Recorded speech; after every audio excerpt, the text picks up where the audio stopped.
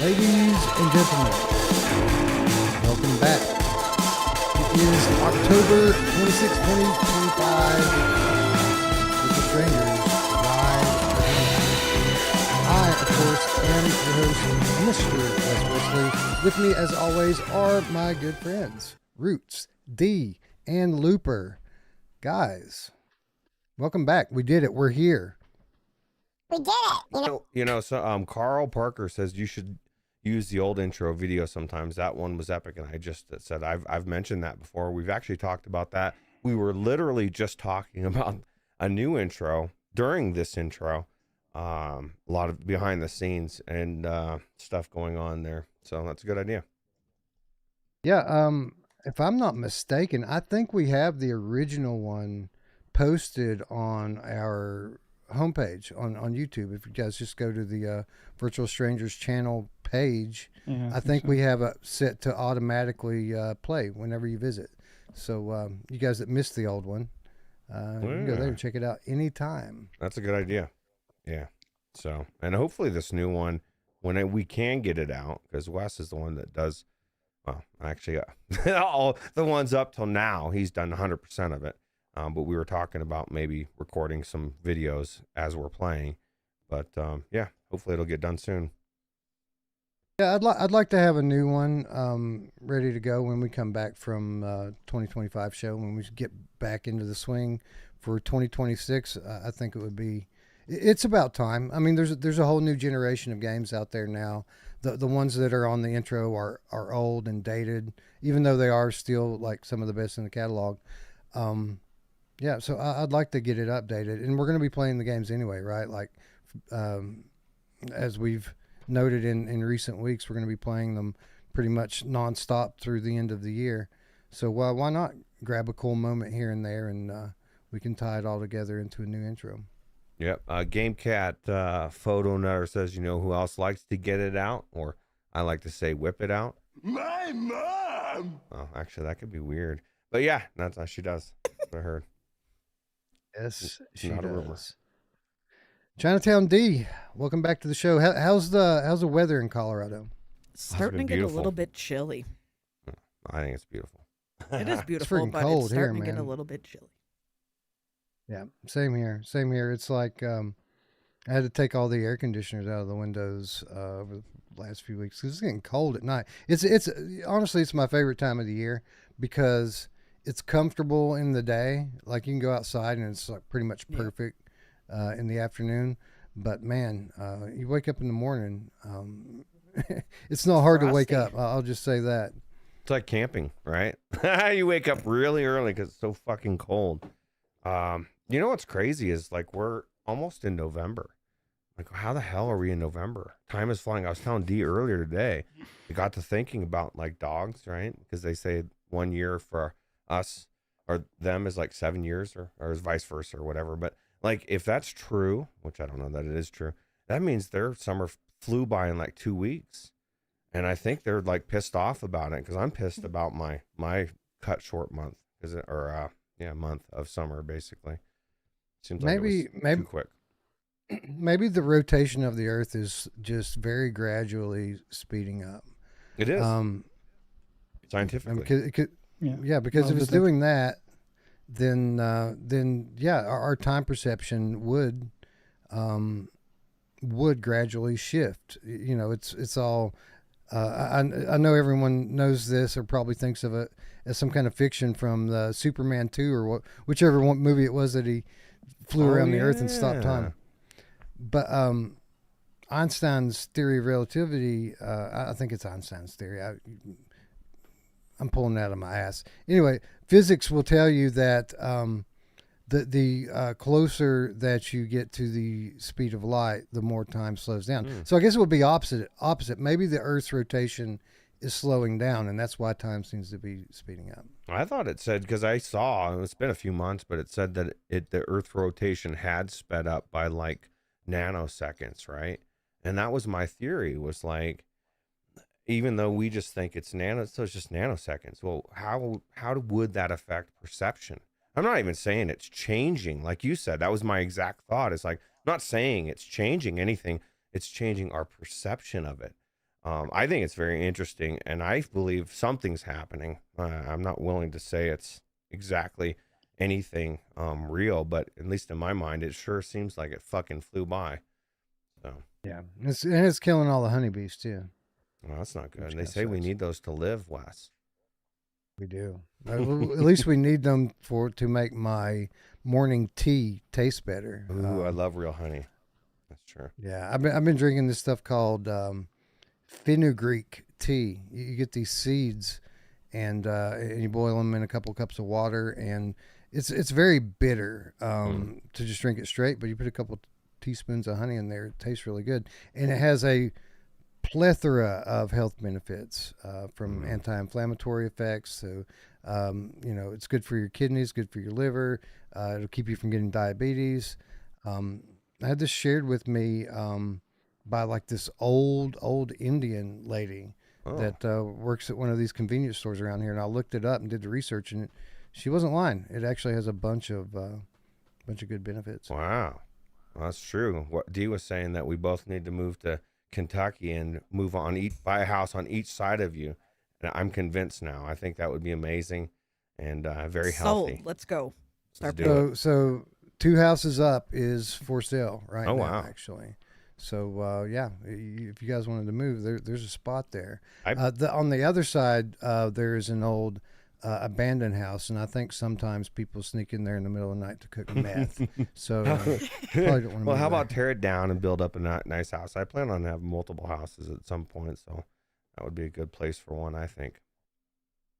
I'd love it if you guys could just come and visit. That would be awesome to kind of get you here in my neck of the woods. Dee's been here, so she knows how it is. It's a different world, right? It's quiet, Oh, yeah. laid back. It's nice. I am country going to living. this next year. I'm going to be traveling, visiting a lot of people. So expect I will be visiting you guys as well. You guys want to go to Vegas with us in April? Is it in April? Or yeah, we're doing it in Supposedly. April this year. Okay, The, that's 6 years. That's even I'm- from here. That's not far. Yeah, I'm not talking about CES. I'm probably going to skip CES this year. I say that last year, and I'll end up going. But the Without Parole Game Cat meetup. Oh wow. Instead of doing it in Boston at Brian's house like we do every year, we're actually going to Boston or to Vegas this Vegas. year. Yeah, because essentially I want to take everyone to Meow Wolf. I want I everyone to wanna see go. Omega Mart.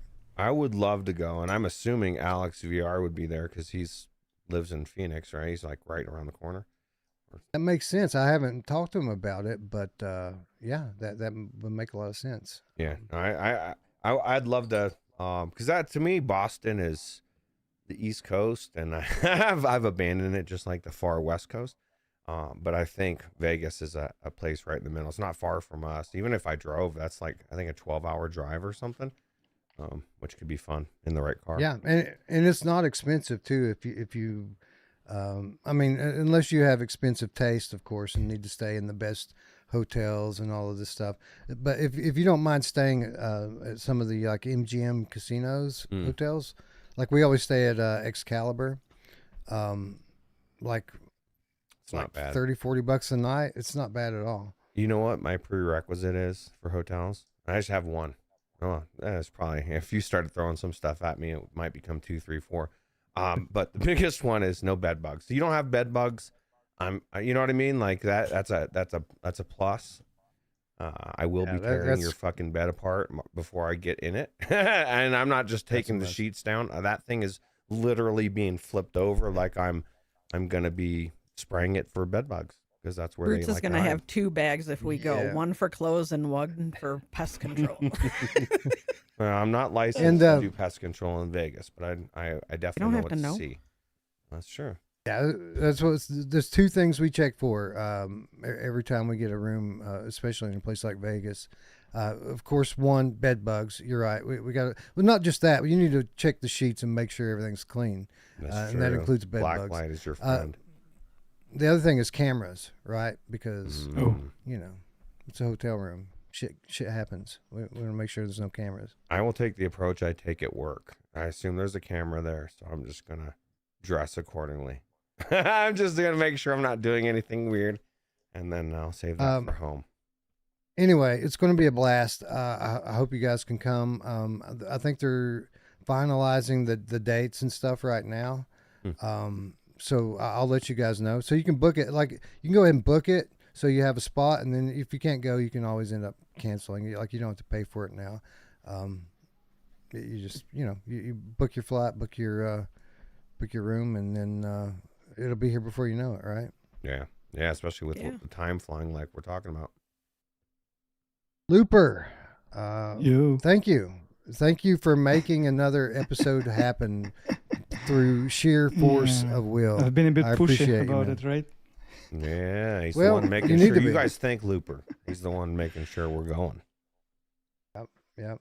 Which I would have gone live today, come hell or high water, because we kind of made a commitment last time we were on the air. We said we're going to try to go every week, but no less than every other week, and I'm going to hold to that unless an act of God or something ends up keeping us from it. But it was a struggle to get here today, but I'm glad to be here. It's been busy times, man. Like I need Looper just to remind me that we need to things as simple as just deciding what games we're going to talk about. Right. Like I don't think we finalized that until the day before yesterday. Yesterday. I think it Yesterday? was today, Yeah, actually. yesterday. Was it? If was you it mean today? finalized. Oh well, I guess that's right. Yeah. I guess that's right, because Yeah. we did make some edits at the last minute Yep. here. But Looper, so the way it works now is that Looper pretty much he pretty much decides what the show should be. He puts forth a card typically of 8 to 10 titles, and we'll have a conversation and switch one in and out here and there based on various things. Like today, we wanted to do a lot of horror games because it's going to be our last opportunity before Halloween. Right. But yeah, and for various reasons, we'll drop one or we'll pick one up. For example, we had Ghost Town on the lineup for today, but we ended up dropping it off because I don't get to play as much of these games as I would like to, especially now that we're in like fast forward mode. And that's just a game I don't want to skim, right? That's a game I want to bury my teeth into a little bit. So we dropped that one. Almost dropped out of sight. But due to popular demand, it got added back in. So those of Shout you out to who Ruuts. maybe have... Yeah, shout out Ruuts. I told D, and I don't know for sure this is true or not. I said, because Wes still hadn't had a chance to get into it. I said, I guarantee he's gonna be glad he went into it. At least I think. Yeah. But Yeah, well, I'd played a little bit of it when it was early in development. So I had some idea of it, but I don't want to kind of talk about it with like 9-month-old, memory of it. I wanted to do it justice, especially since, it's from the studio that I work for, so I can't really half-ass it. You know what I mean? Like, I'll probably end up eating shit if I do that. So, so yeah, I'm glad we took the extra time. I'm glad we did get into it because they've polished it up quite a bit since I played it last, and it's good. Another example of the types of changes that we make. Had we done this show last Sunday like we originally intended to, we wouldn't be talking about Wanderer. We would be talking about Reach. And Looper, I think it's kind of ironic because we've decided just to let Reach bake a little bit, give them a little bit of time to patch it up, make it better. A lot of people had a lot of criticism of certain parts of the game, and I'd like for them at least to be able to clean up some of the technical stuff. But it's ironic because we're replacing it with Wanderer, which is another title months and months ago that we decided not to cover at the time because it had a bunch of technical problems. Not that we covered anything at the time. Yeah, I guess that's true. But I guess this came along April. right around April. the cutoff mark, It was right? April. Like, yeah. So, it kind of worked out perfectly. And you know, we are going to play Reach soon. We're not going to be able to wait 6 months like we did for Wanderer because we've got 2025 show coming up. But I thought we would at least give them a couple weeks, 3 weeks, something like that, and give them a chance to clean up some of the technical issues that people are dinging. I think on, they which are I think they already have. already patching up some things. I saw some notes Yeah. or something. When is it going to be Yeah. fully So- updated? Wander Old Darth wants to know. I know we're not into When- talking about it yet, but do we know? Define fully. Well, Yeah, I say that's- no bugs. That's what I'm saying. Like, I think it's in a pretty good state now, which Okay. I haven't. So now. My experience for at least for today's segment is entirely on the Steam VR version of the game. Although I have talked to people about the PlayStation version, and I'm sure Looper at the very least has played the other versions of the game. I But, haven't Looper- played Quest because we don't have. I don't think we have We're gonna- it on Quest. I don't. Yeah. I don't think so, but Yeah. that's all right. We don't cover that platform anyway. But you know, I don't want to get into the segment yet, but Sure. I mean, I think in terms of like bugs and things like that, it's in a pretty good state right now. I didn't have a ton of jank in my experience. Would you agree with that? Yeah. So are we already talking about Wanderer? right? He said, well, he's Just what's a going quick on? word. Roots baited Just a us quick into word. a little bit of conversation. In the short check that I did with PC, the only problem I had was lack of haptics, but otherwise I didn't find any bugs or something. Notice that. That doesn't mean it wasn't there. Yeah, you just didn't go to the. You know. Yeah, I got on the yeah, barge. sure. That's a spoiler alert, so I was able to But get you on you there. made it further. Yeah, You made it further I this time. I did. It was cool. It was all new. Anyway, the moral of the story, before we get off too far of a tangent, is it's been busy times. And if it weren't for Looper, we wouldn't be here doing this episode right now. Busy times at home. As those of you who tuned in last time already know, I've got 2 new children, my sister's children. So it's been very busy. I had to go yesterday and do supervised visitation so she could spend some time with them. And beyond that, at work, it's been crazy busy as we prepare for the first ever Flat to VR without parole PSVR 2 day, which is coming up quickly on November 4th. It's an event. I don't know how much I'm allowed to talk about. I think everyone knows that we're going to reveal the release date for RoboQuest VR on that day. But that's not all we're going to be revealing. So everyone's going to want to make sure that they tune in, and you're going to want to be there live as well, because we are giving away among other things. We have a nice group of prizes that we're going to be giving away, but among other things, we're going to be giving away a PlayStation 5 Pro console. We're not giving it away that day, but the drawing is going to start that day. Wow. And the people that tune in live are going to get buku entries, like exponential more entries for tuning in Nice. live. So your odds are grabbing going to codes. shoot up to win. Yeah. You're going to be much more likely to win if you show up live, watch the entire show. We're going to be dropping codes during the show that are going to give people some ridiculous amount of entries for each one. But anyway, we've been working behind the scenes on planning this PSVR 2 day for a couple of months now, and the last few weeks have been very very hectic because the things that we're trying to do are not easy to do. I wish I could say more, but you guys will see. When That's the time excitement, comes. man. We don't want to know. Well, everybody, the average person probably wants to know more. I like being kept in the dark. You let it the build, and then when it unveils, it'll be actually something worth getting excited about. Not like most unveilings, right? So. Yeah. No, it's going to be awesome. Assuming everything comes together. as we're hoping it will. 2:30 p.m. Eastern time. That's 11:30 a.m. Pacific time. Tuesday, November 4th. Put it on your calendar. Don't be late. It's going to be awesome. Tech says PS5 Pro Dust Collector. My thought is, even if you wouldn't play, it's a lot of money, dude.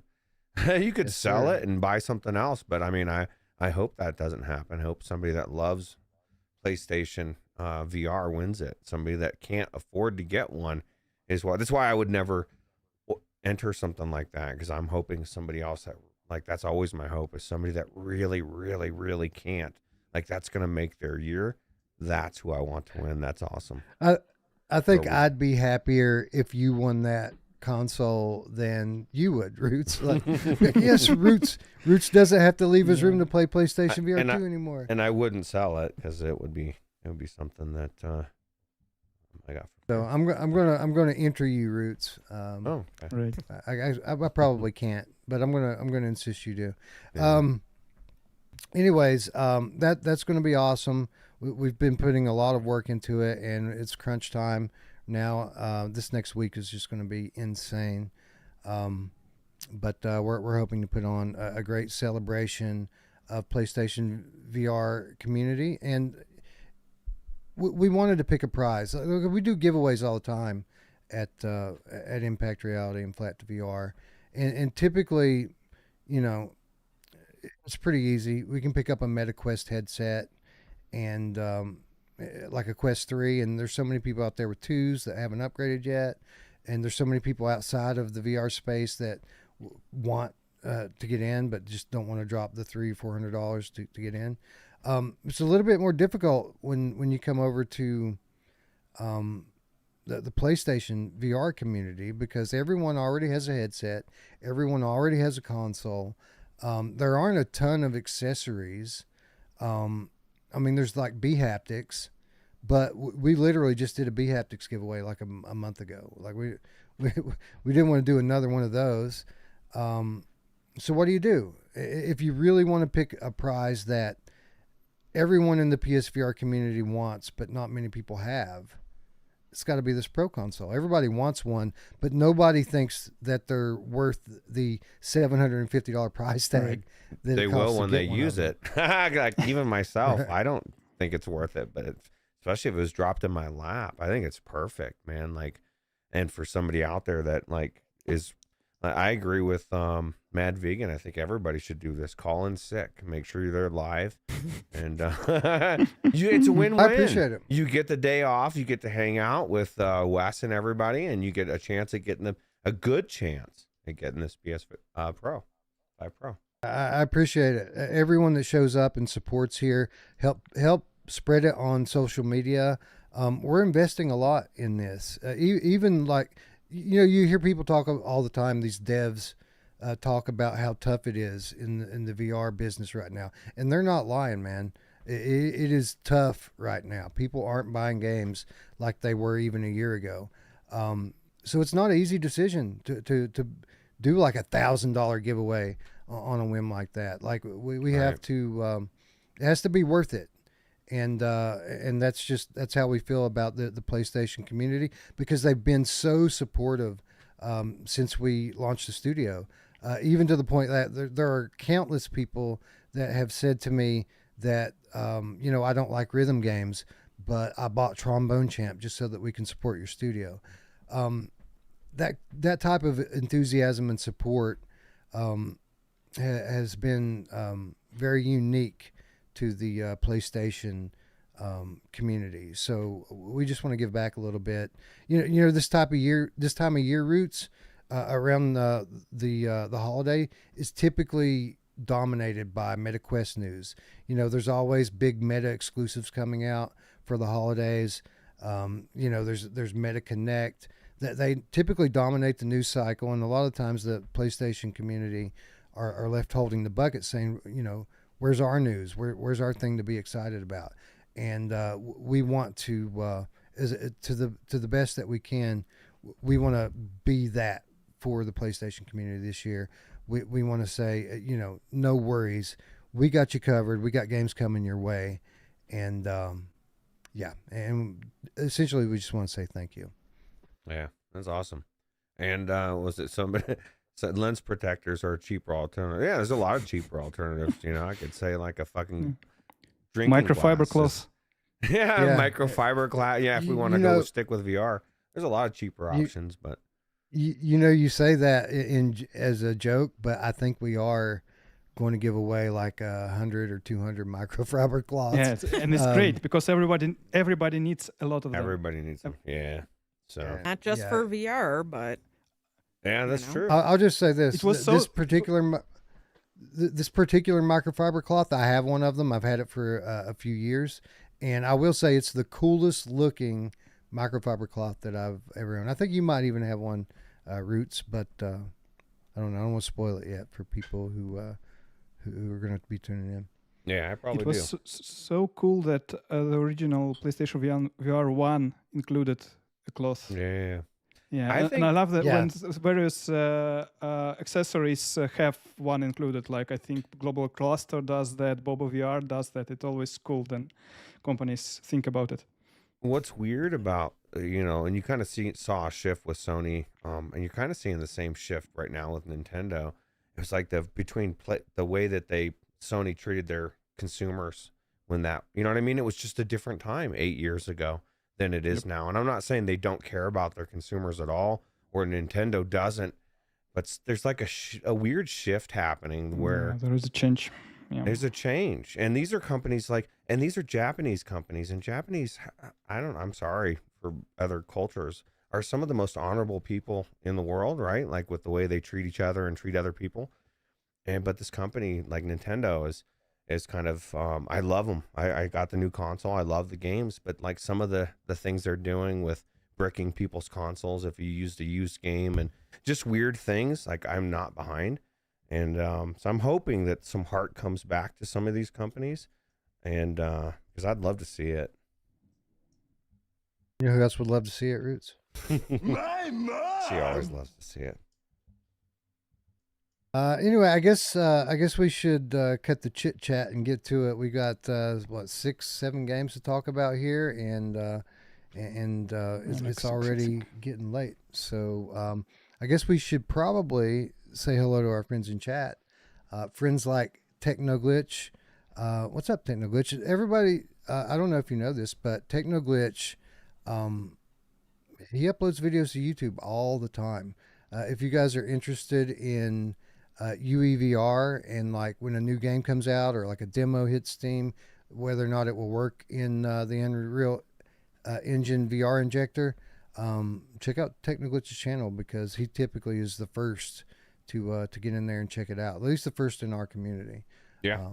He yeah. does so much work. Actually, I told him, and I'm assuming he would tell you that I told him this, as he was going in all these games. I told him you should be like uplifting or uploading it to video or YouTube, right? Like you're going into all these things, and he may have already started doing it at that point, but I thought it was good encouragement because I do enjoy it.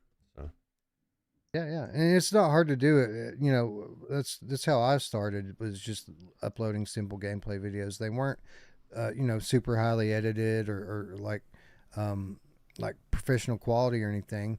But the repetition of doing these things, you get better at everything. You get better at editing. You get better at speaking as you play, over time, once you've been in it, year after year after year, it just becomes second nature and everything gets really smooth and really easy, except for audio. For some reason, audio never gets easier, does it, Roots? no audio. You know what's funny is, especially even with streaming, I was telling Dee this today, and she's a total understands because she just went through it. There's so many issues with streaming, and then when you add VR, like there weird shit happens, and that's a lot of times why I would stream flat, because that's just one extra fucking thing to go wrong. But yeah, no, it's crazy. Even just the pain in the ass of when you're troubleshooting, having to pull your thing off your eyes, right? Yes, yeah, absolutely. You get it up, and then it like changes something, and all of a sudden, or like with D with No Man's Sky, it's like why is this not? What do I have to check? Which box do I check to where the circles are gone, or just weird shit, you know? It's crazy. And I've done it before, which pisses me off, and now I can't figure it out. So now I got to go back and relearn myself to do it. That's me every time I play No Man's Sky. It's starting all over. And it isn't because I don't remember. I mean, there's a lot, obviously, that I don't remember. But anytime I get into any kind of game, I want to have some kind of continuity to it. Like, I don't like going back to a year-old save and picking it back up. I'd rather just start over. So I think I've played the beginning of No Man's Sky, like the first 3 or 4 hours, like 7 times or something, 8 times. It's ridiculous. You Yeah. can play the expeditions then, because those are new each and every time that they come out. Yeah. So you Yeah. can do the same first steps in different environment every time. Well, there you go. Well, the good news, I'm like Wes. By the time I do it again, it's almost brand new. I get like this excitement about building my ship and taking off the planet, and then I realize that's all I really wanted. And I dust off the game and I wait to the next expedition and I do it again. Yep. Yep. Oh, I don't it's think amazing. I'm going back. I don't think I'm going back. I'm still a little bit red from the most recent PSVR 2 top 25 debate on Without Parole. AJ went a little too hard, and I think I'm just Yeah, not it going was to play heated. No Man's Sky anymore. Yeah, It was. I don't know. I got like legitimately annoyed, and it was only because he wouldn't let me talk. Like, he just kept talking over me, and yeah. Anyway, love AJ, love you, bro. If you've seen this, but No Man's Sky is not better than what was it we were arguing over? Was it Synapse or Saints and Sinners, maybe, I don't know. maybe Saints and Sinners, maybe Madison?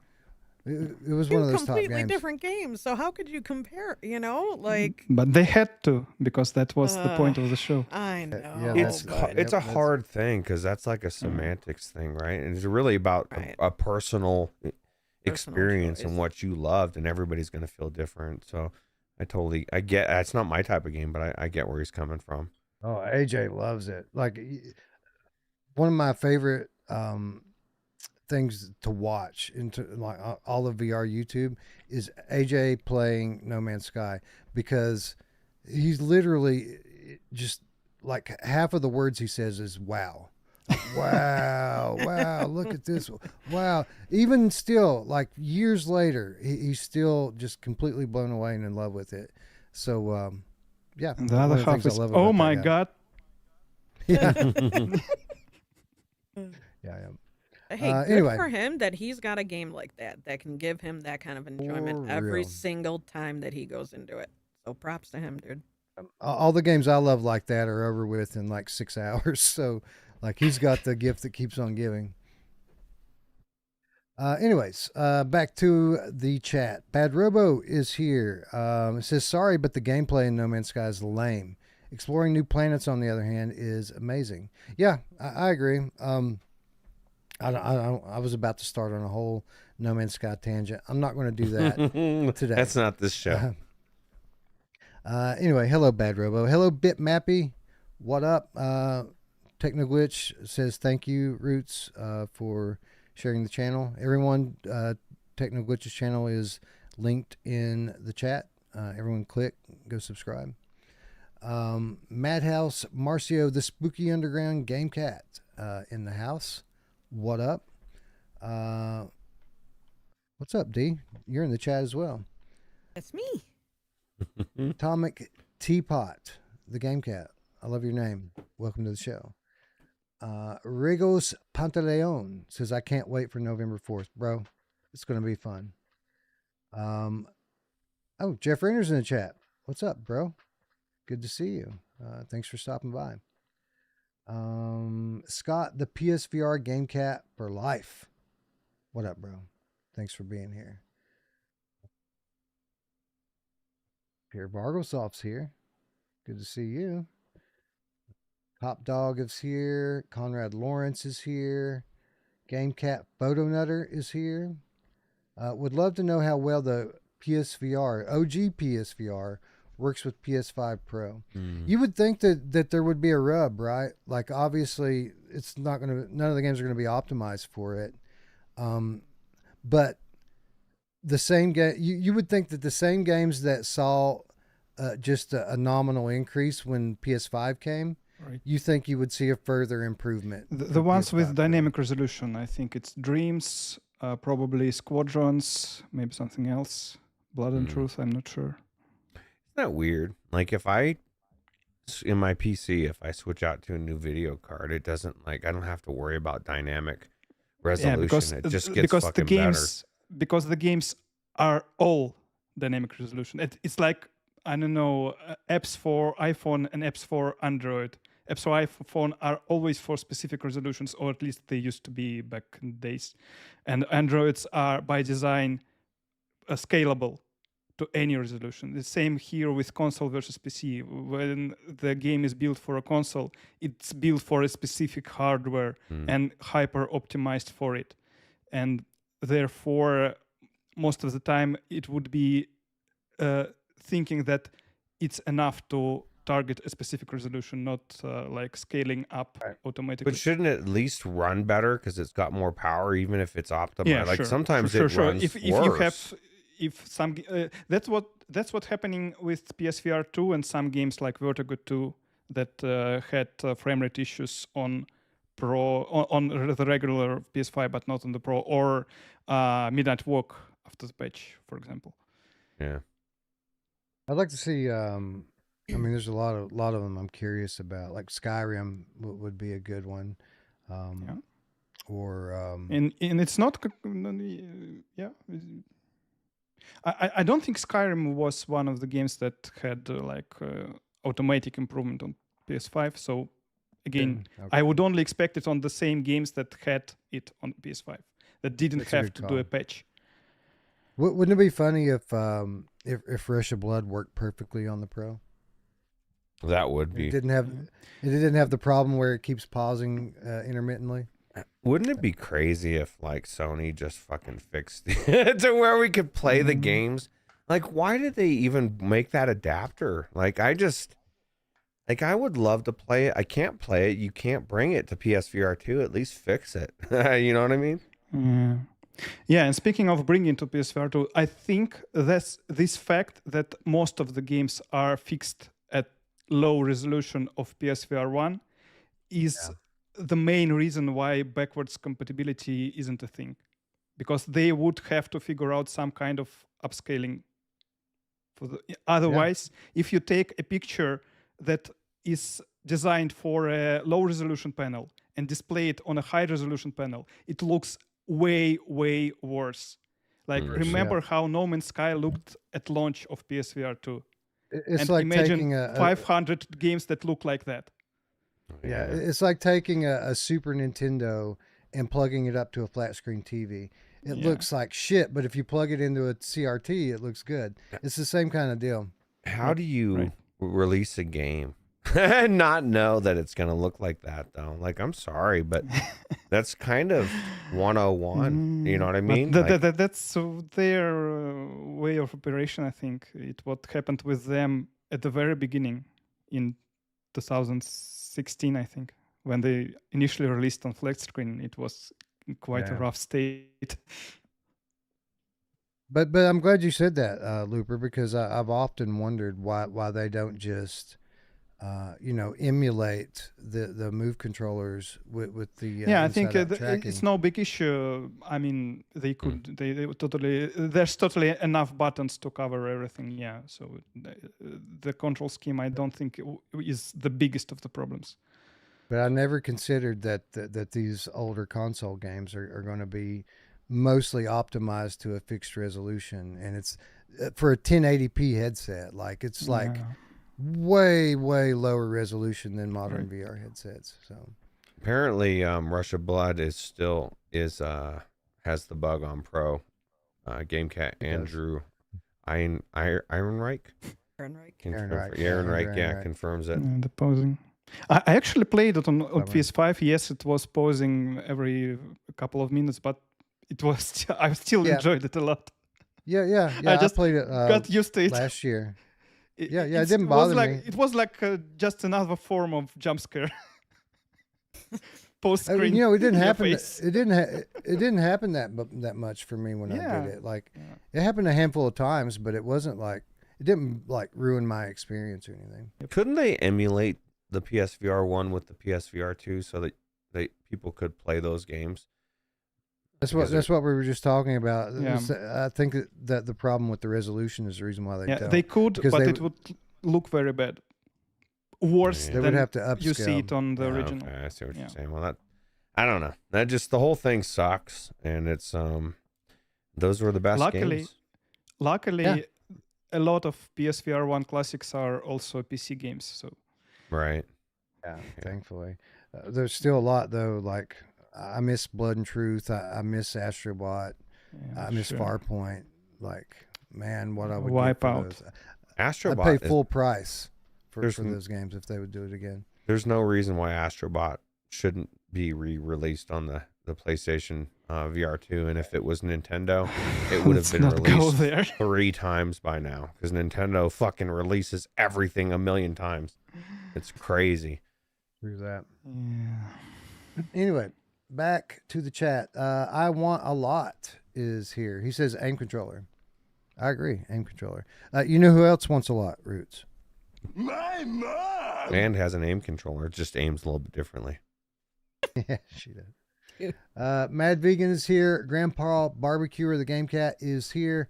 Hooked Worm, the Hoosier Game Cat, is here.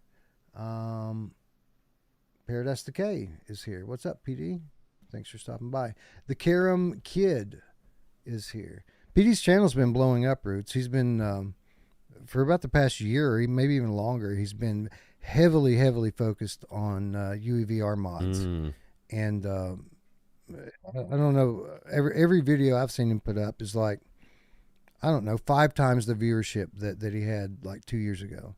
That's good. People are interested in these games and these mods. Well, people are interested in playing real games in VR, and I think they can't think of a better person than Paradise Decay to get that kind of Word. attention. He's one of the hardest working, best, nicest persons I know. OG. VR He's OG. OG. That's right. It was the first person that I talked to about PC VR when I built my first computer. I'd been talking to Frank about PlayStation VR, and Frank also did some PC stuff at that time, and I kept asking him questions. I don't even remember what they were now, but he told me to follow up and hit up Paradise Decay because he's the guy that knows. And sure enough, he was. Shut up, Frank. Anyway, Old Darth is here, and who else is here? Mepper's here. Starting to get hoarse. I've been sick. I had a cold. Everyone in my house has had it for like the last 2 weeks. That's why I don't like. That's one of the reasons why I was gonna say something I regret, because I love my kids, but I love the fact that I don't live with kids anymore, because that's the surest way to get sick like 4 or 5 times a year. And your kids don't even go; they're schooled at home, so they're kind of different in that sense. Well, we got one that's public schooled now. Oh, One of my new kids is public school. the dark sheep bringing in the germs. And luckily, I didn't get to like they all got it really bad, and I started immediately with the Zicam, zinc supplements, and a bunch of other stuff, and it didn't get bad for me. I had some coughing and some hoarse throat, runny nose, but like I felt pretty decent, especially compared to what they had to deal with. You got to get it fast. As soon as I start to feel any itchiness or weirdness in my throat, I hit it with gargling scope and all that crap. I did that a day. too. I did it too. That'll usually knock it out. But you got to get it before. Like if you sit there thinking, I wonder if this is good for about 12 hours, 8 hours, yeah, you're gonna get sick. It's now setting in, and yeah, you just got to remember that this stuff in your nose and your throat, these are living organisms that are attacking you. So throw chemicals at them. It doesn't matter what it is. Snort cocaine. Get it out of there. You know? kill it. That dank cheese is here. What's up? Good to see you, friend. The game cat Andrew Ehrenreich, the aforementioned Andrew Ehrenreich, is here. I think I've already said hello to Madhouse Marcio, the Spooky Underground Game Cat, but I'm going to say hello again, just in case. Who else is here? Gabriel 004 is here. Bill Marshall is here as well. Jeremy Miller is here. King Rolo, the cartoon cat, is here. Welcome. Salvador, my friend, welcome. Thank you for being here. Smash Fuller is here. You know who loves when you smash Fuller? My mom! She does. Brandon VR has returned. Welcome back, Brandon. Wu Vane is here. Good to see you. Thanks for being here. Rogue TR is here. And JLW 99. Welcome. Looper, you're here. And you're there. Really? You are.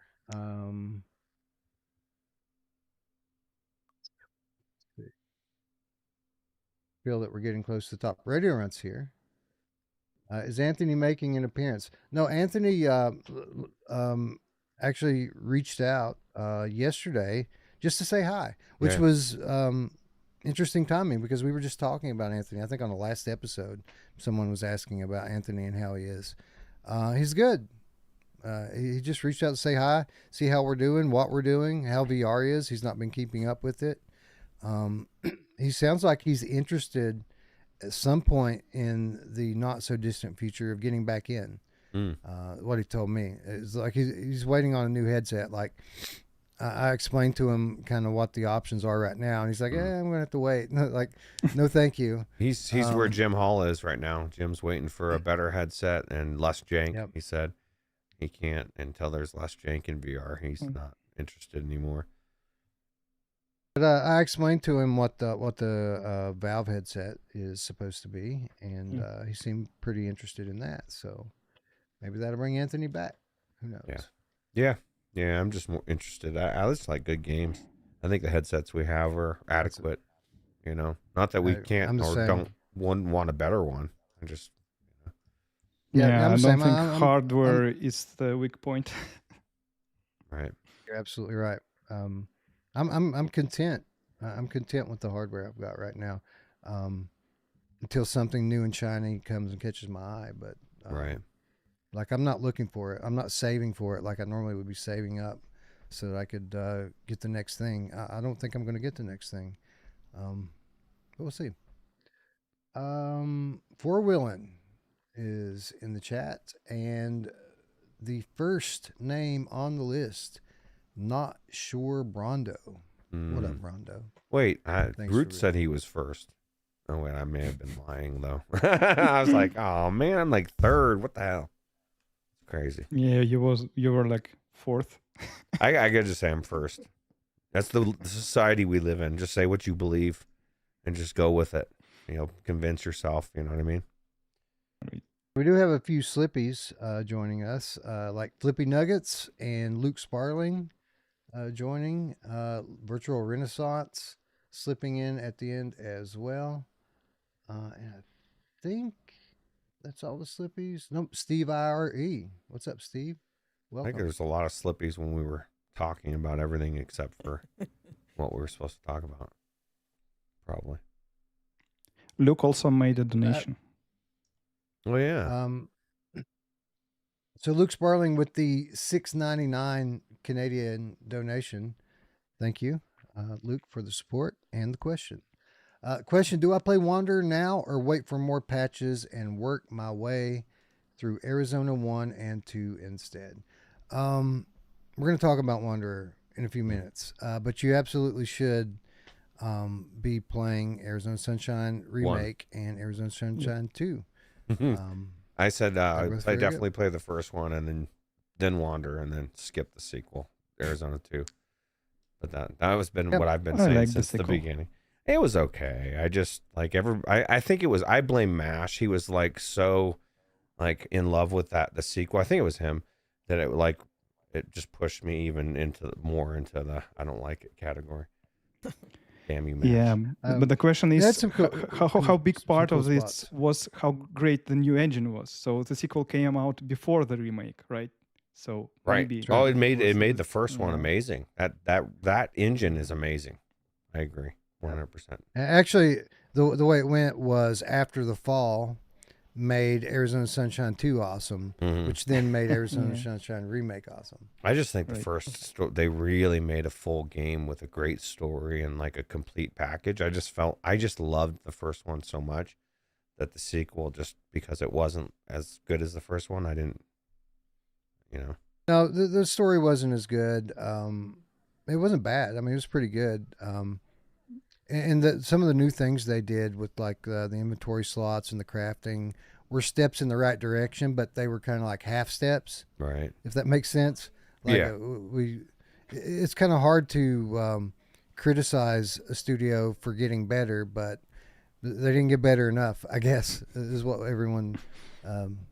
Yeah, the dog, exactly, Andrew. The dog was awesome. Yep. I So, didn't yeah, like that there, dog. there were good things. Roots is The just dog- a hater. Not like I'm just the a Arizona Sunshine 2 jerk hater.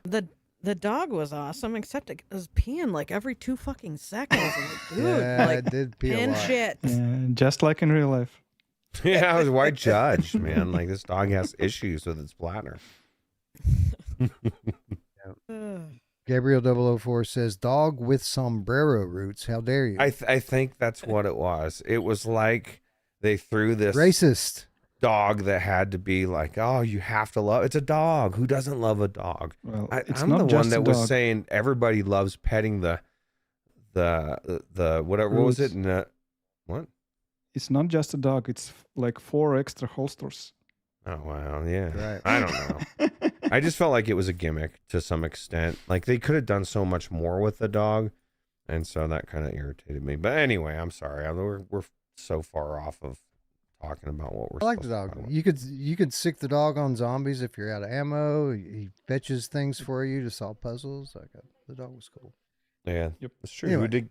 I think we got another chat while we were, or was that from before? Yeah, it's We the had same. more than one. That's the same one. Yeah, I hit one that says fan funding super Oh. chats. We did have one Interesting. Oh, earlier. yeah, I and missed cheese. that. Dank cheese. Thank you, Roots, and Yeah. thank you. Thanks, Dank. Thanks for the $5 donation. Says never played Wanderer, but I recently bought a physical edition of Wanderer, and I'm looking forward to finally playing it. Nice. Awesome. Well, if you go, this is the thing, and we're about to talk about it soon, but if you go back and you watch us talking about it with Brian, Paul, and everybody back when it was, like, everybody raved about it. I agree with what Brian said. Like, you're crazy if you've already played through it. This is such a deep game. I can't see going back through it again. Like, I just can't see me doing it. But the good news is I didn't play as deep as almost very deep at all. It's so much more than just that game. But we are going to talk about it. Yeah. Soon. But you know what? It's a great game. I played all the way through it, but I only played it once, and I put it down, and I never went back to it until now. So I'd forgotten why this game is so great. Like I remembered all the talking points, but I kind of forgot how it felt to be in there and interact with it. And it actually works for the most part now, unlike before when everything was really janky. When you're traveling, your inventory was super janky before. It's not anymore for the most part. Anyway, we will get to that. But before we get to that, let's talk about some spooky games.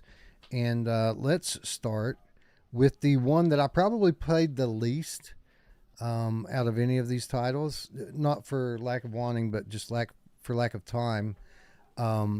Get Out, a Very Bad Dreams story. This is I think a PlayStation VR 2 exclusive. Yeah, I don't this think game didn't it's come to anywhere Steam, else. right? Right. I tried looking it up, but I don't think. But interesting title here. Essentially, what appears to be, or at least was intended to be DLC. I can't imagine that this was like a standalone thing that they just decided to develop in a vacuum. They had to plan this as a DLC, but at the last minute decide that they didn't want to limit their sales by only being able to sell it to people who own the first one, which Yeah, is it's kind a of DLC. interesting. It's the best kind of DLC where you don't have to buy the base game. Right, right. But it's funny because Like Demio Battles.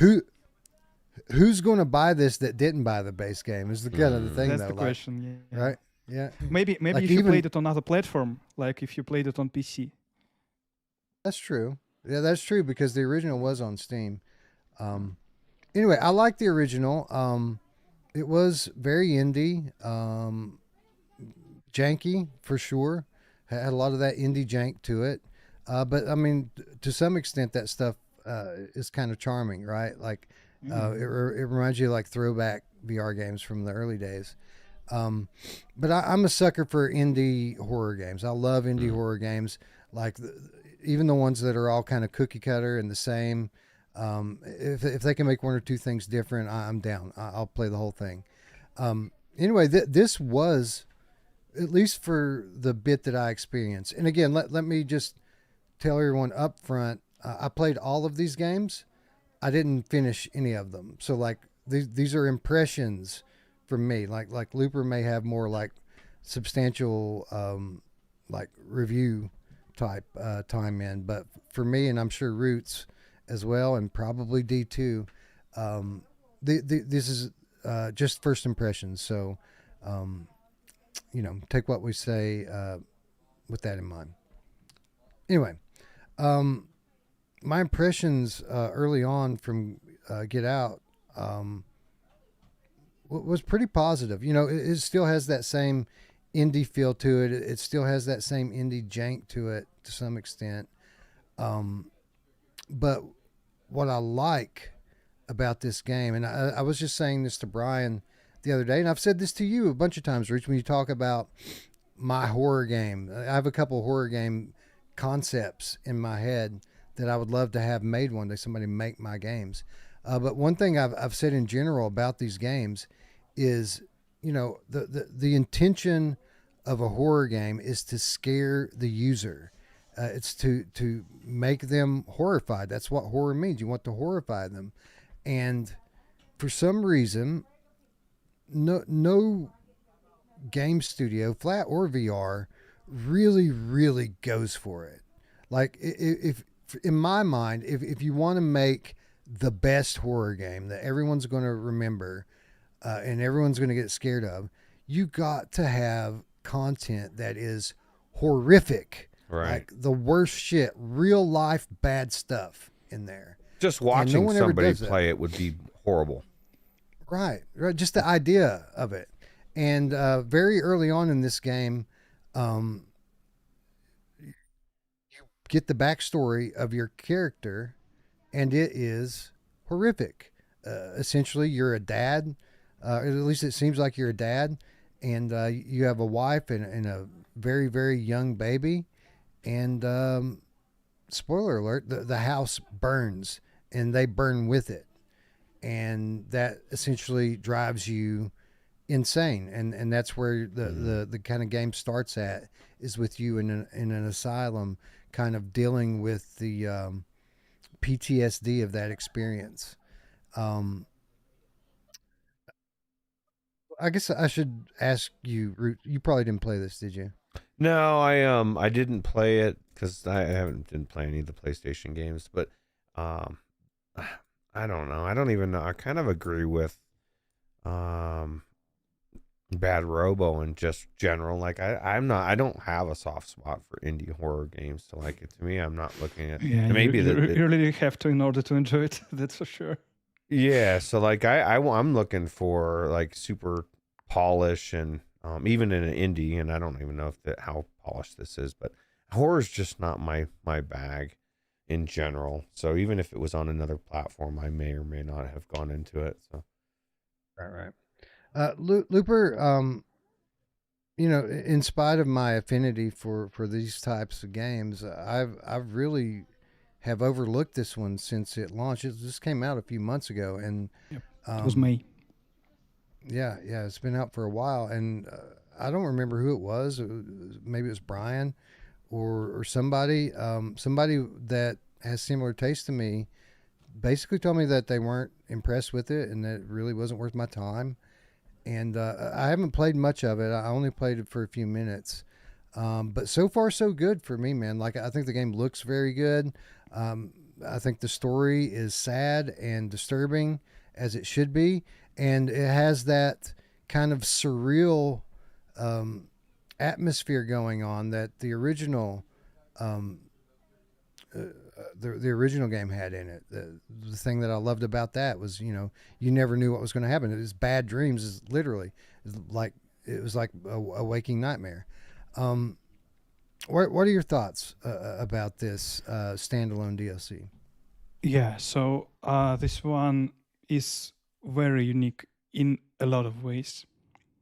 Like from the very beginning, you can remember, then you start with your hands tied together, and the only way to keep moving is to hold your controllers together, because it will just Yeah, won't let you proceed you're in a unless you do straitjacket. it.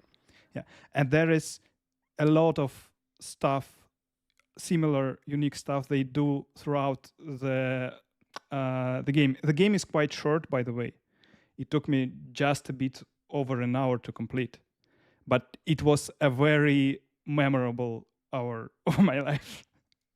So, that first walk down the hallway in the asylum, when you're in the straitjacket and you have to keep your hands together, it reminded me a lot of that Supermassive game that followed up the Until Dawn Rush of Blood.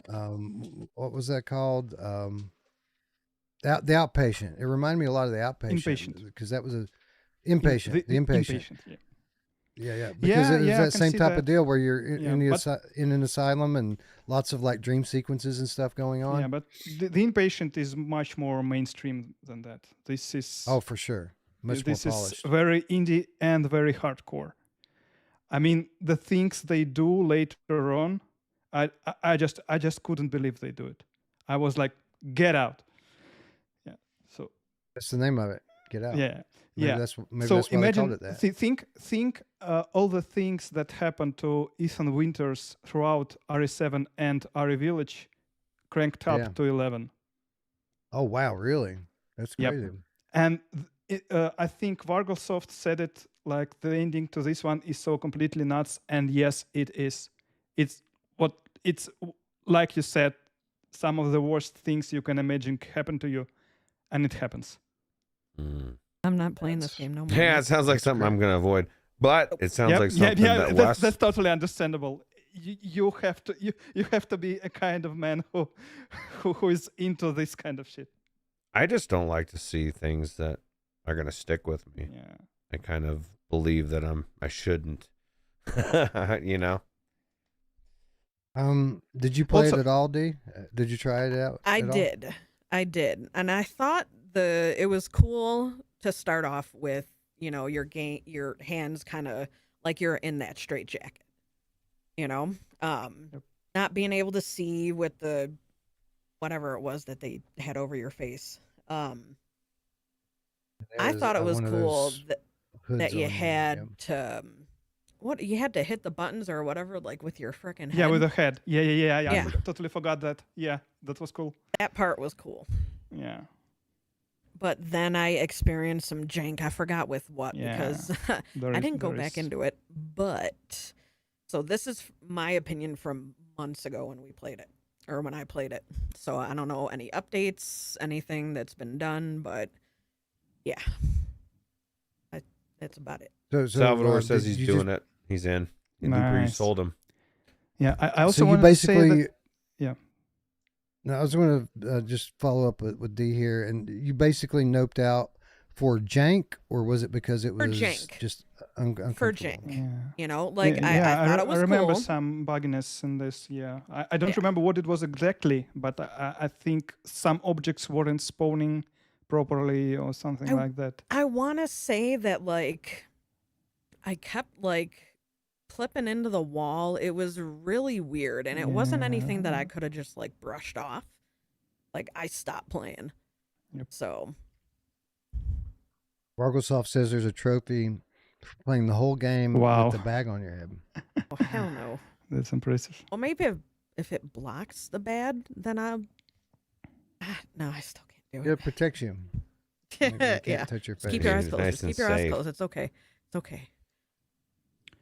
Yeah, I Bad also Robo wanted to say says- that it includes go the ahead. extra chapters from the original, from the Very Bad Dreams, that they Was that what that was? I saw some extra content on the bottom. Yeah, Is the that extra what that was? content that you see here, it's exactly the extra chapters for the original game, except in the original you have to unlock them, play the main game up until some specific point, and here you can access them straight away. And I must say, in the original, this extra chapter was the scariest part Mm. Oh, of the whole God. thing. And I would have to say And this is it- 100% a DLC. it's very different then. because it's not supposed to be a action- DLC. Yeah, it's not as actiony. It's not. I mean, the main game has like action. You have weapons. You can run Right. away. Here, it's more like a traditional walking sim horror thing. But it's very. It starts out like a horror version of Baby Steps because you're a baby and you walk out of your cage. Did the first Yes, one it's get really- like criticized for the combat not being the best or something? Because how many games like this, Wes, have we seen where we're like, you don't need the combat, like make the game without the combat? And it sounds like they kind of did that. They probably listened to people and said, we don't need that combat in the sequel. There is combat. I think there is combat in the sequel. I was talking specifically about the chapter, the okay. extra chapter. Yeah, in the sequel I there is combat. It's quite minimal. You are mostly doing stealth, but yeah, it's there. And again, it becomes tricky when some bad stuff happens to you and you get limited in your abilities, so to say. Oh God. I can only imagine. Sounds like a good time. So this is, in terms of gameplay, this is similar to the original then, where there's yes, but I don't think the original had that many unique twists in the gameplay and usage of VR specifically. now I'm intrigued. Now I want to go finish it, and I probably will. Bad Robo asks or says that he is waiting for my Silent Hill 2 remake stream in UEVR. Do it. Okay, it's hard to find time for that with the onslaught of backlog that we're trying to work through. But I agree that's something that's been at the top of my list. It's since I awesome. got this card, so yeah, I need to make time for that. Probably won't be this week because I think we are going to make a concerted effort to do a show next Sunday. All right. Because there's an embargo lifting on that day, so Yep. we want to cover a game. Cover a game when everyone else does for a change. So we're going to be going live on Sunday next week with an episode. Maybe not, it might not be a full gamut of games. We might just do 4 or 5 of them. Yeah, I think but it's a good amount. Yeah. Anyway, but you're right, Bad Robo. I need to play that Silent Hill 2 remake because I've recently watched a stream on it. That mod looks awesome, man. They've got it fully working. Looks like a VR game. Awesome. Yeah. So, yeah, people are already playing that new one in VR with the F. with the injector now. Yep. Yeah, I didn't hear a lot of good stuff about it, but I haven't been paying a ton of attention. Honestly, I don't put too much stock. I think they made in, it kind of Souls-like or something. Oh, did they? Yeah, I heard something like that. Well, I'm gonna play 2, and then when we get But the original Done with that. remake is coming, the Silent Hill 1. are they gonna let Blue announced do it. that one too? I hope so.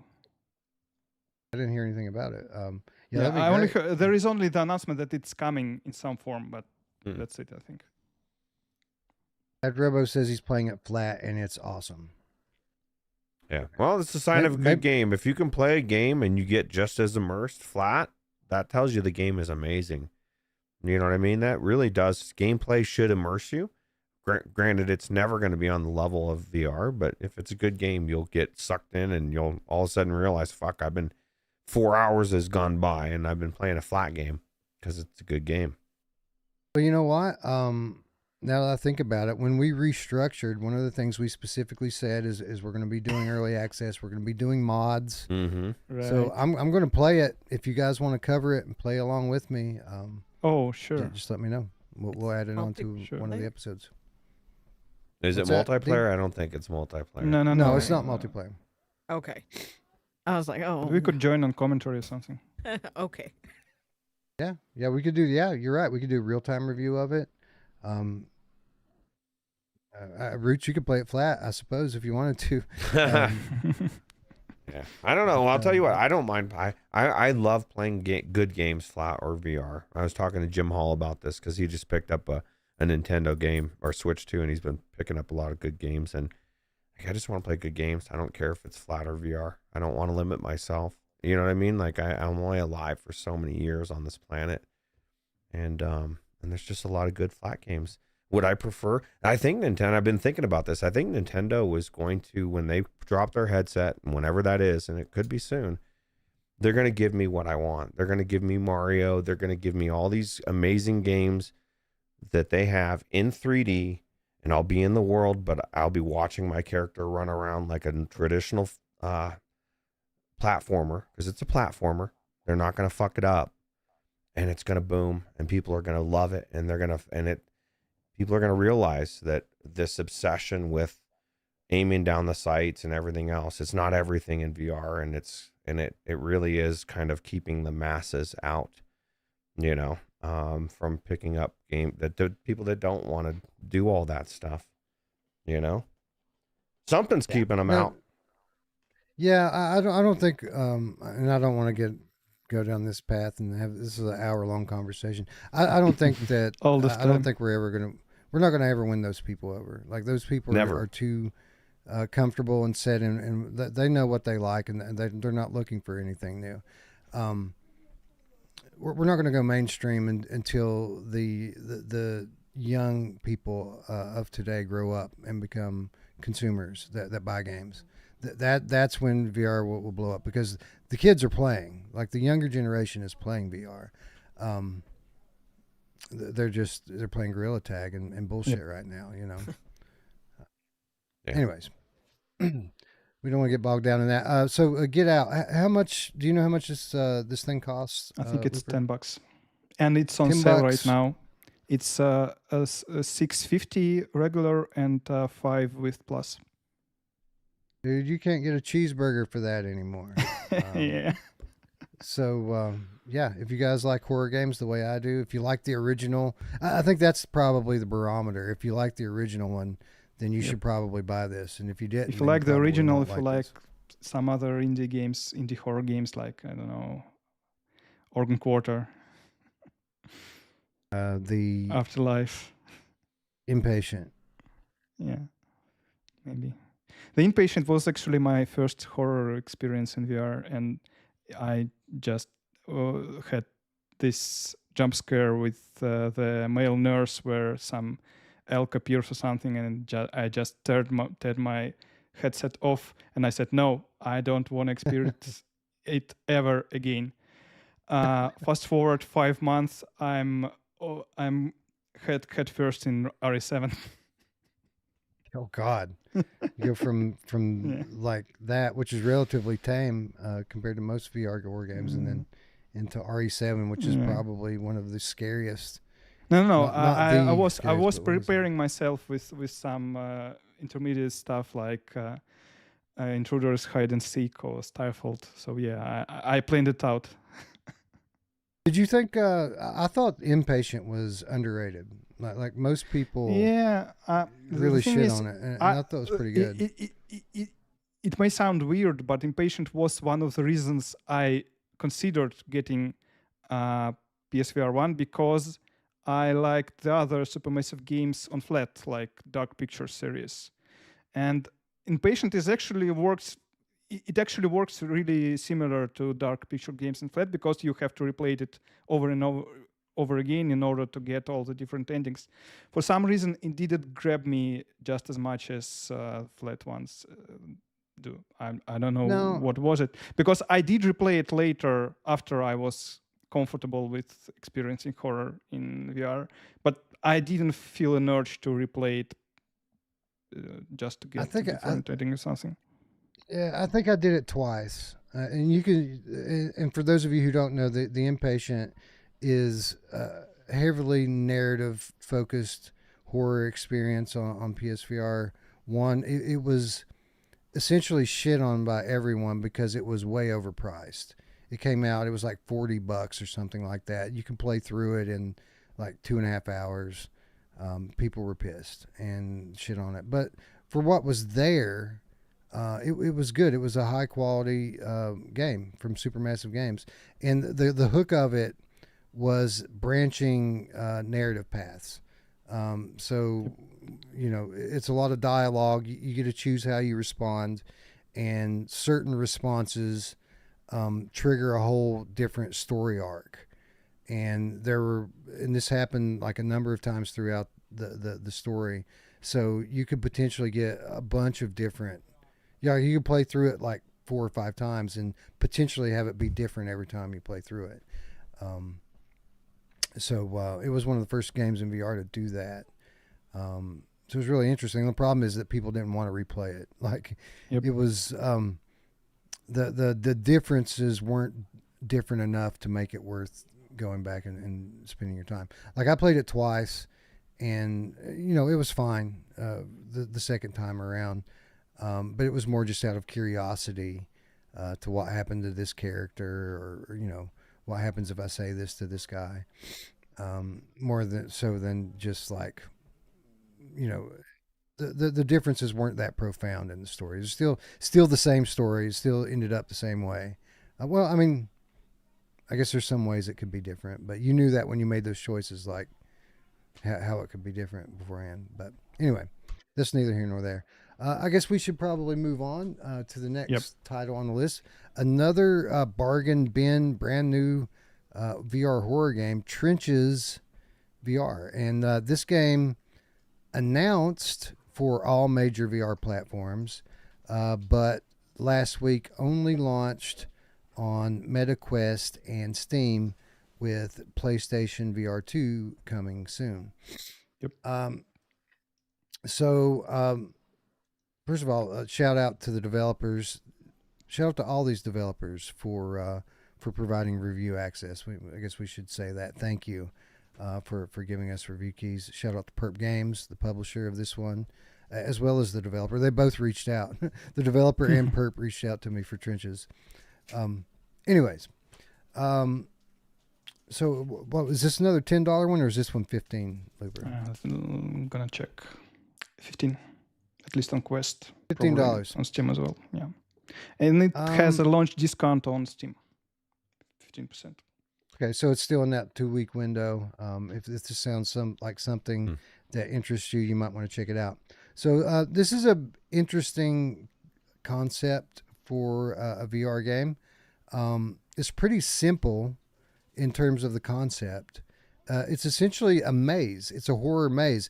And, you know, we saw some of these in VR's early days, typically from like super indie devs, you know, nothing that ever got popular. I think the only one that you could really compare it to that got popular was Dread Halls.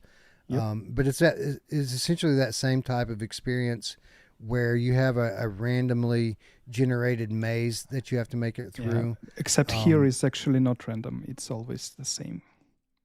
Is it always the same? Yep, you can learn it. Yep. No. Yep. I thought it was randomized. Nope. There is actually a lot of things to learn about this, and it's better discovered yourself, so I'm not going to say a lot, but yeah.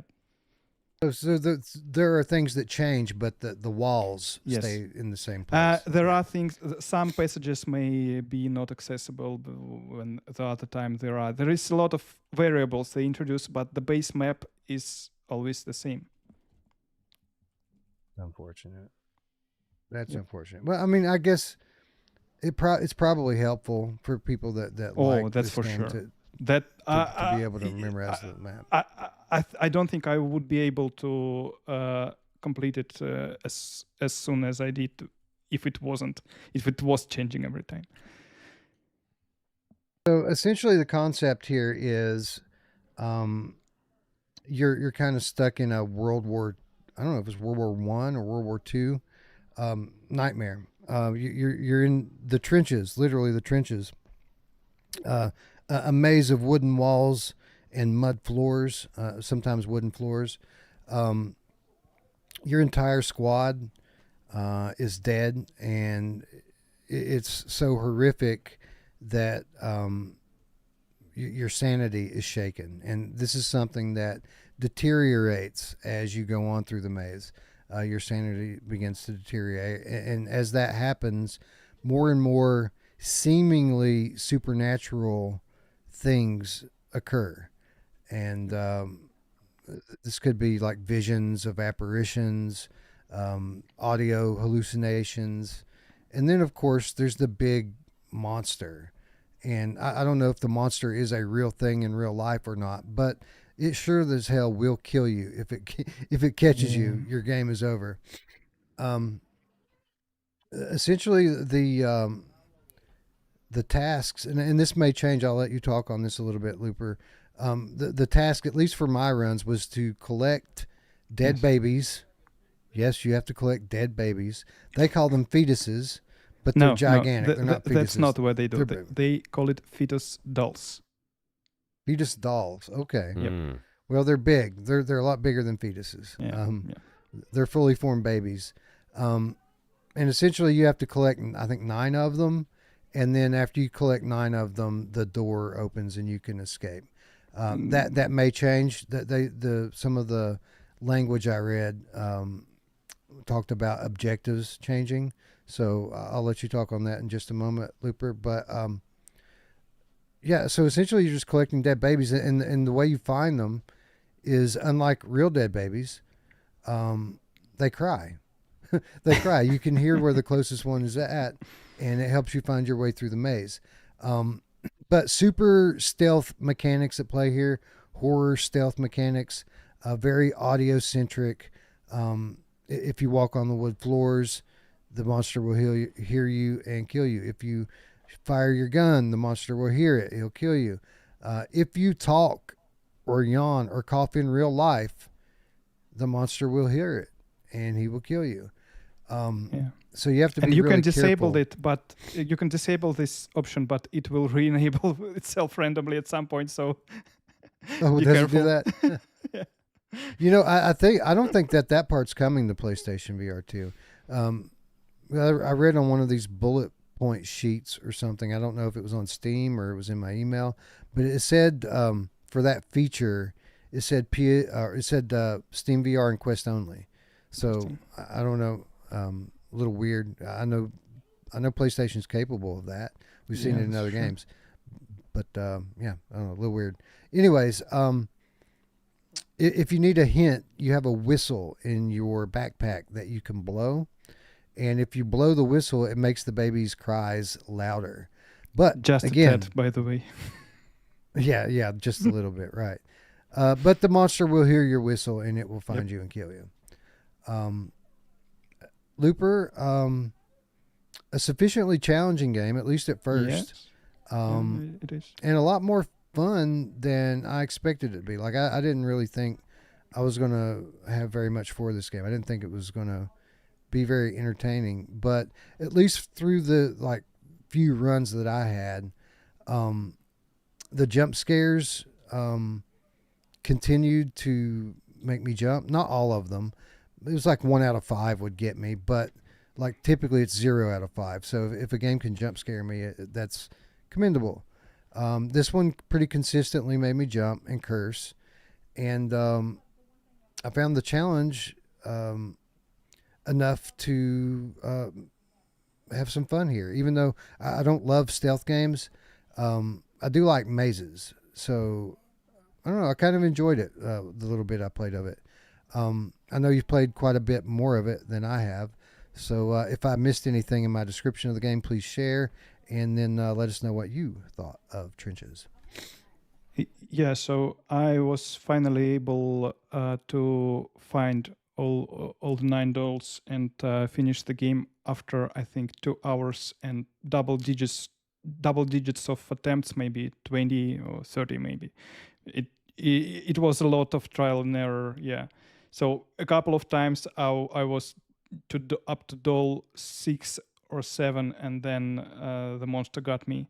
And the one time that I got all 9, the 9th was the hardest to get, because it almost felt like monster was guarding the 9th one.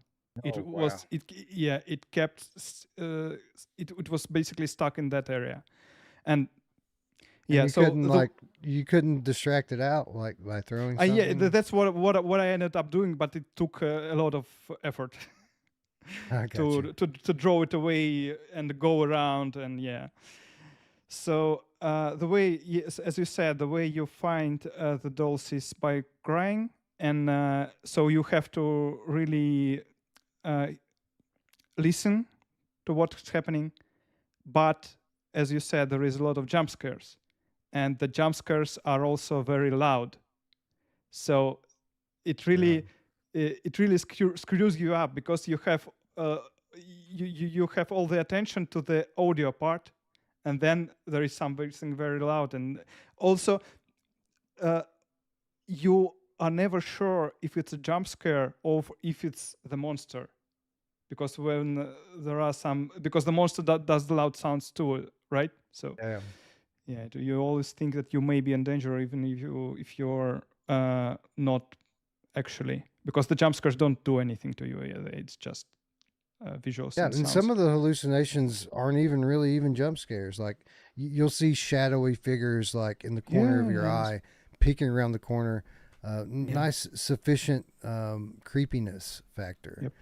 And it does repeat. I mean, if you do a lot of runs, you will see the same things again, but they are in different places.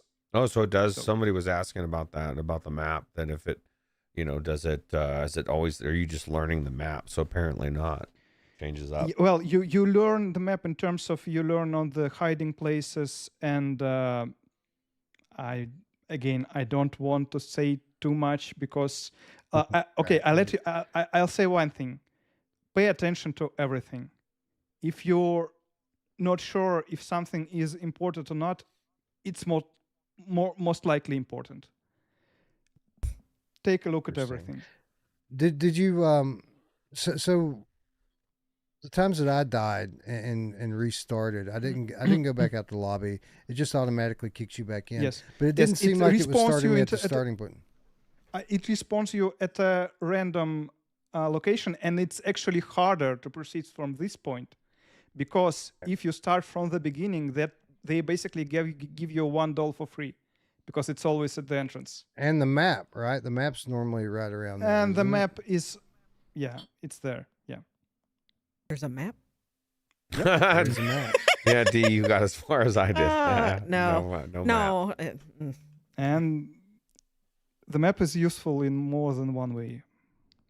I might have to give it another go. That's interesting. That is interesting. Yeah, because there was a lot of markings on that map that I didn't understand what they were. Yep. Like some of them I figured out, but there were others I didn't. Explore, route, make marks. Explore. Yeah. Also, I didn't try it, but they said in the latest patch notes that you can now find chalk all over the place and make your own marks. Oh, okay, that's on pretty the cool. walls. Yeah, that was one of my complaints. After getting spawned randomly in some point in the middle of the map, and not being able to find the map, it made what was already a difficult game much more difficult. And I found myself going in circles a lot, and I was, I really wish that there were some way to kind of mark where you've been. Chalk. That's a really good idea. I think. You know what I mean? And I've never Every seen a maze game game that should lets have you it. do that. Yeah, well, because if it's real life, I'm gonna kind of try to Breadcrumbs, do man. something like that, right? Yeah, I know Wes breadcrumbs. is already fucking marking 15 things before it's even dawned on good. me. Wes has already got some strategy on how to get out of this maze. I was marking every fucking wall so I wouldn't get lost. Well, if you mark everything, then Well, I at was least you know scared. where you've been. it's true. yeah. Yeah, like Cave Crave, which there was a number of different ways to mark your way in Cave Crave, which we'll probably be covering pretty soon. But that's neither here nor there. Ruuts, you're not a particularly big fan of horror games. Right. You're not a particularly big fan of stealth games. I take it you didn't play this one for very long. I went okay. First off, this I had told you guys as a spoiler before the show that I had a problem with every game. And this is my problem with every game, and this is a personal, individual, specifically now in Ruuts' life problem. So 2 weeks ago, my eye was swelling and doing weird shit, and then I finally did go to a doctor, or actually, this is the amazing part of COVID, a virtual doctor, and they just prescribed me what I needed. Right now, what part of what they prescribed me is not a eye drop, because that's one thing, an eye ointment, because there's a bacteria in the bottom part of the eye, right, the eyelid, and so I got to put this in 4 times a day. Now, what would you think smearing an ointment all over your eyeball will do to your vision? So I didn't even put 2 and 2 together until I got in the headset, and I'm like, why the fuck am I feeling like I'm getting sickness? Like every game I went into, I'd play for like 20 minutes, and then I'd have to sit out going, oh, I don't feel so good. And then it dawned on me once when I closed my right eye and my eye was kind of blurry. I thought, oh my God, what would that do? So essentially what I did, and I'm sure somebody's done this, I went into VR with one contact in. Contact is essentially it's one eye's blurry, one eye's in focus, and it fucked me up. So what I did find out about this game after I walked around for a while and I kept running into the same cue card that was explaining the mechanics of the game, maybe 2-3 times. I was like, what is this? I realized society's dumber than I thought, because they gotta like beat it down, fucking pick up this card and read it, bro. But yeah, I don't like stealth. I didn't stick around with it long enough because I'm not a big fan of stealth games in general, or horror. But specifically this type of stealth game I don't like. And then as soon as I started to not feel good, I didn't push as I did far as I did in the other. So all of my impressions are like brief impressions. But if I went deeper into the game, and I'm talking like 35-40 minutes, man, I fucking pushed because it was crazy. So anyway, that's a long story short. But it's essentially the same core premise as Dread Halls here. It's a little bit more stealth focused than Dread Halls is, and it's Dread just Halls one is monster. Well, and Dread Halls was super cool, but we're talking, and I'm not being rude, but 2016. Like early VR. Like we've progressed past that. It's very different visually, I must say. Well, yeah. So it's just not, these type of games aren't for me, so I'm not going to be the most positive. But what I did see looked good. So this game is, as much as I liked it, and I did like it more than I expected. It's an average game. It's not great, but it's not bad. I don't think it's on the level of Dread Halls, even though Dread Halls is, old as it is. Best audio. I think they're very. Yeah, I was going to say they both have really great audio. Yep. Dread Halls does change the map, run to run, and after you and escape it has the multiple first types maze, of monsters. Exactly, there's multiple types of monsters. There's multiple environments. Like after you beat the first maze, you go into another maze. It's a completely different environment, and I think there's like 3 or 4 of them before you finish Dread Halls. So. And then there is infinite procedural mode. What? Oh no. Here's the thing I mean, about stealth and games, this, like that's what may be considered the main mode actually. So the one you were referring to is basically a prologue, and then you play the main mode, which is what has haunted AJ on every. I mean, AJ used to do viewers' choice live streams, Yeah. where the viewers are to pick games for him to play, and I think the reason why he stopped doing it is because people Dreadhalls. kept requesting Dreadhalls. yeah, they're So- like, you're so- gonna play this game you hate again, Mash. You're gonna play Beat Saber Yeah, or but AJ he doesn't Dreadhalls. hate it. Okay. He doesn't hate it. He just gets too scared in it. Mm. You Okay, say so loves that, it. but Yeah. so AJ recently did a gameplay stream where he was streaming a horror game. It might have been Madison. Or one, yeah. Maybe. Mm. So during that stream, people were requesting that he plays Dreadhalls next, like always, like they always do that. Yeah. So following that stream, I bought him a copy of Dreadhalls on Steam. On Quest? On Steam. Okay. On Steam, and I DM'd it to him, sent it to him. Nothing, not a word. He didn't even acknowledge that I sent it to him at all. I think he blacklisted you. Yeah. Like I've since talked to him about other things on that DM. He never acknowledged that I sent him that key, and I think that's hilarious. That is Yeah. funny. I don't know. I think with stealth games, especially ones, if you're gonna want me to play through them, like that one we played with the aliens attacking and you like the breather, and like the story's got to be amazing. Like, give me a reason to want to go through this fucking thing. And I'm not saying that the story isn't amazing because I didn't play even close to enough to find out. I just feel like that's what really gets me. Then I most can of like the story is in the prologue actually. So Yep. Well, and did I have to read it? Because I'm not interested in reading my story either. That's sometimes how I it will. delivers the story. Yeah. Sometimes I will, and sometimes it can be good. But overall, for the most part, I kind of take the same stance that people have taken with a lot of games. We're in 2025. Like, there's no reason why there can't be voice acting, and I get it. I mean, I guess I know the reason because I've been talking to the XR man Jeff Rayner in the chat. Like, it's costs money for developers to get voice acting and all that. I'm just saying, as a game player, I don't want to read a story, and I'm apt to skip over it every time.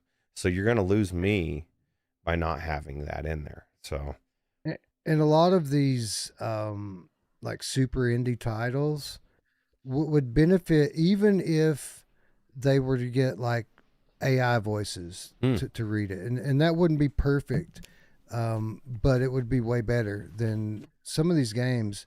Even some of the other games we're going to talk about tonight, just fucking nonstop reading. And I like story, so I read every bit of it. Like, I don't want to read it, but I'd rather read it than Right. miss out on the story, right? Legendary Tales is a game that comes to mind. Like, that game is so amazing in so many ways. I think that probably one of the biggest indicators of that being an indie game versus something that's like a bigger budget is the way that the dialogue's done in it. Just really ugly UI, and you have to read pretty much everything in it. Yeah. Anyway, it's the little things that, like, as a gamer, I just feel like a lot of developers, they really aren't coming at it from a gamer's perspective, and you're failing on that level right there, because that's who's playing your game, or maybe not. You know what I mean? Like, let's be real. So, and I want especially indie developers, I don't want to hear that people are losing money or can't afford to sell. They're not selling their games. That sucks. But it should be take a personal stock. It's like, okay, well, what can we do to change it? Because some games are selling shitloads of copies, and those are the games that I would champion. That because the gameplay is fun. So, VR developers, if you want to make money selling premium VR games, at least over the next 2 or 3 years, develop for Steam and PlayStation VR first. All right. Focus on that, and then if you want to try to come, At least people will be able to optimize. discover your game. all right. Yeah, that's right. D, Trenches VR. Jump scares, jump scares, jump scares, jump scares. How long did you make it? I made it an hour. Wow. So Shit. That's an achievement. yeah, I don't no, think because played I much more than tried. that. I don't like the scary games, but you know what, Wes? For you and the show and for the people, I will freaking do it. That's Love you, D. dedication. If only for an appreciate hour. But like the first thing I noticed, why do my hands look like glass and shiny and just why? And it looked like my left thumb was like broken when I first loaded in. But It is as you guys have war. mentioned, like That's the true. audio in here is freaking amazing. Yeah, I kept it's really my eyes good. closed a lot. And just like listening. Not all the Mm-hmm. time walking around, but like listening for that cry. Once I heard it, and then you can also hear where that monster is too. Yep. You hear the Um, steps. Did you blow the Yup. whistle? I freaking mistakenly did once, and that was the first time I fucking died. That's the best First part. time Is I that died. You know mechanic? who loves to blow the whistle? My mom! Yes, she does. That's when the monsters come running too. But like I was already pre-panicking about because I knew heading into this game that it could hear you. So I'm like, dude, I scream at the littlest shit when I'm freaking scared. So the second time I died, the freaking bug across my face, I'm like, what? And then Yeah. monster heard me and I done. But I did find a baby. I'm like, okay. I saw something in the dark, and it was kind of like in the corner. It looked like it was a candle. No, it was the freaking umbilical cord for the baby sticking up Yep. because it was laying back. Oh god. Yeah. Were you So, tempted to grab it and take it? well, you have to pick out the baby. No, Yeah, but the that's umbilical that's the cord, like objective. real life. No, Oh. no. But one of the times where I panicked and I like hit the back, started walking backwards, like my top half was faster than my bottom half. Oh. So like my legs caught up with my chest and the rest of me when I stopped. Speaking of stuff happening in Get Out. Right. Right. Did anyone play on Quest? Like I only played it on Steam. I'm wondering No, how I didn't. it turned out on Quest. No, I I didn't even know we have. So do we have it on Quest? I'm gonna do. steer towards Steam every time if Oh, it's I missed. or I PlayStation. missed- I know. I even. normally try to over check Quest. the Quest version just for graphic comparison, but I probably missed it. Yeah, I'm only curious because again, I think I think we agree that this isn't like a bad game. Like, No. If it's priced right, it actually is a good game for people that love these kind of games. and like I said, there's not a lot of like these maze type games. Like you've got Dread Halls. There was that other one that we played back in the day. What was it called? Looking Glass. Do you remember that one, Ruuts? Those like indie devs that brought us their game, and I do. the concept was you're in a hedge maze, but you have to look in a mirror to see things that It are was- behind you or something. It was cool because it was different. It was actually you kind of had to like use the mirror to see what to maneuver. It was pretty cool. Anyway, I was just curious because I had very, very low expectations for this game. Basically, because Gamertag VR told me that it was shit and it wasn't worth my time. that it was just not good and not to bother with it. But he only played the Quest version. I asked him if he played Steam. He said he didn't try it. So I'm wondering if maybe he just didn't like the game or if it was just not very good on Quest. For what it's worth, it is a decent looking game on Steam. It's very samey. So like, Yeah. it's not hard for this to look good. Like it's just wood, and Right. And for what it's worth, when you're in like enclosed spaces like that, it's a lot easier to optimize because essentially anything behind that wall doesn't actually. And exist it's also in the kind game. of foggy, so you don't need Yeah. a huge draw distance either. Right. So I would think a game like this would port to Quest pretty well, actually. So if I had to guess, I'd say GT just was probably not having a very good day.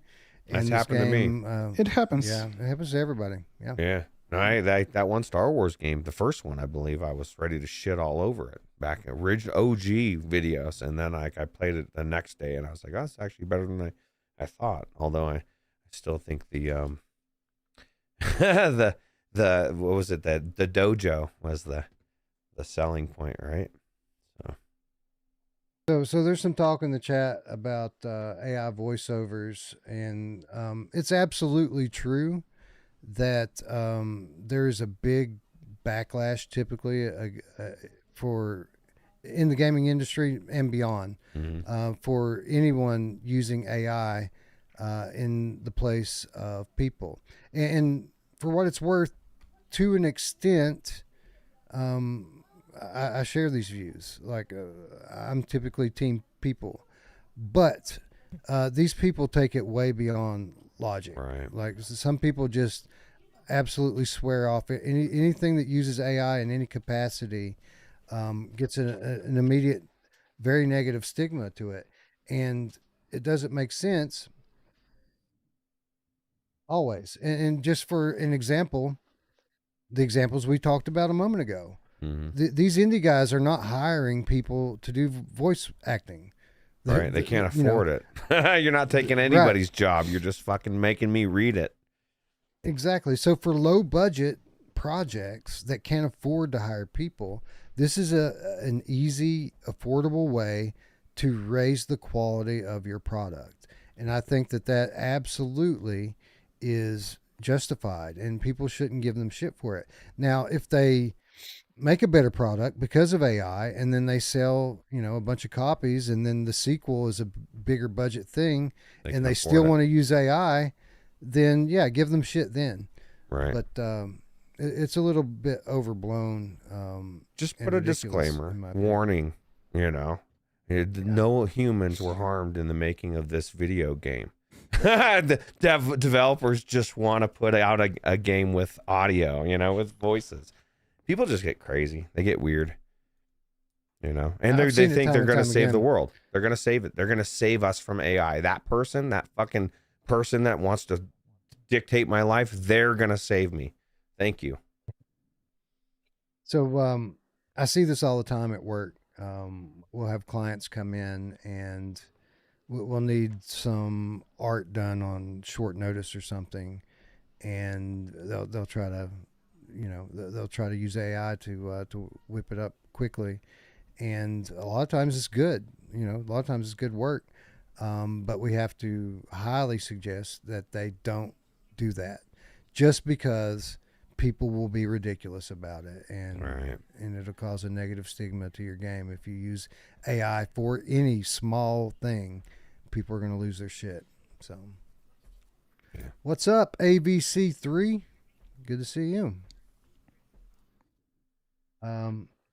Anyways,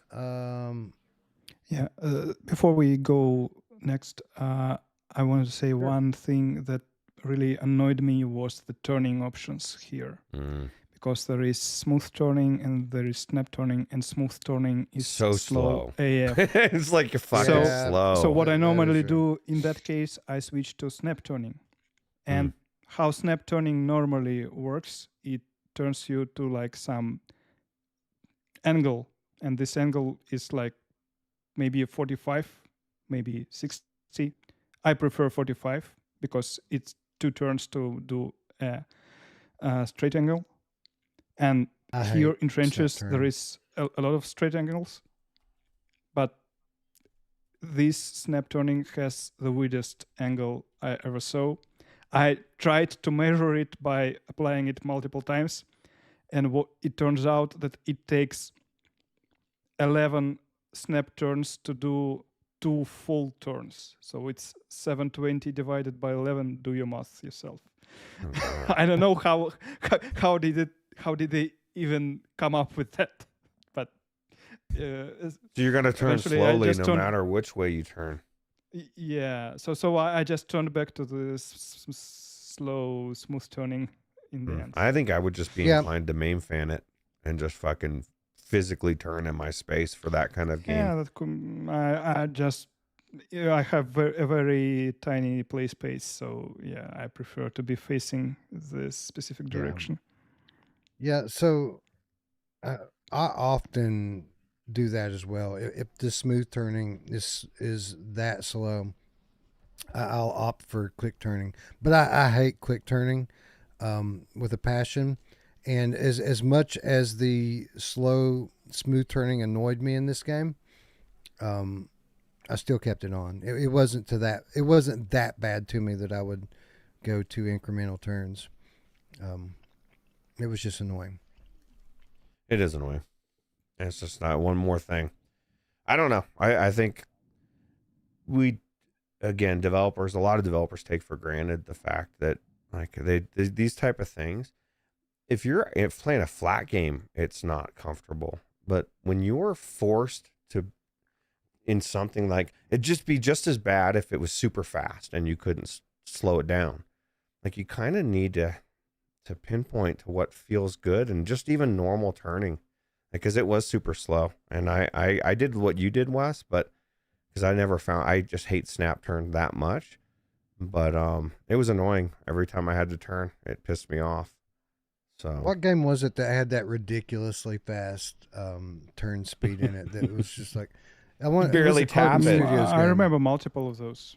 There are some games where I can go the maximal speed. I actually have to tune it down. I think maybe it was Warhammer Age of Sigmar Tempest Fall.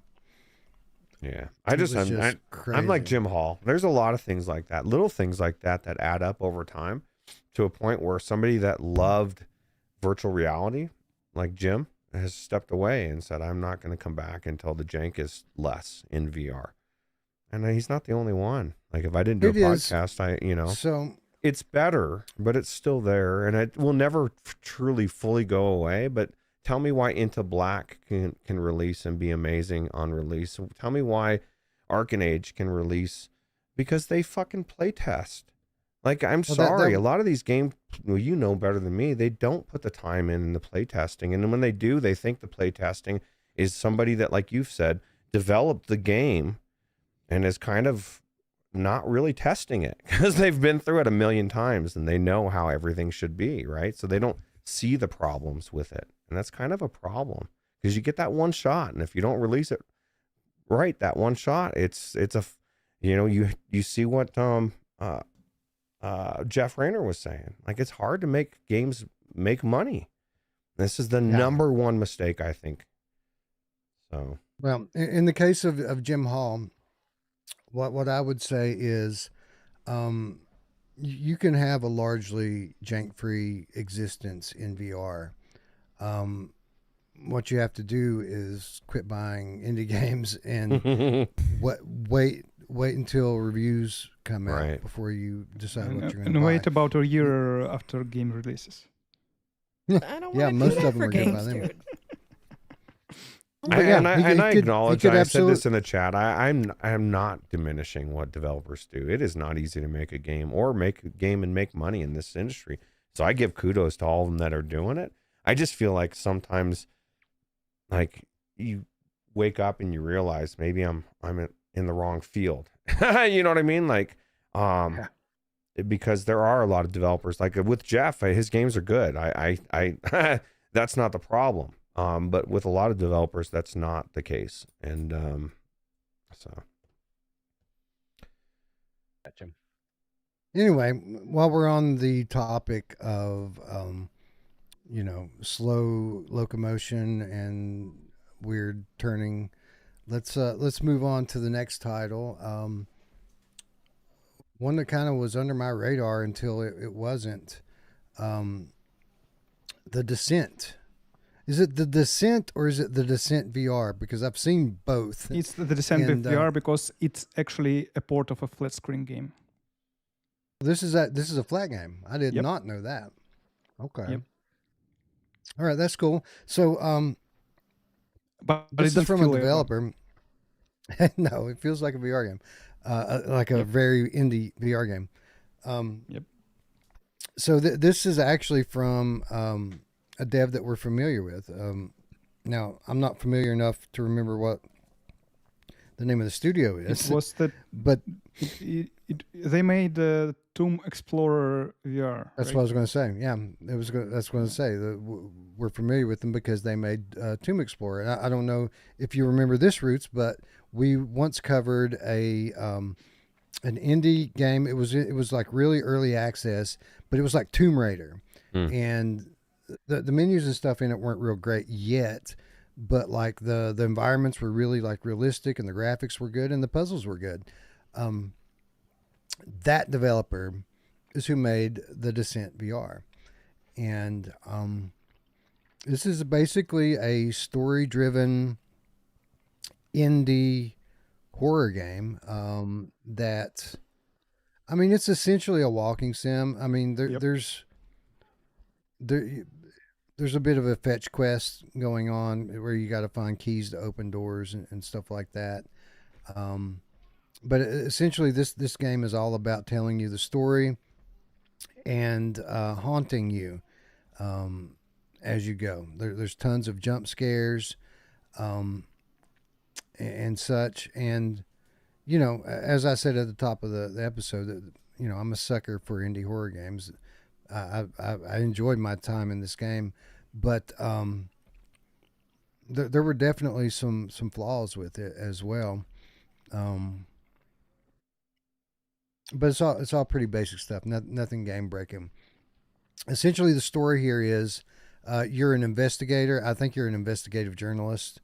You might be a PI, but I think you're an investigative journalist.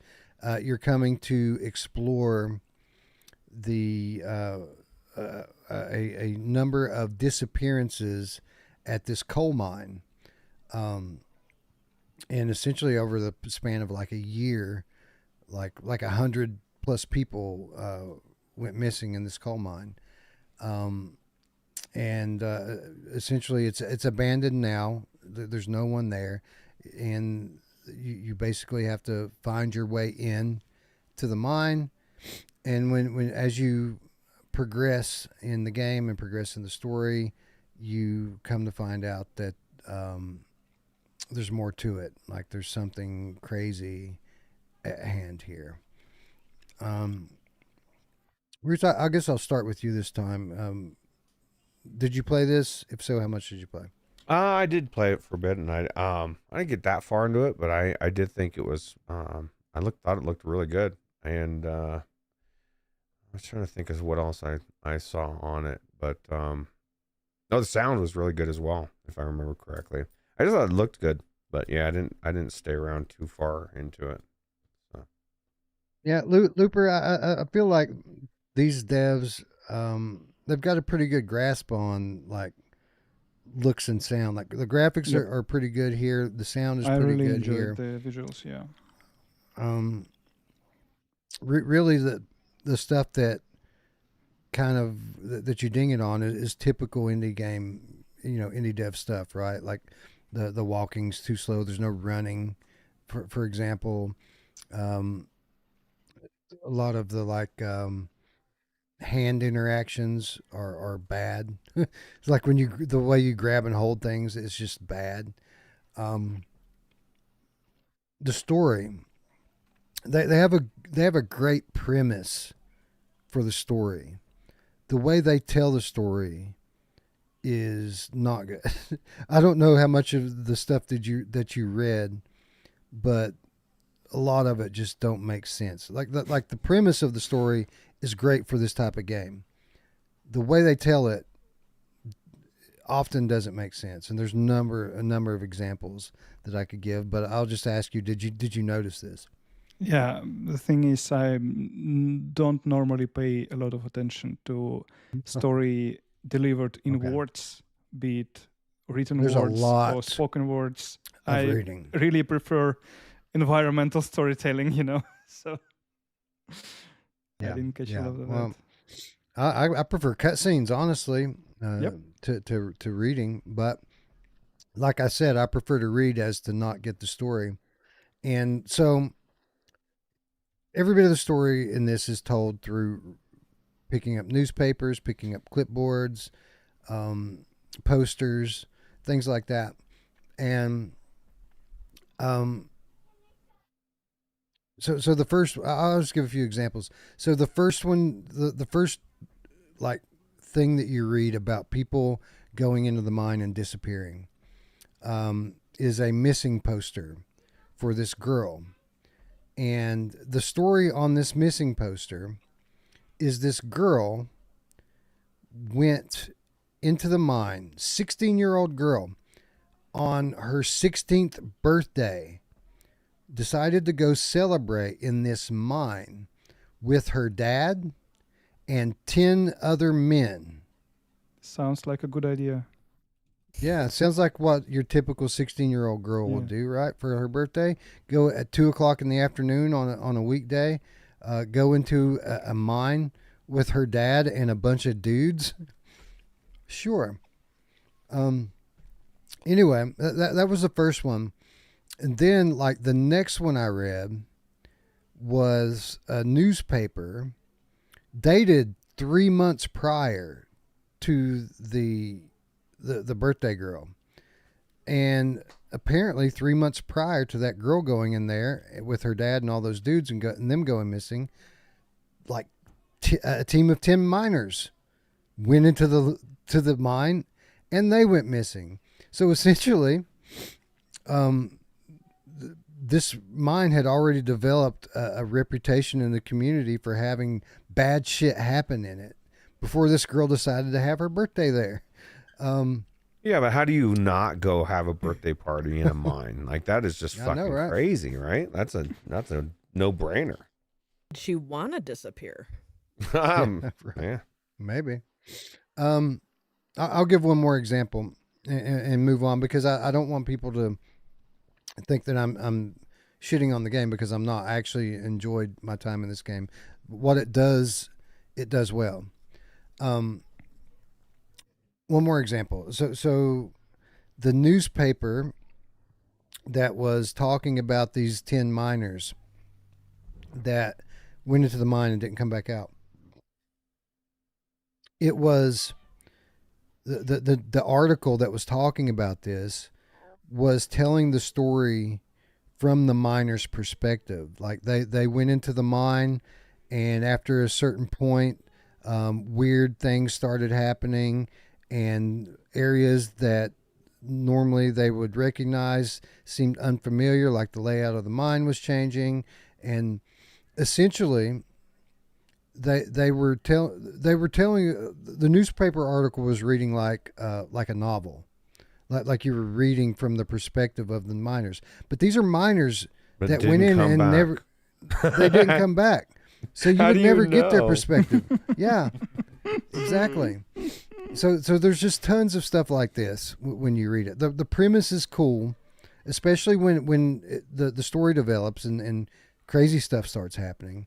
But the way it's told is just not good. Not It good. sounds at all. like they It needed was- your guys' company to like say, hey, iron out. These are the things that, you hire somebody to see these pitfalls and say, you've missed this. I couldn't stand, this is one thing I do remember. I couldn't stand that fucking book that kept being in my hand, and then it tells me to hold down the trigger to get rid of it. Every time I Yeah. have something new, it's back in my Every time. fucking hand. How do I get rid Yeah. of this thing? It keeps coming back. It does, hand and off. it keeps coming, and it keeps coming. Yeah, which you know who loves it when it keeps coming, Ruuts? My Actually, the extra mom. protein. So anyway, that's neither here nor there. That's a minor thing. I like the story. I don't like how it was delivered. I would have preferred some cutscenes or some voice acting, and someone reading through it who speaks English as a first language would probably be good. Yeah. The hand interactions are a little bit weird. Like you'll pick up a clipboard and it'll like literally clip into your hand, and that's how you hold things. They clip into your hands. Besides all that, super spooky atmosphere here. Like we said at the top, the graphics here are really good, and the sound is really good. So essentially, the main mechanism that this game uses on you to make this entertaining are jump scares. There's tons of jump scares, and they're of the supernatural variety. So you'll have apparitions of dead miners come screeching and flying at you. You'll come across, you know, a miner that has committed suicide, and one moment he's there, and the next moment he's not. Just all kinds of weird, like poltergeist style activity takes place from the very beginning of this game, and lots of like creepy noises, like odd breathing in the distance. In fact, if you get lost and don't know where to go in this game, like there was like 2 or 3 times that I found my way forward by just following the breathing noises. Like That's good it'll audio. tell you where to go. Yeah. Yeah.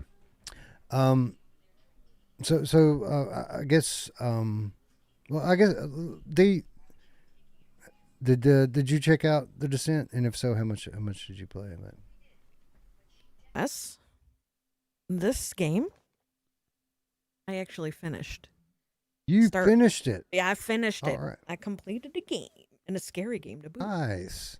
Took you an But hour, it right?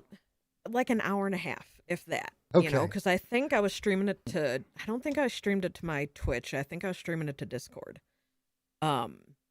If those people were not in there to help me at some points, because I can't think when I get scared, and like you said, there's a lot of jump scares in this game. But yeah, once they were like, "Yeah, you're actually almost done with it," I'm like, "Well, let's frickin' finish it, since we're here." So I did. Nice. Nice. Awesome. So you must have enjoyed it to some extent, I would assume, or at least it didn't scare you away. No, like I said, if I didn't have my backup people, I might not have stuck around, but I did. I liked it. I liked the game. I liked, having to figure out, find stuff, the story. The coolest thing, I forgot where exactly you run into them, but maybe in the mines. Like there's like these wraith-like creatures that were really cool. So. Yeah. So I didn't get super deep into the mines. I did play it for some time though. Like I think I played it for probably 45 minutes or so. But I literally just got downstairs and into the mine area before I stopped playing it. Yeah, you'll run into. So I'm not super familiar, but I could tell I like the direction that the story's going. Like the things that I'm reading are increasingly talking about. It's becoming apparent that either there's supernatural stuff happening in the mine, or there's some sort of like conspiracy and something.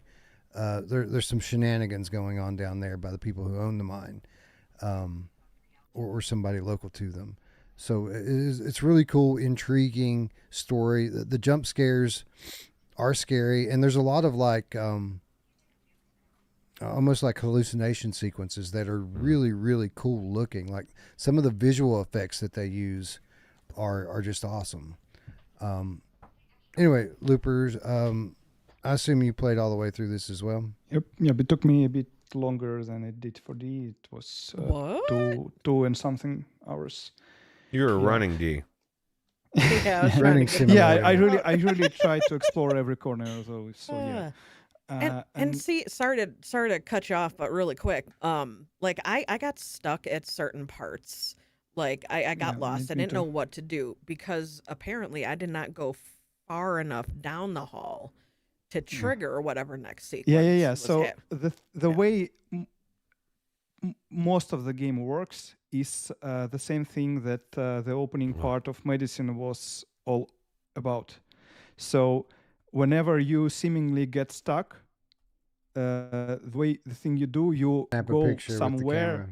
you experience some jump scare, and that opens some passage in the other end of the level. So you keep And going around the whole level, triggering some stuff and opening new passages and repeat. And if you try to take a picture of these apparitions, it does like Madison does too, where like the whole world like Oh, glitches out interesting. for a few seconds. Maybe I tried that, but I forgot about the.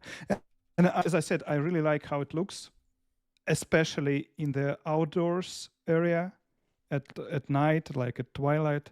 It really reminded me some of the night levels of Kayak, of how well it represents the night lighting and how the rocks look and stuff like that. So Lighting's Yeah, good. I did enjoy the skybox. I do remember looking up, even though it wasn't like super high res or anything, but it was a nice starry night. I enjoyed it. Yep.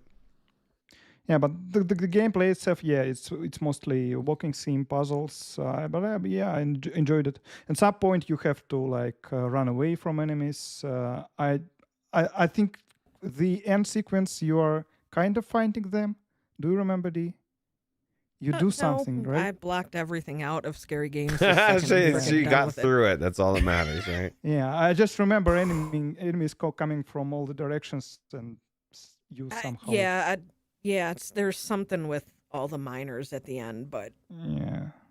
Did you find Just as D, I played it back in April, so it's really great. Also, I played it back to back with Ghost Town, so it really mixed with that game. So I may remember some things from that game, attributing it here and vice versa. So.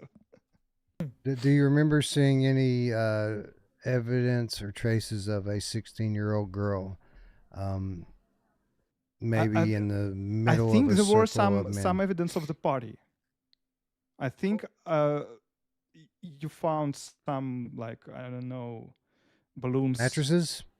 I just want to know who small thought, mattresses? like, who thinks of going into, like, even if there's no background to this, there's never had anybody disappear.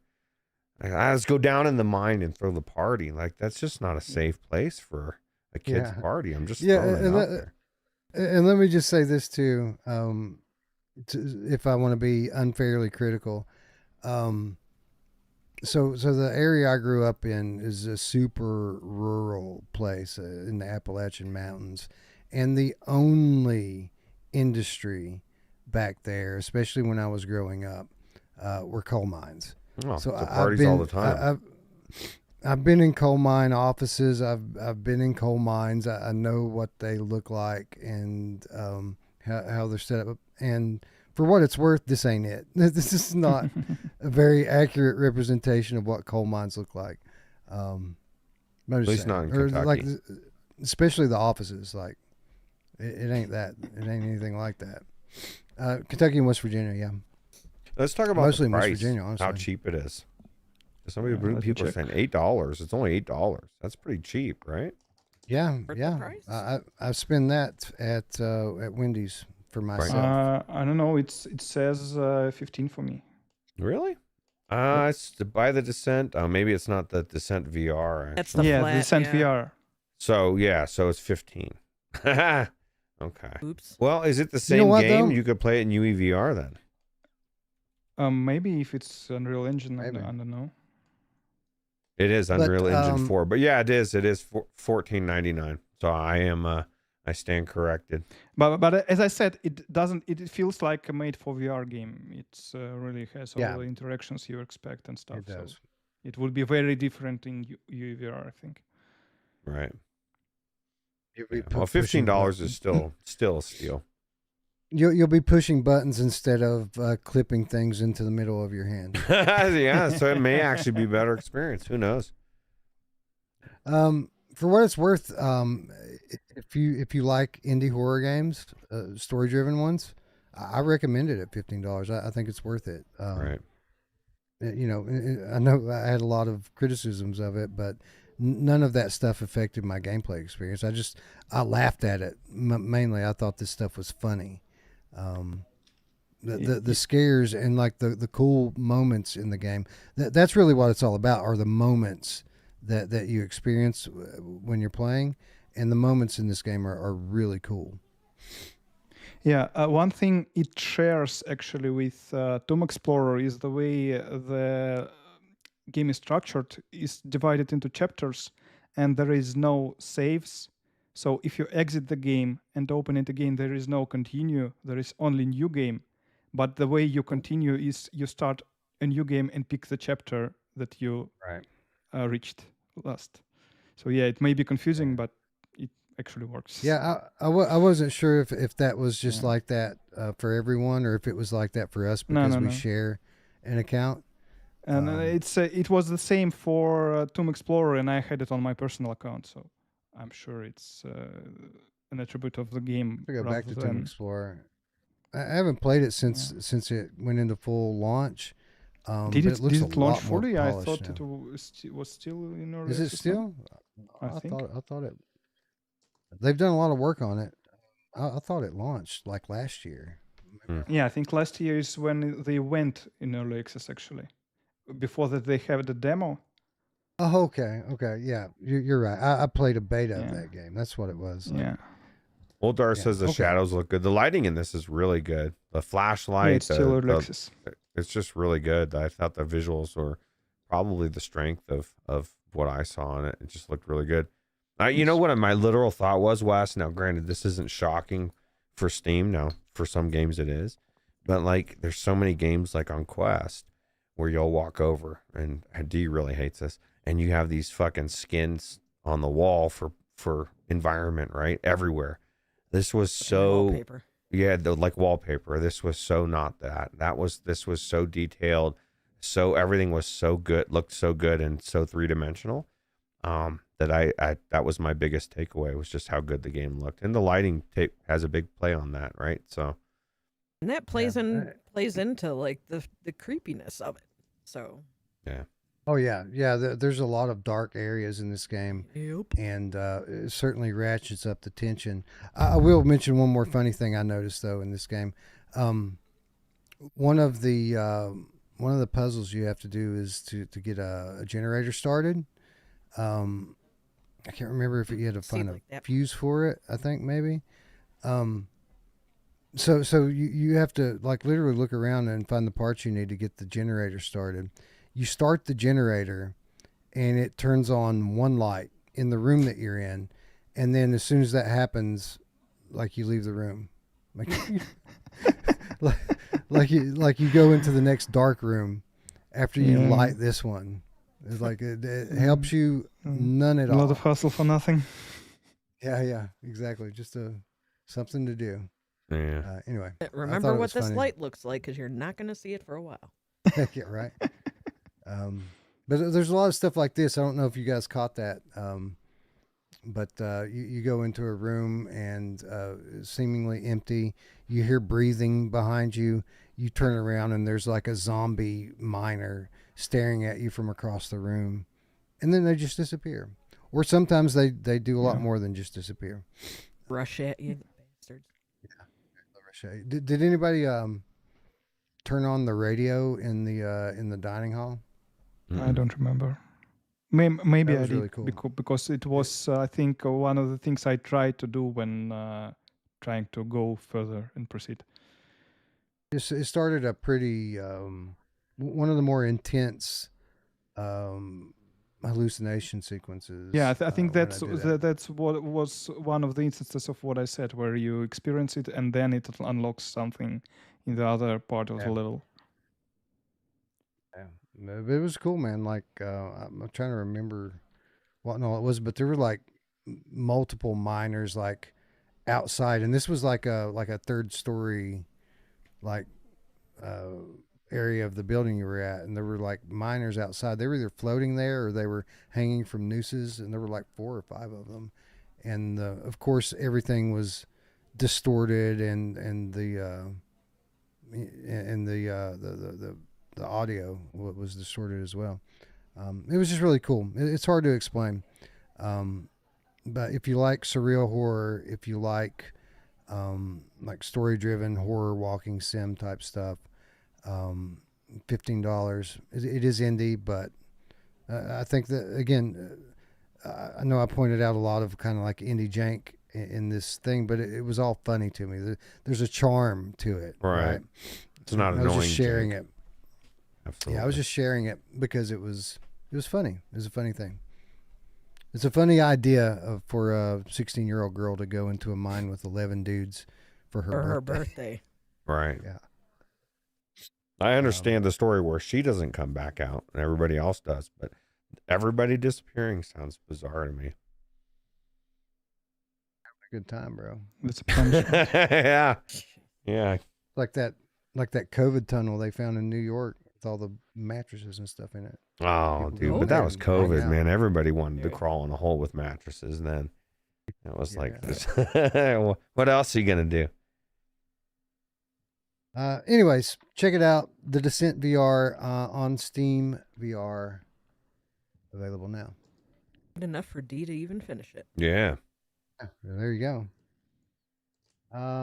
Moving on, let's talk about a Meta Quest exclusive.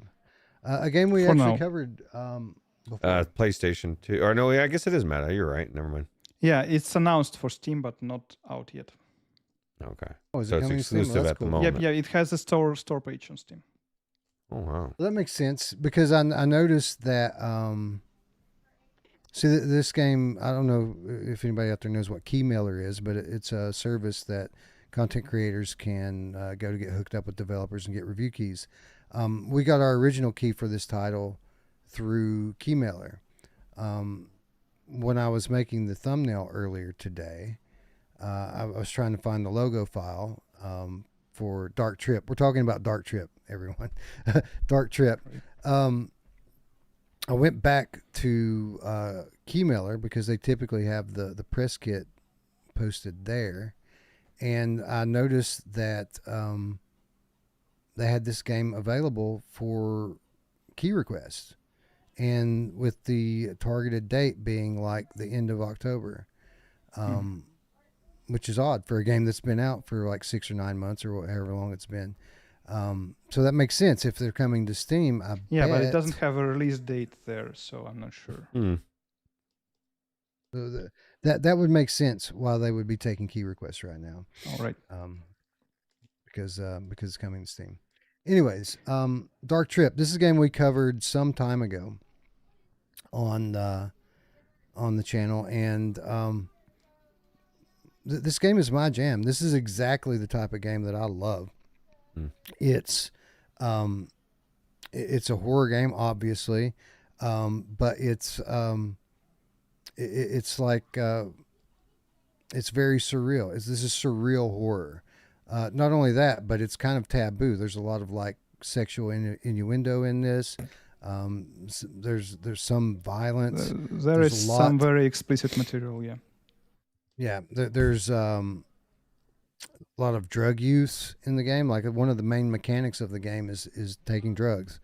So obviously I love it, right? This is my type of shit. Who wouldn't? But we gave some really quick impressions of it early this year, and it had some problems. It was, I think at the time it was teleport only. There were some interaction jank. There was problems with the inventory system.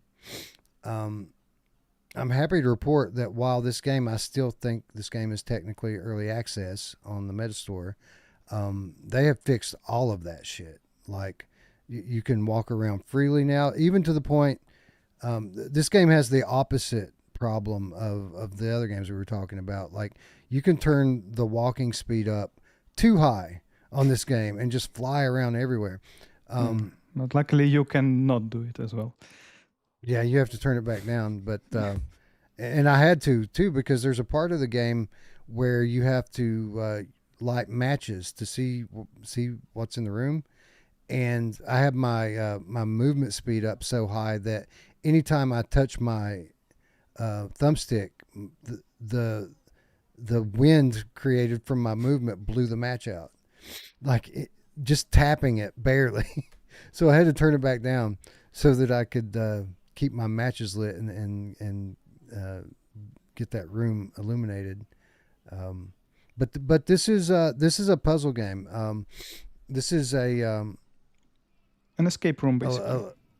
Yeah, escape room style puzzles, exactly. Where there's a series of small puzzles in a room that you have to solve in a specific order, and solving one puzzle will give you an item that unlocks the next one, which unlocks the next one. What makes it really cool, besides the kind of story and scenario that you're in, um, is you do the kind of basic escape room sequence with these rooms, and then eventually you're going to hit a wall, and typically this is where you would get stumped in a difficult.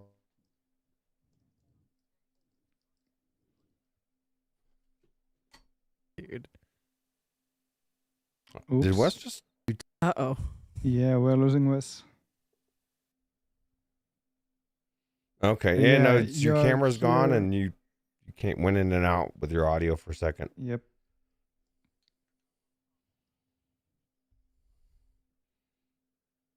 Okay. Also, Ruuts video is also. Yeah. Well, my background's there.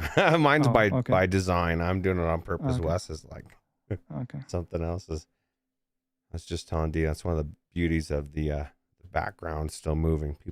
They don't think it's froze or any weird stuff. All right.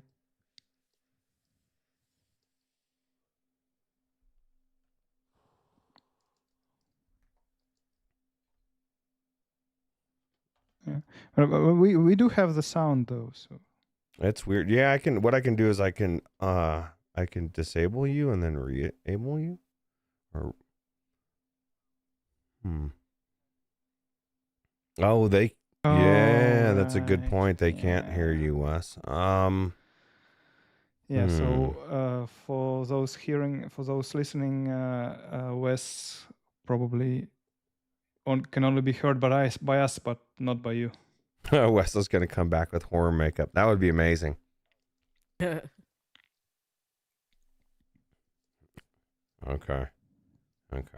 Well, I was going to say the good news is they got your audio, but they don't. But I can fix that.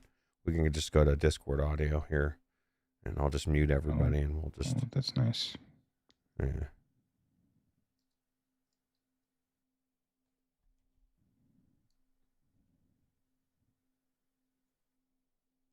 Okay.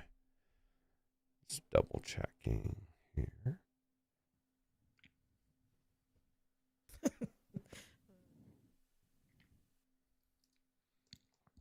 Yeah, everybody's.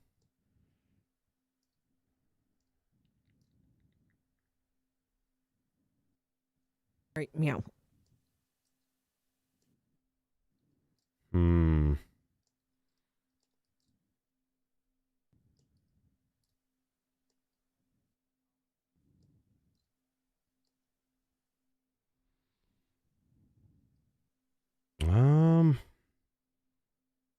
Yeah, that's probably what we'll end up having to do. Or it'd be easiest way. That is weird. That's because they always lose it, or I do. Ninja.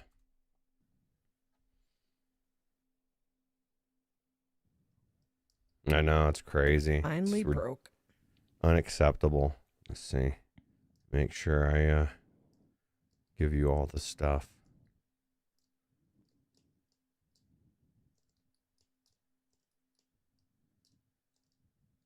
You know who loves to give you all their stuff. Oh, yeah, she does. Mom! Okay, let me give you this here, Wes.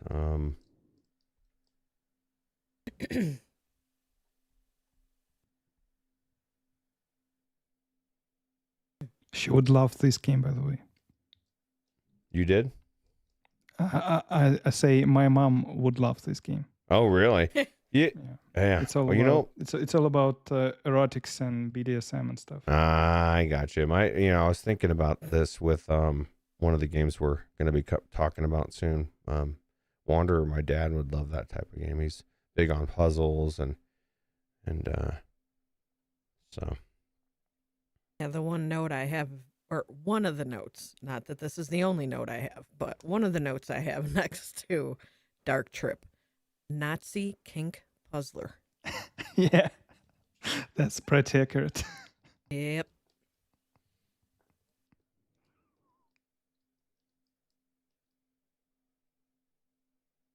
What? Ooh. That's weird. Well, here, I mean, is this the same? Yeah. Well, I don't understand. That's the. Okay. I mean, that's the guest link you gave me.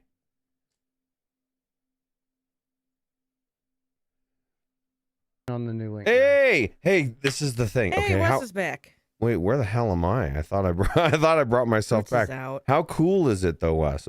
Like in real time, you just proved what you were saying earlier, that there's always audio issues. Like just fucking out of There nowhere. you Just hey, your source is gone. go. Just Okay. quit. Just done. Yeah, it's just I'm done. done.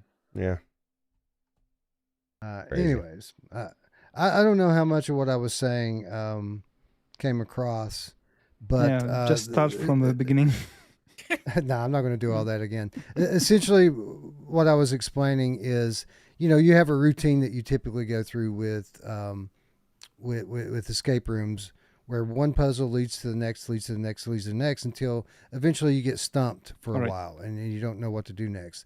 In this game, at that point is when you start taking drugs. Yep. You have to pop pills. Mm. And what the pills do is they make you hallucinate, and these hallucinations completely transform the room that you're in. And points of the room that were,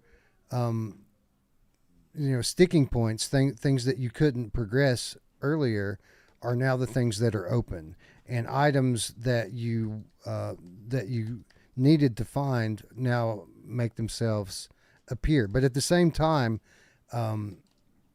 it's not like Cheech and Chong hallucinations. It's like crazy Hellraiser, like evil, like scary stuff happening too. That doesn't sound and like a good run, a good ride. That sounds it's like a rough go. It's fun. Like for example, it's really weird. For example, like the first area outside the mansion, like, you'll hear a clock tower chiming every like 3 or 4 seconds, and there's no clock tower around. Like, it's just something there to be weird. Mm. But that's exactly what, you- like you said, that you love this type of stuff. Yeah. When you're sober, there's like a shed with a keyhole on it that you can't open. You don't have the key. It's locked. You take the pills, you start hallucinating, and where that shed was, now there's a statue. The statue still has a keyhole on the front of it, but it's a statue. And eventually you find the key, you go put it in the statue and turn it, and the statue literally comes to life and hands you something that you need for another puzzle. That's pretty cool. It's awesome. It's awesome. So like the others, I haven't played a ton of this. I didn't finish it.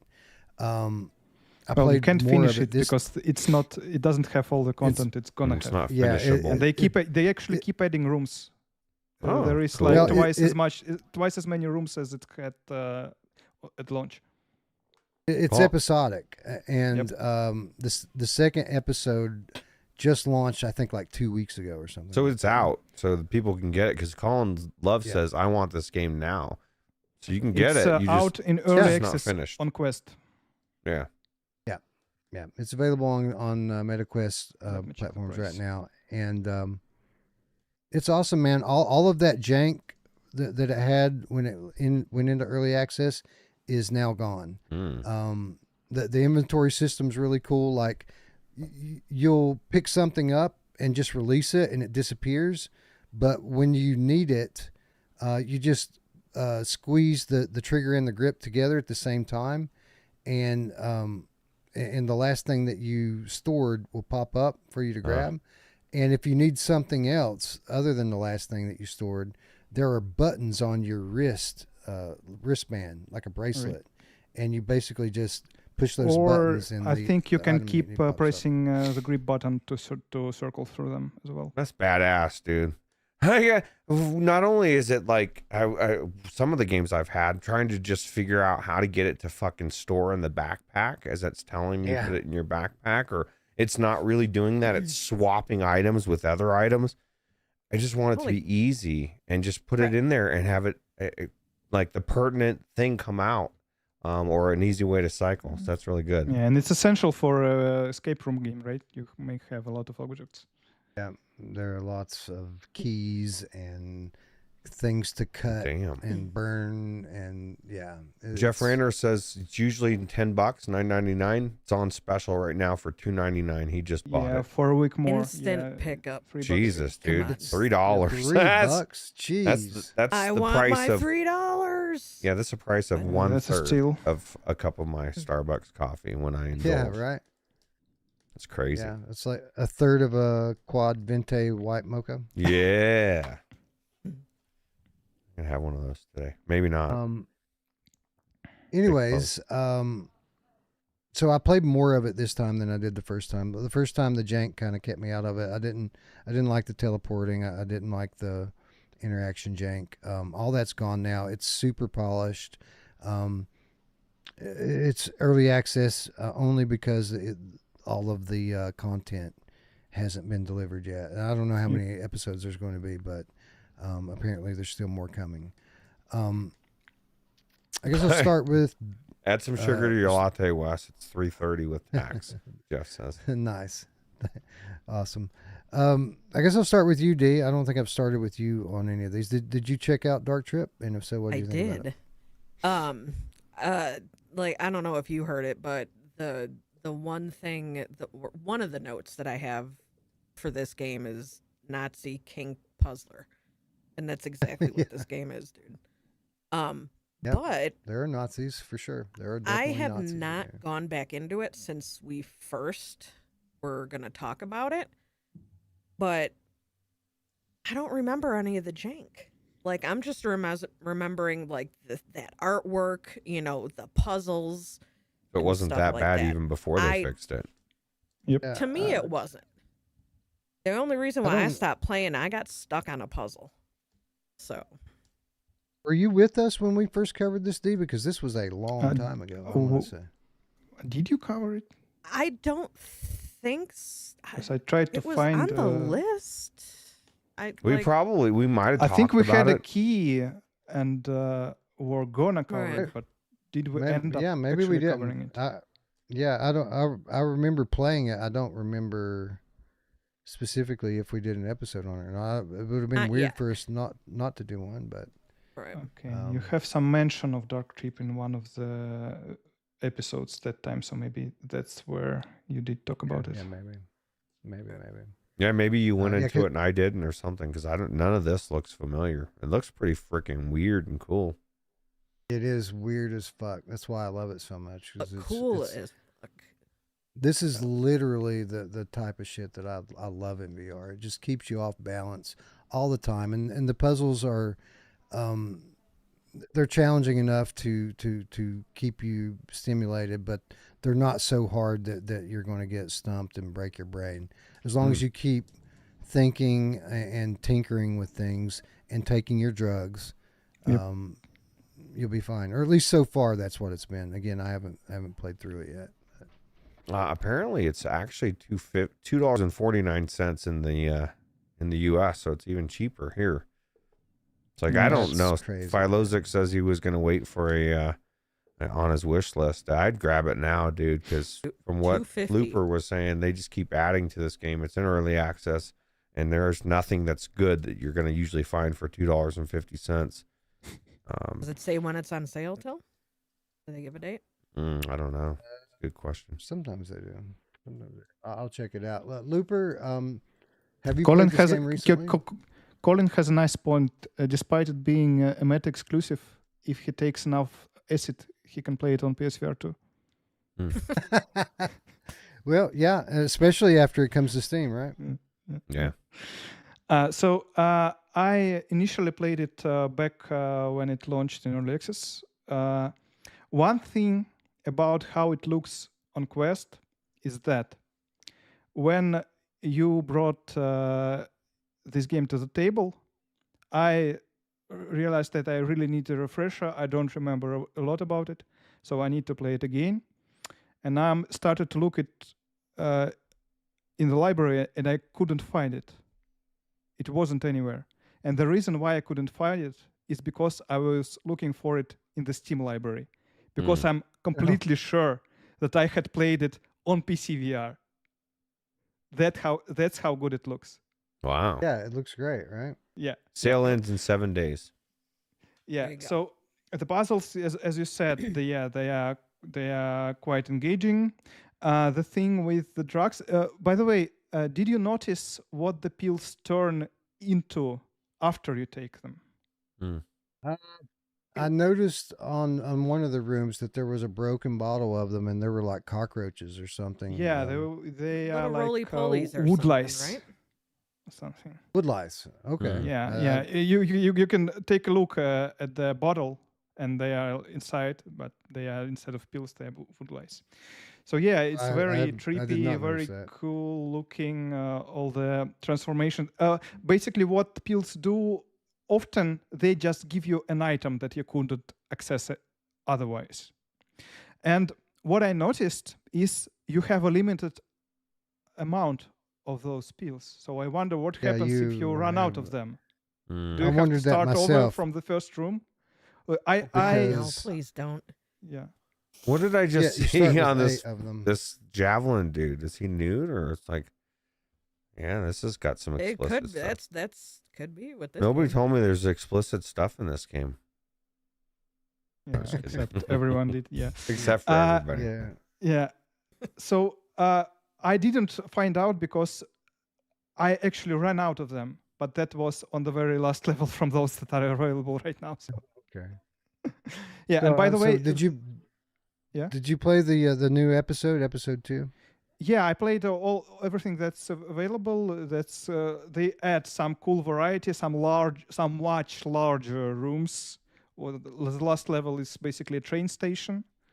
Yeah. Also, I think they added some rooms in between because while I was replaying the whole thing, I felt like some rooms I do remember very well, and some I don't remember at all. So maybe they added something in between the first levels as well. So yeah, the last one is Maybe the drugs were just super heavy in those rooms. That you yeah, don't maybe remember. that. Yeah, could be. So yeah, the last one is a train station, and that's the one where I had to look for a walkthrough. The reason being, there is an action you can do there. Basically, you load a wagon with coal, and you can keep doing it. So I just wasn't sure. Should I do it a couple of times more, or should I look for something else? And it turned out that I just missed some button that I mistook for a nut or something. It's always something super obvious like Yeah, that, yeah. man. Yeah. That's, What's that's the the bit- reason why I hate streaming puzzle games Mm. Right. because like I'm good at puzzle games, but every now and then I'll miss something that's super obvious. And after like 5 minutes of being stumped on a stream, like the pressure starts to mount. Right. And you You forget basically your get name. stuck in the loop. Yeah. Yeah, I'm the opposite. I don't want to stream them because I'm okay with puzzles. Common sense puzzles, I'm really good. By the way, I'm- this puzzle is one of my favorites where you transform the room with rotating that panels. that does look pretty cool. I just feel like like I exactly what you said. I get froze up, and then it's like more pressure, and then your streams you kind of need to flow and not just be sitting there looking at something for 15 minutes.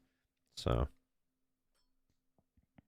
Roots, did you check this one out at all? no, I still haven't gotten into the access, which is my fault, to the games, but I didn't get into. I just went into Steam games.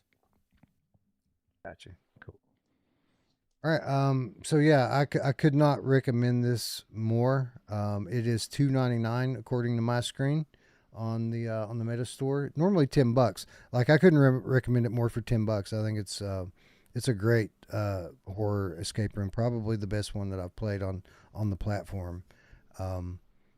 There's a few good ones, but at this least is by next far to the best one. ones, like The Room. But it's not that horror though. But I wouldn't say this one is very horror. It's more like perverted. Yeah. There's some evil shit in here, though, dude. Yeah. There's like decapitated people and like There are. Yeah. when you're hallucinating. Like I remember, like there were like these skulls that on a pedestal that just appeared, and they had like this weird green. I don't know, it was a vine or something coming out of their mouth or a tongue. I mean, don't you know. never feel like you're in danger. There is a lot of wicked No, stuff happening, Mm. but yeah. There's a couple of times where like there's like a jump scare, but it's nothing like super jarring or anything. It's typically pretty tame. Philo's So you're right. says Is it- $249 if you have Meta Plus. There you go. And yeah, so I think it's aptly named. Like this is a very well named title. It's called Dark Trip. That's what it is. It's a dark trip. It sounds like I do want to go into it now. And this is my suggestion to people, because I know there's some people out there, if you have a soul or a heart, that are thinking, I want to support the devs. I want to pay $10. Yeah. I don't want to pay $2.99 because that's just not much money. Well, here's an idea.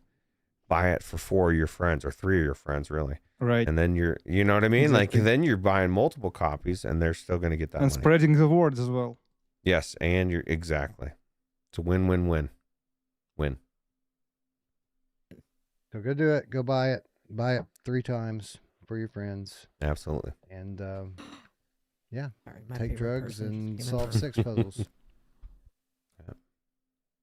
All right, we move along to the co-main event of the evening, which is good because we've been going for about 3 hours now. So we're gonna have to wrap it up semi Times fly soon. by. Wrap it up, Yes, sir. B. The co-main event of the evening, maybe the first early access title that we've covered since the format swap. I mean, Out the first of one sight. is. Well, yeah, Dark Trip. Dark Trip. Yeah. We just covered Right. this one. Right. I keep for some reason, like the meta early access games just don't register in my brain as early access for some reason, because it's just a tag. All it is Because is they just a don't tag have on this the- huge panel. yeah. Right, exactly. But Out of Sight VR, full disclosure, I work for this company. This is from Flat to VR Studios. Is it really? I did not know it that. is. That's funny. You really didn't know that? I really did not know that. I know you said that, you Yeah. you know, that you said something about working with, but I didn't know that it was like, No, it's really developer and publisher, yeah. Yeah, this is one of our titles. So yeah, it's in early access on Steam right now, coming to MetaQuest and PlayStation VR 2 at a later date. This is an interesting. The people on the dev team like to call it cozy horror, which to me, I can see that. those terms don't seem like they equate. Like if it's cozy, it's not horrific. But essentially, this game is a story-driven kind of. It's obviously the comparison most people draw is like Little Nightmares here. It's a stealth game in the vein of Little Nightmares, but it's different. Where Little Nightmares was this kind of like 2.5D side scroller. This is way different from a perspective from the perspective. Exactly. So the premise here is you're following a little blind girl who is basically trying to escape this very dark, evil orphanage where there's some indication that it could be haunted, but the people who are alive there, the caretakers, are abusive and essentially keeping children captive. And so you're blind, though, so it's kind of hard to escape anything if you're blind. But the girl, Sophie, wakes up one day and realizes that she can see through the eyes of her teddy bear. that she talks to, like her imaginary friend teddy bear that she talks to all the time. Now she can see through its eyes. So essentially, if she wants to, get up and walk around now, all she has to do is pick up her teddy bear, and the teddy bear is her eyes. And what that makes for, underneath all of this kind of dark storytelling and dark atmosphere, it makes for a perspective-based puzzler, something along the lines of Fisherman's Tale 2.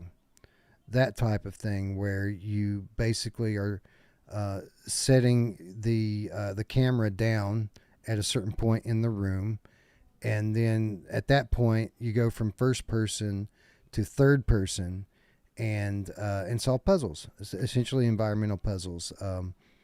The ones that I've done so far are pretty straightforward. Again, very much like the Little Nightmares style of puzzles.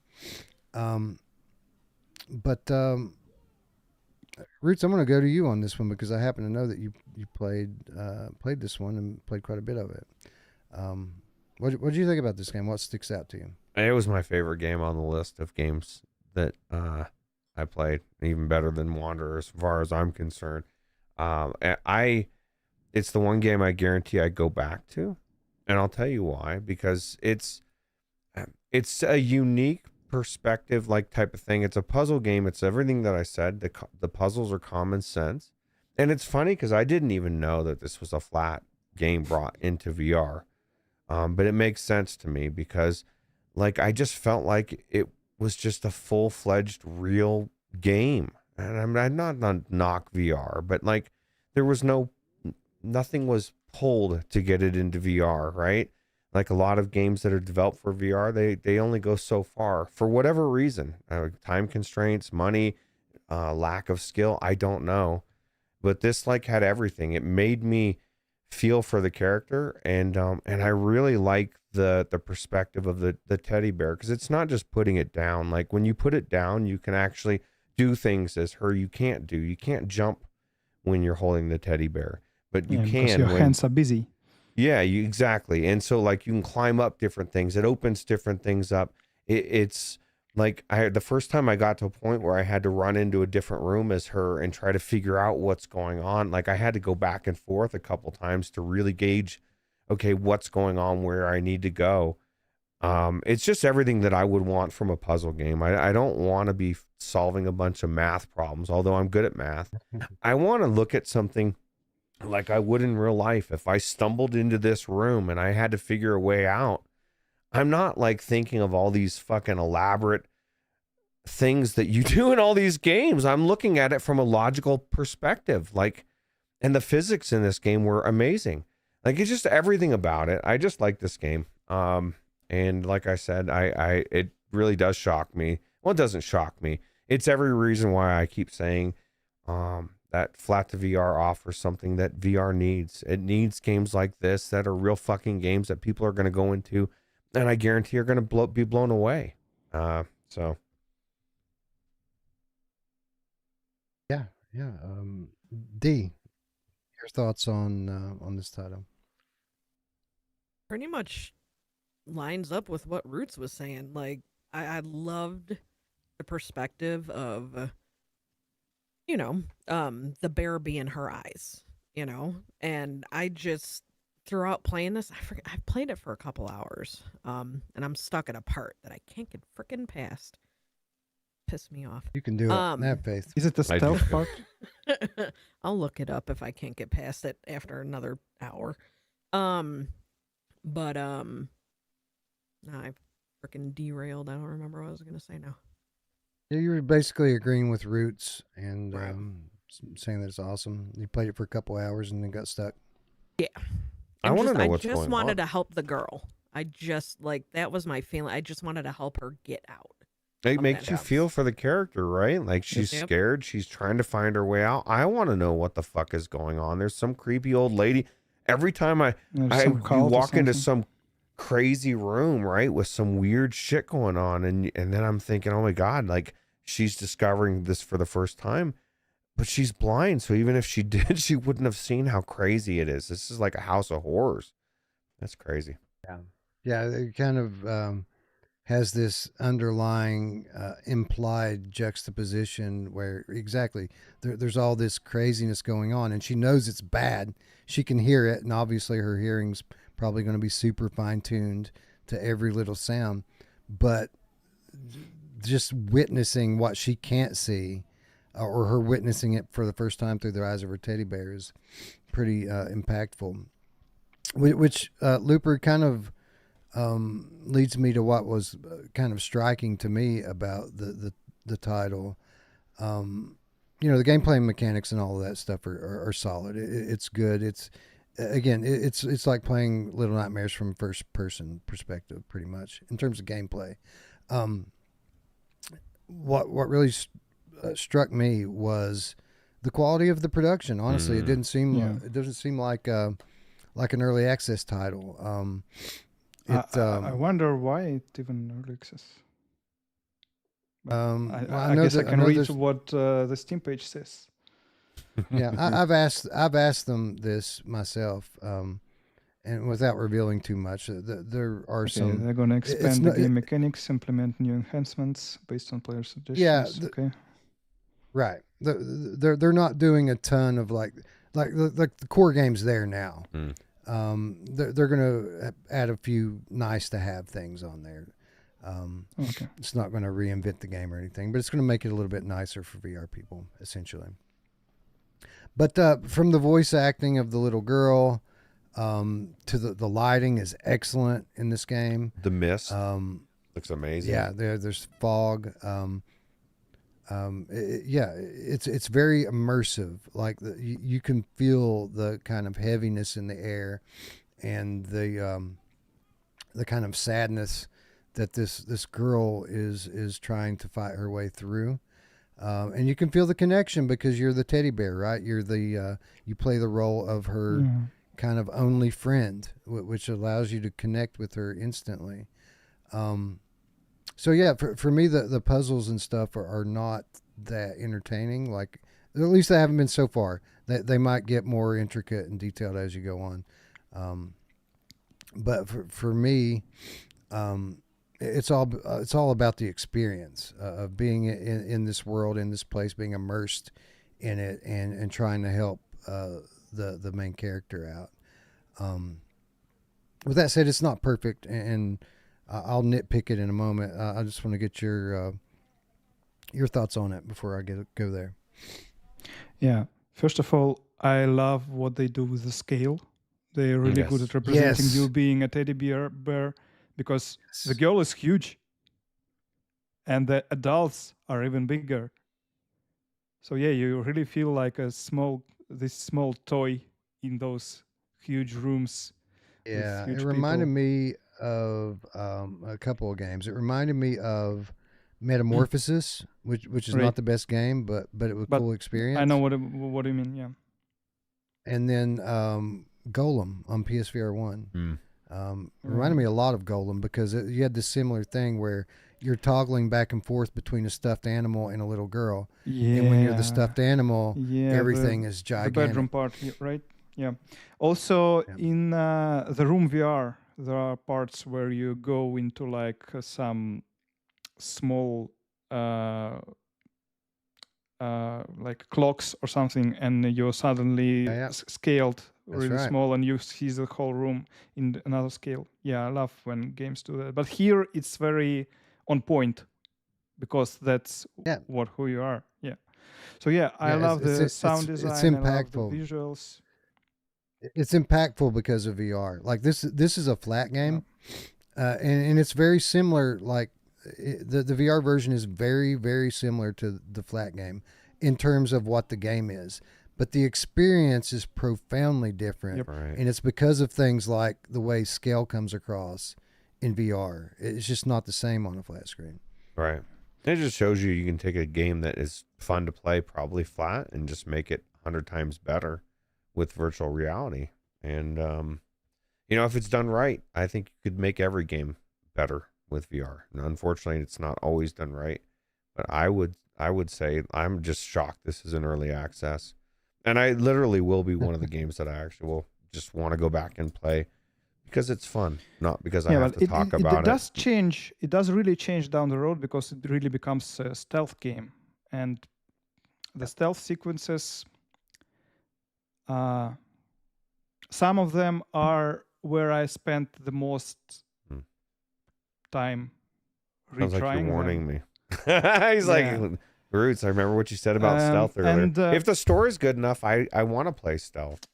That's the thing. I must say, the game didn't do a good job convincing me that it's my fault. Because there was a ton of times where I was like, there is no way that old lady could see the girl from there.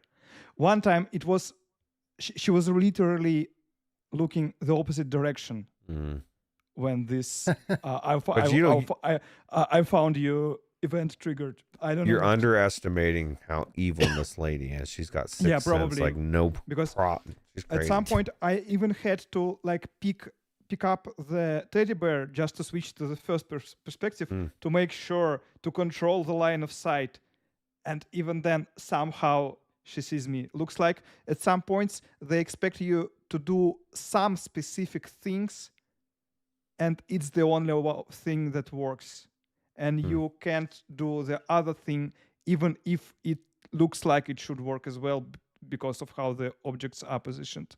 It wants you to So do it that's a certain way. That's good feedback for the devs.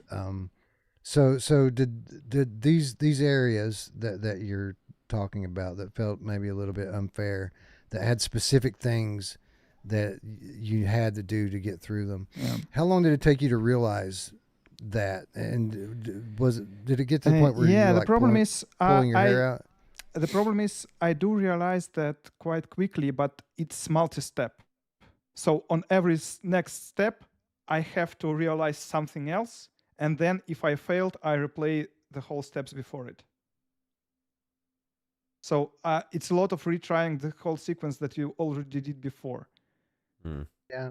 Well, I mean, that's in certain types of games that's just part of the core gameplay. Is trial and error. It didn't feel like I screwed up. It feels like the game was really unfair. It should have been more obvious what you needed to do, essentially, right? Maybe no. It should be more. It should take into account. Like it should.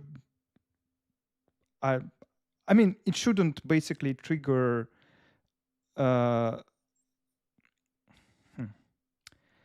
line of sight should work. That's my point. Okay. So this is something that you feel like could be corrected, and it wouldn't. Yeah, sure. It wouldn't. It wouldn't have an adverse effect on the room. Like if the line of sight worked, would it be? Would it make it possible for players to kind of cheese their way through a level instead of... I don't think so. You still have to pay attention. You still have to... I actually liked a lot about those particular sequences that you have to perform some action with the girl and then at the time keep your attention at the lady and what she's doing and reacting when she is like turning around or something. So it really cool multitasking. Just I wish it worked like fairly. Okay. Well, so if I hide, if I hide behind the box, it should work. Yeah, that makes sense. Yeah, that definitely makes sense. So at least what you're telling me here is making the game sound a bit more compelling to me, because I did really enjoy it. But again, it wasn't for the gameplay. At least through the early part of the game that I played, the gameplay was pretty straightforward and mundane, just tasks. Essentially, there was no like challenge to it yet. But it was a super immersive world and impactful experience, so I enjoyed it. In terms of issues that I had with it, I felt at the beginning of the game, especially in like the menus, seemed like there was no anti-aliasing, even though it said epic levels of anti-aliasing in the settings.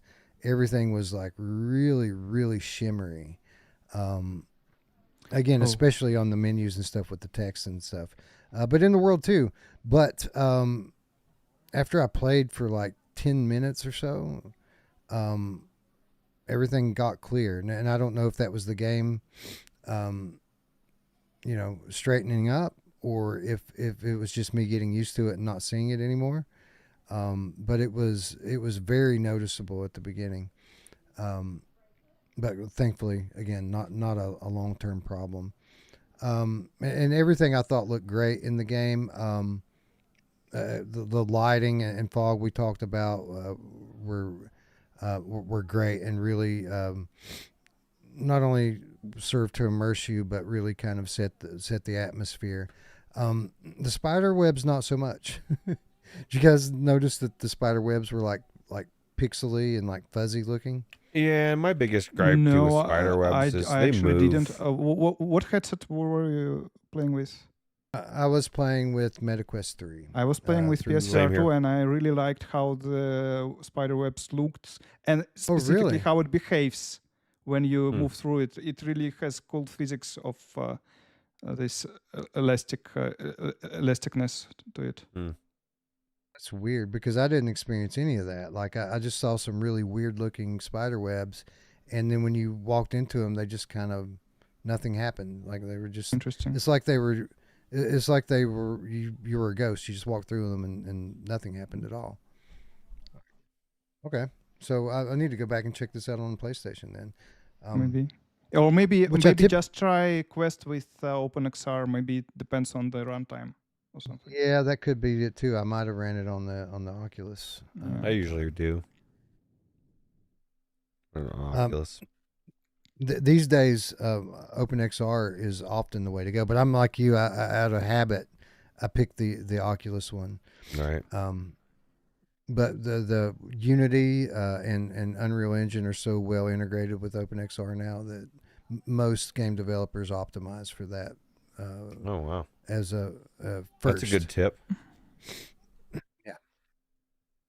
Anyways, in early access, I don't know. Yeah, but I can't have really- a couple more things I wanted to say. Yeah, please. First go ahead. is speaking of negatives, I think it comes from how it works on the flat screen, because I assume that when you put your teddy bear on some dedicated spot, on flat screen it's probably just a fixed camera.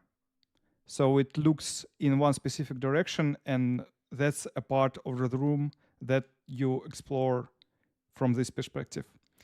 What it means for VR is you have this vignette and you have no way to turn, not with smooth turning, not even physically, because if you turn physically, you just see this vignette in front of you. So there is Are you talking a about- fixed... Are you talking about the fur in your peripheral vision, like the teddy bear fur? Kind of, yeah. Yeah. So basically, you have a fixed area of view, and you can only work with it. And the girl, the Sophie, can only work within its boundaries. So there were some instances where I tried to hide somewhere where it was outside this field of view, and this what screwed me up. So yeah. Yeah, I did that. I did that a time or two myself, but I didn't get caught. But I'm not in that like stealth part of the game like you are. So Yeah. So, but from the positives, I really enjoyed the chase sequences. There is like 4, I think, instances where Sophie is running away from somebody, and what's cool about it, on all 4 instances, you experience them from a different perspective. I mean, you are always the teddy bear, but sometimes you are in her hands, sometimes you are in someone else's hands, sometimes you are behind her, sometimes you are in front of her. So it really adds some cool variety to how the chase sequences are experienced. yeah, and just the idea of being in someone else's hands is an interesting concept. Because you would assume that Sophie still sees through the eyes of the bear, right? Like, Yep. Even though she's not in that room. pretty cool. But yeah, um, definitely a unique experience. Let me ask you this, and I'll ask you this, Roots. Like, um, people talk about this game a lot, and compare it to Little Nightmares. And it's easy to see why, but this is mostly people that have seen the trailer and haven't played it. Um, I think people that are coming into this expecting it to be Little Nightmares might be a little bit surprised at just how different it is from that game.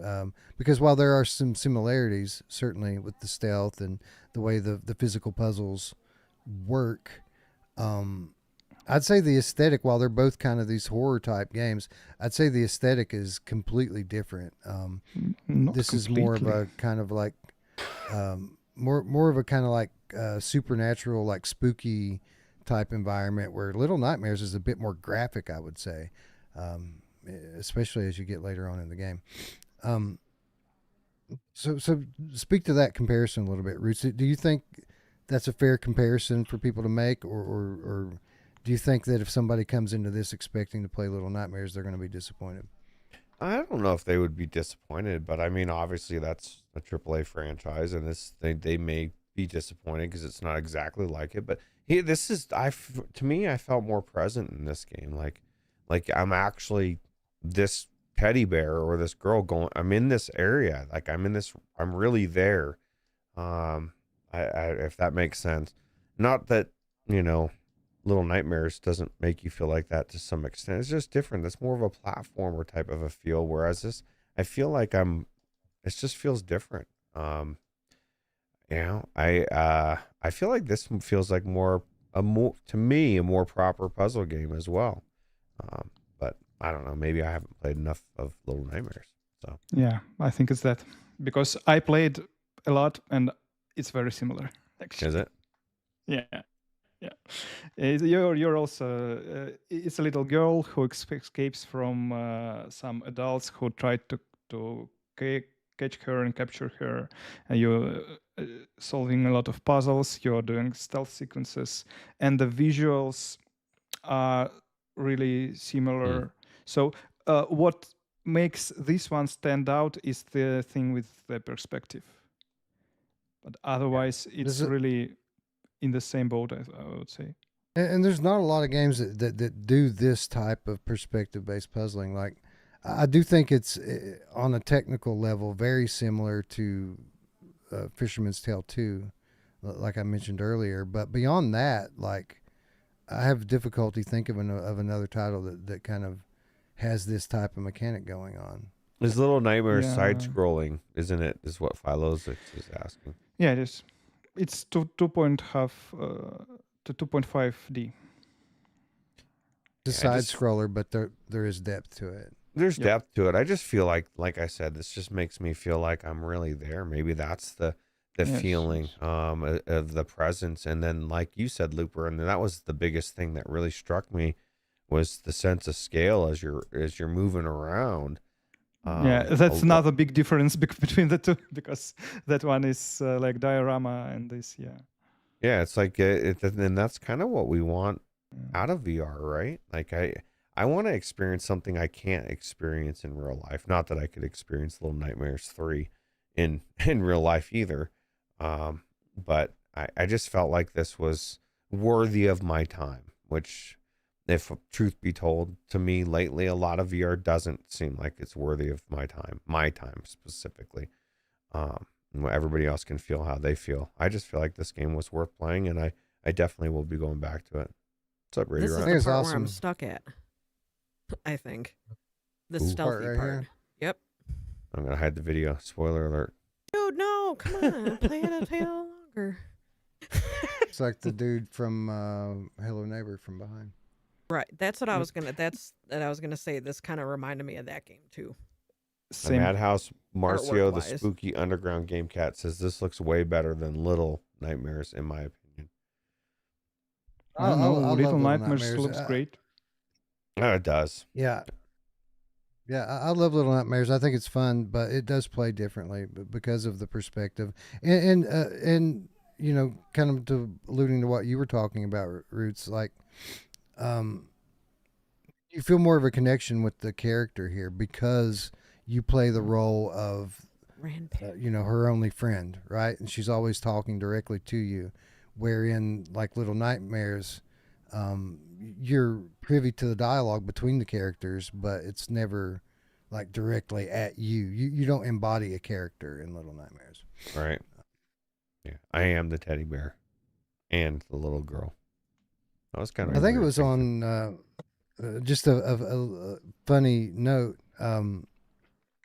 You correct me if I'm wrong, Looper, but I think Brian was talking about the other day how people were talking about um, upcoming VR releases for PSVR 2, and a lot of people kept talking about how they're looking forward to out of sight VR so that they can finally Yes. get their Little Nightmares in VR. When literally Little Nightmares VR has been announced and Yep. nobody's talking about it. Teased, I would say. Yeah. Yeah, Yeah, that's funny. yeah. It's kind of funny. Anyway, available now in early access on Steam. One thing. One thing. Yeah, please. Please go This is the best flat to VR game I have played so far.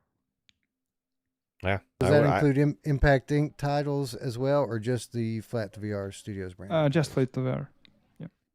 Oh, yeah, I would have to agree. It's definitely. mine as well. I definitely agree with that. Although, And there speaking are of three. impacting titles, I guess we are gonna talk about one of them at some point, right? I mean, Surviving Mars. Yeah, we're gonna do Surviving Mars. We're gonna do V Racer Hoverbike as well. Yeah. So yeah.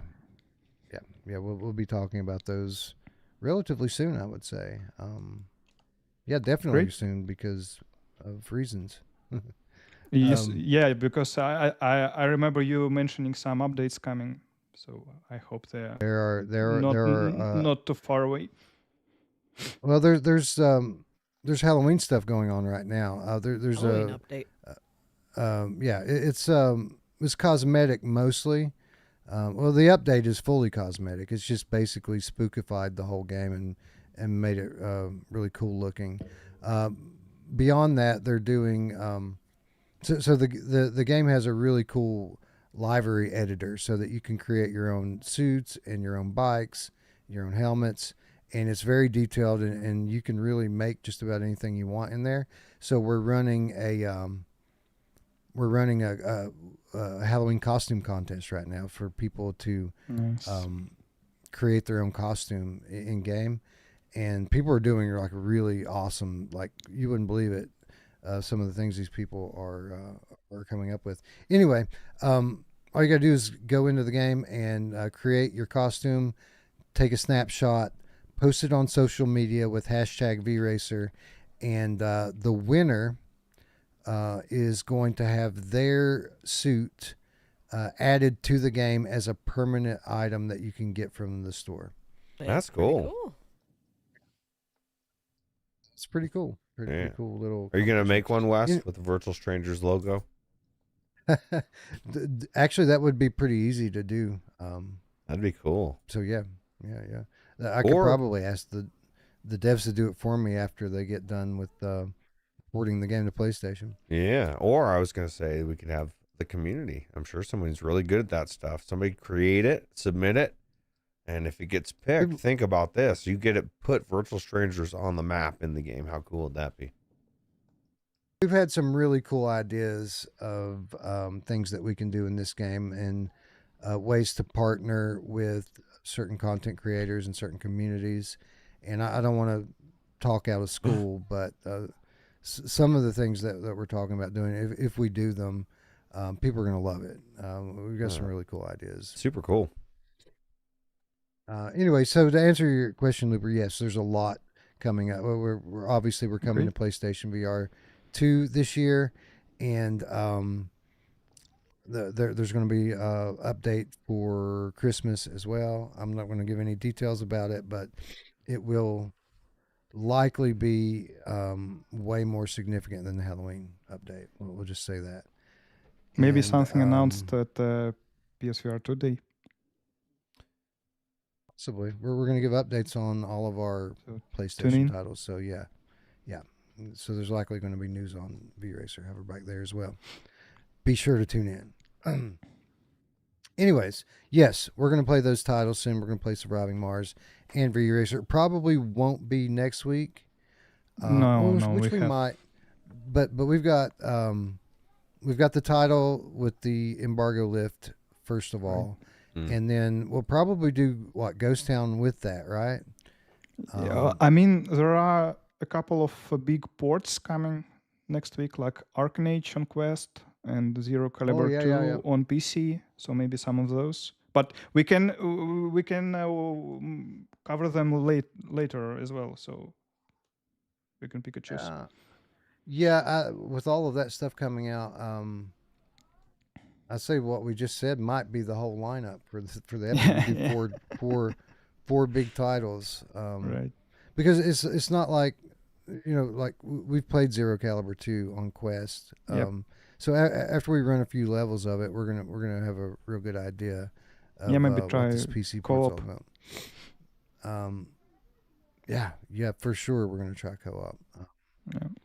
And then so I mean maybe not, maybe we won't do all of them, but we'll see. We might drop one of them and put iRobot back on because that one. Yeah, I want to play that one. Yeah, I want to play that one. Anyways, we've got great episodes coming up. I think is the moral of the story. The next 2 or 3 are probably going to be specifically really good. Arcanage 2, same thing applies to Arcanage. We've already seen it start to finish. But definitely want to play some more of it on Quest. All I heard you say, Wes, all I heard was Arcanage 2. I'm like, what? As well, Arcanage. Very quick. Right? What we said about Zero Caliber 2 it also applies to Arcanage. Those games, we've finished both of them on other platforms, so we don't necessarily need to finish them on the new platform, but just put a few hours in to see what they're like. Any word on Oshi Wash 2? Radio Ron wants to know. He said we really need it. I was like, well, there are 2 feet, so it would make sense, right? That's true. The sequel. I wonder what you would do for the sequel. We need to do a segment with these guys like that as well. The best of Viveport or something. Best Steam. Viveport login finally quit working. I tried it. Rest in peace. I didn't even know. Was it a thing? So we can trash it now. No, I'm not going to trash it. It's actually a good service. Yeah, but they didn't add any new games in a while, like in a year or so. I think last thing they added was like Breachers or something. It makes you wonder. They fell off. They fell off pretty hard there at the end. Honestly, it's a shame because it was a great value. We didn't come on here. It still is actually. Really? Yeah. Even with no new titles, the whole library is still more than worth it. That's true. Honestly. Well, it's got so many things that you would never see anywhere else, literally, and some of them were actually worth playing. There's that, and there is a huge library of all-time Real classics. Games. Yeah, the subscriptions that they gave Ruuts and I were awesome because it wasn't just the Infinity library that they had unlocked for us. It was the entire Viveport library, games for sale, games for rent, and a lot of that stuff, not a lot of it, but some of it were things that were just meant for the back end. They weren't meant for the public. Like, for example, Sushi Ben was on there like a year, 18 months before it launched anywhere else. Just like a beta version of it. And I just happened to stumble on it. But there were lots of things like that. Especially if you like non-gaming, like story experiences. There was a lot of like arts and stuff that, because HTC used to fund a lot of those projects. people probably don't know that, but they funded a lot of these like Mm. story-driven, like 20-minute movies or whatever for VR. And there was a lot of that stuff on there. But essentially, for us, just occasionally highlighting what's new with Viveport, they gave Ruuts and I each a completely unlocked login for Viveport. They call it VIP login. And they told us it would work for a year. And it worked for like 3 or 4 years. Long after we stopped plugging Viveport, that thing still worked. And it only stopped for me just a few months ago. I tried to get into it and it wouldn't let me in. But Maybe it'll fit. It was a Hey, pretty mine cool just logged in. No, I'm just kidding. Yeah, I just thought it was cool. I felt VIP. You know, it's cool. Taco Anyway, Face. Remember Taco Face? There were some good titles on there, man. you mean like Space Cats with lasers. That was actually a really good game. There were It was games that fun. were worth playing. That game was Yuki before Yuki was Yuki. Yep, Right. exactly. Yeah. Anyway, we're getting off on a tangent here, and It's getting late. we're coming up on hour 4, so we probably need to get to the main event of the evening, a segment that is over 6 months in the making. We're finally going to talk a little bit about Wanderer: The Fragments of Fate. I mean, it was supposed to launch June 2024, right? Yeah, Damn. and that you're exactly right. That was kind of what I wanted to start with is this game is a remake of a game that really isn't that old. Yep. Was it what 2022, 21? early January 2020? 2022. 2022. So this game came out essentially 3 years ago. Yep. And it was great. It won our game of the year, not only on all the platforms it launched on, but overall game of the year. Because this is a VR classic. It's a must-own game. It's a it's an essential story-driven puzzle game. Like there aren't many, if any, that are better than this. This game is great because I'm getting ahead of myself.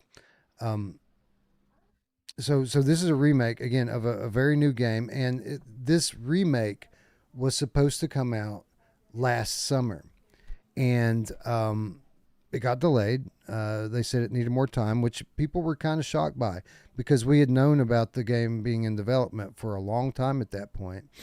And we also know that they're working on a sequel. And that's kind of the more obvious move from a business perspective, is like you've already got the game in the library out there. Most libraries, we'll say. Or I guess this was a Steam and PlayStation VR when it came out. Yeah, it wasn't on PSVR 2, and and it wasn't on Quest. So for those platforms, it's the first time Wanderer is on there. And I think that's probably the reason why they decided to do this remake. It really wasn't so much about remaking the game. It was about bringing it to emerging platforms. And if you're going to bring it on, you might as well make the game that you wanted to initially make, but maybe time constraints or probably money, they couldn't make this game this way. And it's their resume, dude. Like I can't state that well enough. It's only been 2 years for us, yeah, and the people have played it, but like it's leaving a legacy for anybody that does stumble into this game now. They've got the better version. It's going to look better. It's going to play better. It's going to have more mechanics. Nobody's going to be thinking, oh, these guns weren't here before. This is just the way the game is. I think it's smart. They might be thinking, man, I have to climb again. They might be, for sure. Anyway, so this game was scheduled to come out last summer. It got delayed, which was a bit surprising to people because we had known it to be in development for a while at that point. But at that time, attitudes were very similar to they are today. As a community, we have gotten to the point that we don't get too upset when a studio delays a game, because it means that studio realizes that the game needs more polish and they're not trying to sell us shit. So most people, when they hear delay, they're a little bit disappointed at first, but overall they're appreciative that the studio is taking the time. So fast forward, some 10 months later, the game launches on PlayStation VR 2 and Quest. No Steam, oddly, at that time. And it's a fucking mess. Like obviously they've done a lot, and they've done even more than what is noticeable, honestly, because they've essentially built out a new engine for this game. They're calling it the VR AF engine, and when they finish with this engine, they intend for it to be something that they can give other devs to make great VR games in. It essentially is supposed to make it easy to do things that most VR devs can't do right now. Anyway, that's neither here nor there. This game launches finally after a 10-month delay over the original launch date, and it is a mess. It is a janky. It's a jank fest. Even though all the new features and stuff that they wanted to put in the game, the new content, I guess I should say, is there. There are game-breaking bugs left and right. I remember I was going to actually play it, Looper, on launch, because, you know, a lot of times people shit on games and it isn't deserved, or at least they shit on it more than it deserves. Like Behemoth, for example, I felt like got a bum rap when it launched. But I was going to play this until I talked to you. And you informed me, I think you shared a video clip with me of you falling through the boat, and you couldn't get in the raft, and it made me laugh because it reminded me of Ruuts not being able to get in there. Okay. Yeah. Because I enjoyed it even then. That wasn't how I took it. Yeah. I took it as this game is as fucked as everyone says it is. Yeah, maybe at that particular moment I had such a sentiment, but it didn't stop me. Yeah. So yeah, we put this one on the back burner, and we said, you know, whenever they patch it up, we'll give it a shot. And apparently they've been quietly doing so ever since. This game's gotten a number of patches on PlayStation and Quest. Since then, the state of the game has gradually improved until today, or I guess I should say last week, when it finally launched on the Steam VR platform. So it launched concurrently with updates, I think, to the other platforms as well. And from what I hear, the state of the game in terms of like bugs and things like that, it's pretty similar across platforms, so they say. So we decided to finally get back into it, especially because we didn't really want to do Reach this week for similar reasons that we delayed Wanderer. Like a lot of people are saying that there's a lot of bad bugs in Reach. Anyway, so that's where we're at now. Ironic that they delayed for 10 months only to launch a fucking broken game, which makes no sense why they would do that. But that's what they chose to do. And here we are 6 months later, and the game is finally in a decent state. The first thing I want to talk about, Looper, with regard to this game is the one kind of caveat that everyone has regarding this game, even the studio, and that is the combat. Most people, and I didn't play it on launch, again, admittedly, so I don't know if it's any different now than it was then, but people shit all over the combat of this game like it was the worst combat in any game they've ever seen. And even when I asked the developers the other day, you know, I told them that we would cover the game on this episode if it's in a good state. and they told me that it's in a really good state. Most of the updates that they're planning are kind of been rolled out, and the one big thing that's left is combat, the combat overhaul that they said they were going to do. So going into this game, I had very, very low expectations of the combat in it. And looking back on the first game, like combat wasn't a huge part of the game. It was in there. There were parts Very to episodic. kind of mix up the gameplay, but not anything. It's not an action game essentially. So I for that reason alone, I found it kind of surprising that people made as big a deal out of the combat as they did. But I went in expecting it to be just terrible. And again, I haven't played super deep into it. I'm still kind of at toward the front end of the game. But I didn't think the combat was bad. Like, it wasn't great. Like it doesn't play like a shooter. But like when you like aim down the sights and shoot the gun, it fires straight. If you shoot somebody in the head, they die. If you shoot them in the body, they don't. You have to shoot them a few more times. If you sneak up behind somebody and hit them in the head with a melee object, you kill them or you knock them out. Now, I will say that the physics on the bodies after they die is kind of ridiculous. They get in these weird poses and just kind of float off the ground a little bit sometimes. Blade and sorcery style. Yeah, but the combat itself is fine, especially the gunplay. Not bad at all, in my opinion. So my question for you is, which camp do you fall in? Do you think it's not that bad? Do you think it's horrible, somewhere in between?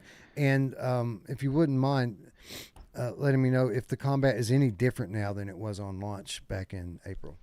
Yeah. So first of all, with all the additions, and there is a lot, it's still a puzzle game. Yes. I mean, if you want great combat, play a fucking action game. Right. There's a covered lot of too. those. You Coming Or soon. Happy But- Funland, Looper. if you really want a bad. yeah. You know what I mean? But- That's what I think of when I think of So bad. what I think the concerns about the combats are referring to, it's mostly enemy AI. I wouldn't say it was really great. At least, I mean, so when I read the patch notes for some of the latest patch, I noticed that they specifically refer to different chapters in their combat, as if it's completely different things. I see. And then now, when I think about it, it kind of is, because so I played the whole game back in June, which was, I think, after patch 1, which fixed a lot of bugs. And I remember the section where you escape from the Nazi base, like playing like a proper World War II shooter, where you have It's to like a take wave cover. shooter. Sorry? It's like a wave shooter from elevation, right? You got It's, no. enemies coming in. No, in I wouldn't call it a wave shooter, because you are traversing through quite a large level, and Well, that's fighting right. enemies. That's right. It starts out like a wave shooter, but you're right. You do move on from it there, right? So sorry, you said but that you are in the front half of the game, but what I'm referring to, it's like closer to the end. Okay, I was talking about the original. No. wasn't I talking mean, about- it's completely different here. In Okay, the original, you're like going through a small section. Here, you're traveling like about a mile or something. okay, And it's I got you. a lot of variety. You're climbing some hill, and then you take down the enemy stealthily, kind of. So yeah, it's kind of some, I don't know, Metal Gear Solid 3 feel to it, because it's like Soviet soldiers, and you're taking them down stealthily, and then you're fighting them, and again, as I said, you have to take cover, and there are some cinematic events happening, like some truck arriving with new soldiers. So this particular section really felt like a proper action game, and it was on point. So maybe that's the thing. Maybe they treat each section separately, and the combat works differently between them. So Yeah, that makes sense. And so just maybe as a you kind can't of a, talk about combat in general. You have to specify which part are we talking about.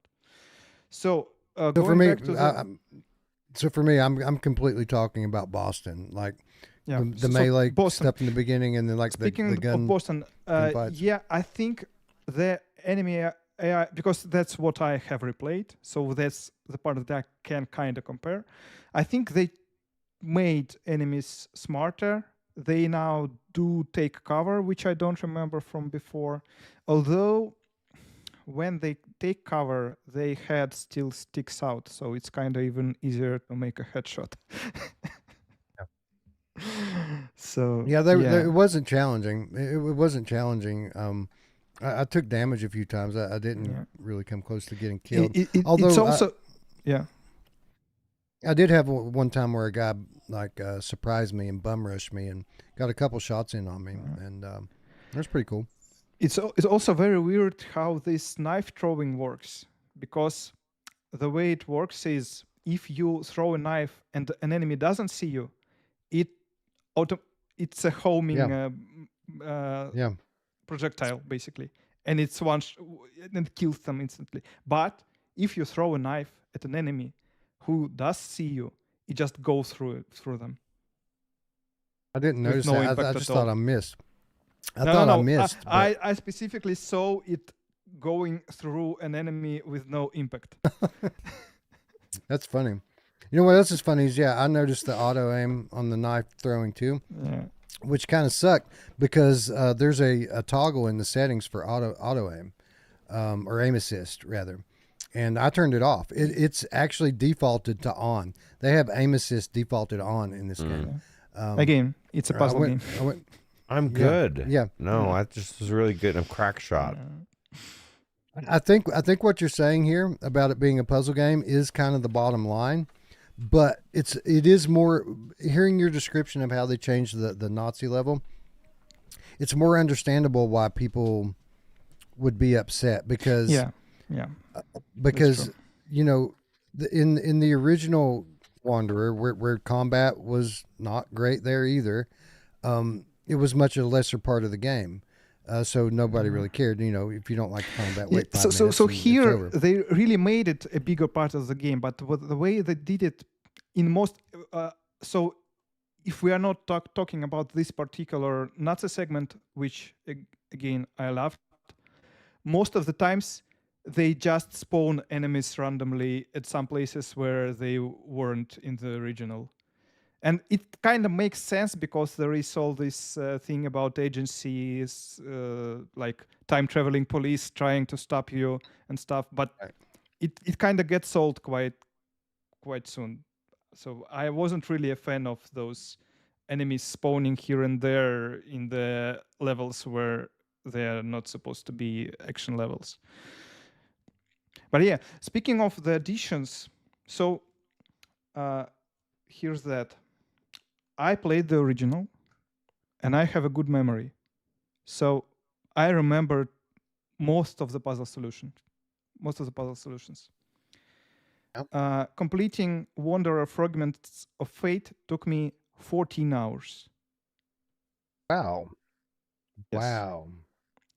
So That's the way incredible. it's structured is for every section that is familiar from the original, there is a similar sized new section. And That's awesome. It mostly has some new ways of traversal, like climbing, rope swinging, swimming. There is a lot of underwater awesome. parts. Of course, combat, but there are also new puzzles as well. And some of them, you know, there is this area that's two-part, the Mayan one, where you have basically two two explorers communicating between each other.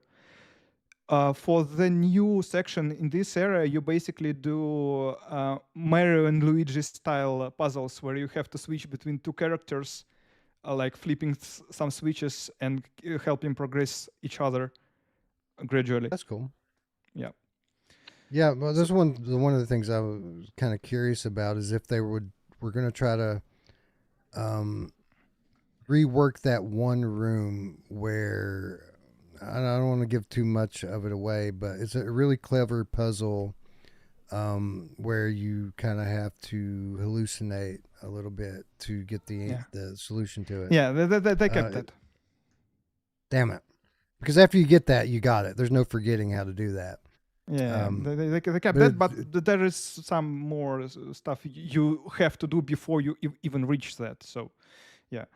So, but yeah, there is no this insight moment where you realize, yeah, I have to do it. But yeah, I also really like the quality of life improvements that they did with the inventory, as you mentioned, because what I did actually, I installed the original Wanderer and played the first hour of that one, just to have it good comparison in mind. So yeah, the way inventory worked in the original was when you, by the way, sorry, let me unlock my watch just to show you how much of a fan I am. Oh, wow. Wow. Yeah. Nice. So the way it works in the original, you tap on your watch face, you have the inventory, and you cannot just grab items from it. You have to point at an item, then an eject button appears, you have to press it, this item appears in the middle, and then you can grab it from there.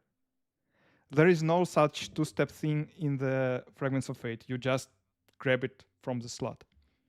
But then, at some point, you unlock a new ability. And this ability is basically a weapon wheel, or here is rather an item wheel. So you just press a button and pick any item that you have in your inventory. But you also have your shoulder holsters, which, by the way, proves that you can have holsters and weapon wheel at the same time. Just remember this point. It will be useful next week. Yeah, it's one example. There were inventory management. Then they added this feature for the time traveling, where you can travel between different points in time directly without going to your safe house. So basically, when you press your counterpart, all of those fragments, all of those objects appear, and you can just pick any of them and travel instantly to the area that you want to go to. Okay. And of course, so for those of, I just want to clarify for people out there who might not be familiar with the kind of main mechanic behind this puzzle game and what makes it so great, or one of the things that makes it so great, is so this is a time traveling puzzle game, and it has you going out, spanning across all of these different historical eras.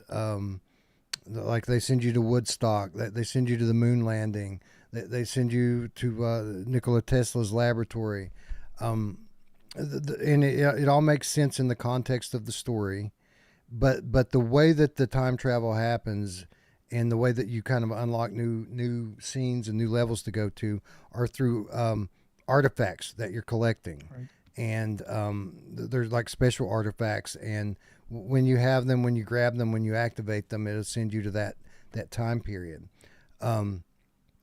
Managing these is a big part of the game, and it was one of the biggest flaws of the early version of Wanderer, the older version of Wanderer, is that for the longest time, it doesn't matter where you stored these things at.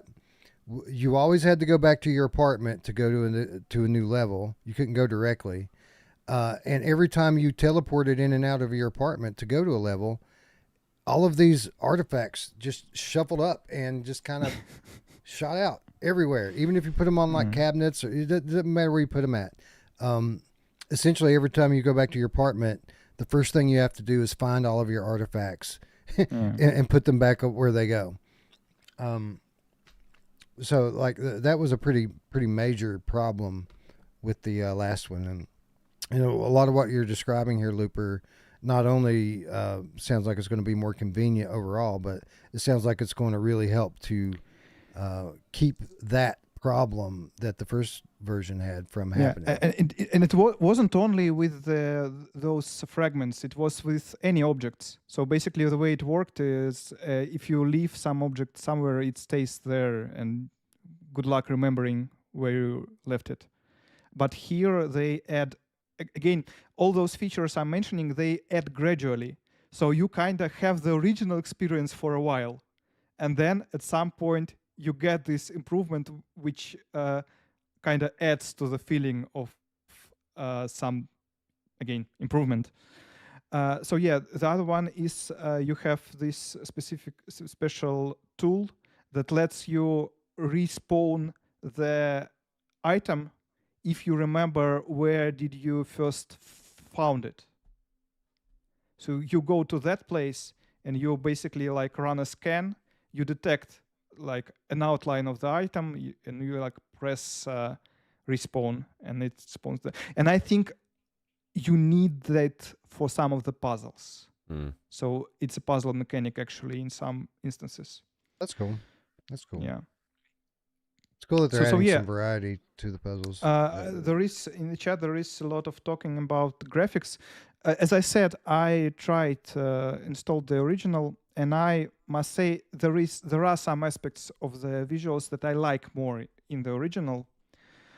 So the original, it's more like goes to for the photorealism, while Fragments of Fate, they go further into this stylized visual style, kind of like in Saints and Sinners or Vampire or Reach. So because they're taking it to Quest. yes, probably. But at the same time, there are some details that are just not there in the original because they like weren't part of the. So it really give and take here and there. But yeah, I can see why some people may feel like it's a downgrade, but it didn't for me because. Yeah. I have some thoughts on the visuals, but before we do that, I want to go to Ruuts and D here and kind of get their thoughts on it because I don't know how much of this you played, Ruuts, but I know that you played more of it than you did the original one, yeah? Yeah. You know what's funny is I'm sitting here, I feel like I didn't play the whole game like you did, or both you guys did, and actually played the game and beat it, right? Like, these people are getting easy mode without all those changes that Looper said. Like, I think everybody should have to have their shit go scattered everywhere. That's kind of bullshit. Well, you know what I mean? Like, in some ways they get it easy. Sometimes in some places they make it harder because, like, there are those fuses that you have to orient in some specific way, and the original actually teaches you how to do it in like the intro sequence, because when you enter your safe house, you have to activate the elevator, and in order to activate the elevator, you actually learn how to use the fuses. It's not how it works in Fragments of Fate.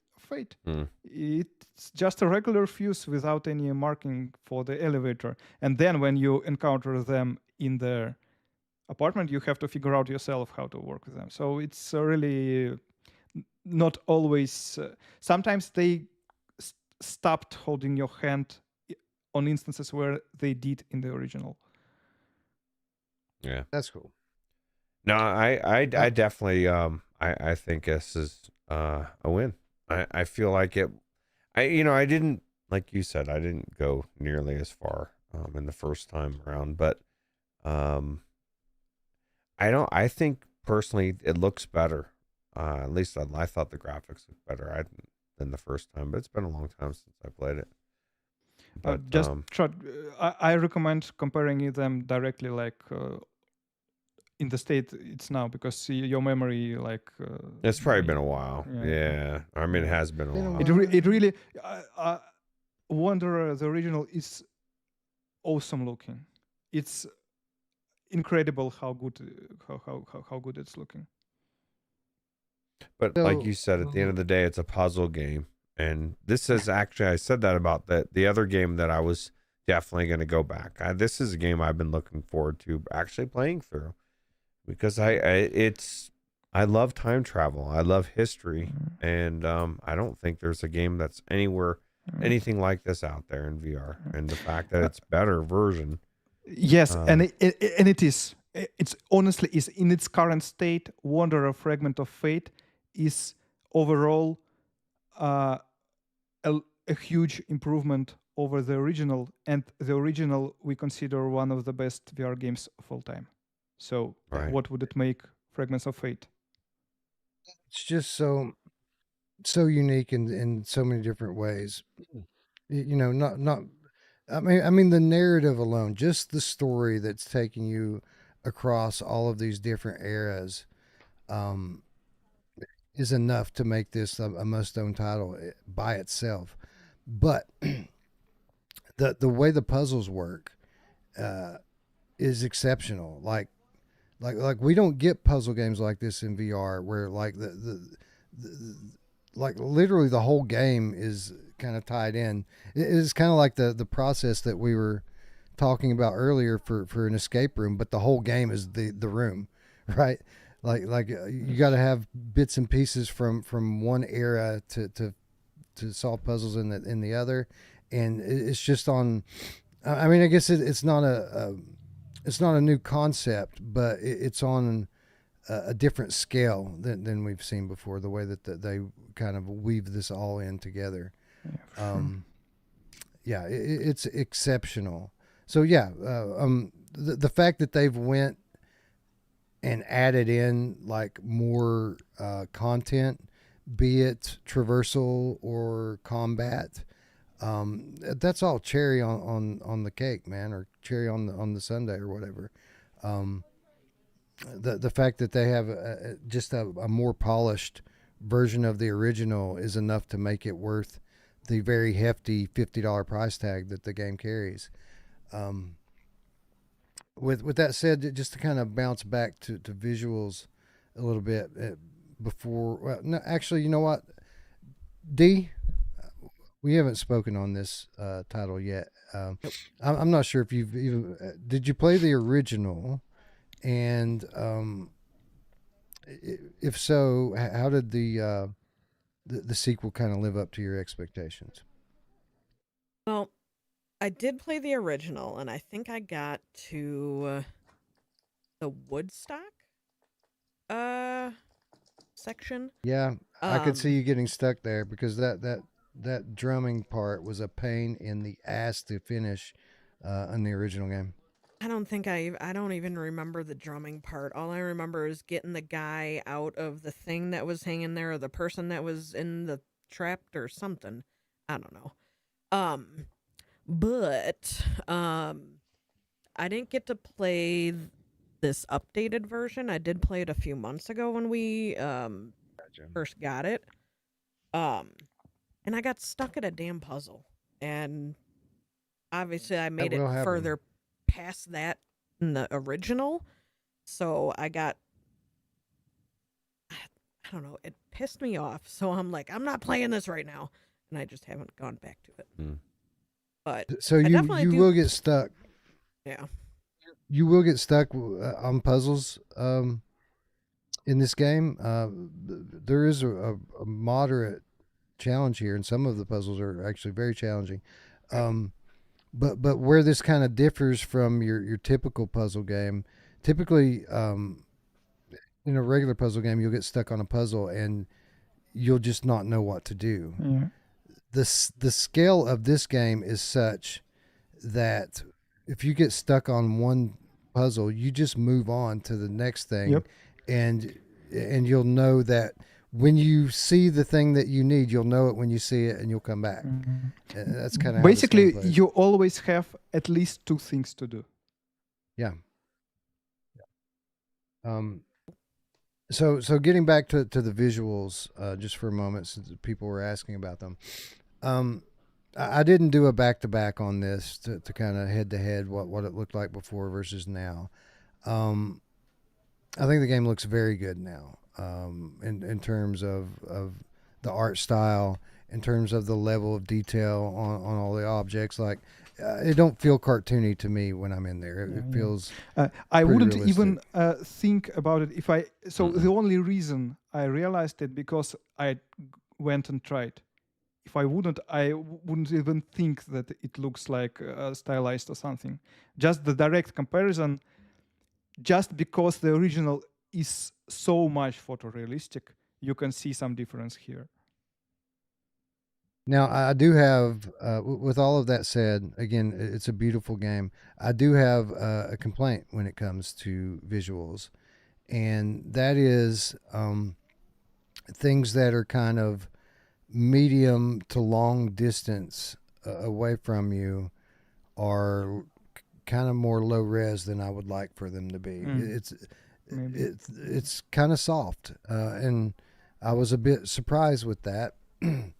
Because I literally, I went into the menu, and first of all, it defaults to 90% render resolution, or actually it defaults to lower than that. And the type of anti-aliasing that the game uses by default, they won't let you go higher than 90% render resolution on it. So the max you can set it to is 90%. Which was not good because I was, like I said, I noticed the game looking soft from a distance. Now, if you go in and you change the anti-aliasing to temporal, you can crank it up to like 120 or 130% or something like that, which I did. I turned the anti-aliasing off first, and it was shimmery, so I turned it back on. But even with the graphics maxed, everything as high as I can get it, temporal anti-aliasing with render resolution set at whatever it maxes at. It's like 120 or 130. And sharpness, there's a sharpness slider. I slid the sharpness slider all the way up to 5. Still, things that are kind of a medium to long range away, are noticeably low res. I mean, it don't look terrible, but it don't look like I'm playing on PSVR with a 5090. I should be able to crank this motherfucker and have it be crystal clear from a mile away. And for whatever reason, well, I know the reason. It's just not very very detailed from a distance. The reason why is the game is not very well optimized with regard to how it uses VRAM. This is something I know that they've been trying to work on in current months, just because of what they've said through their Discord.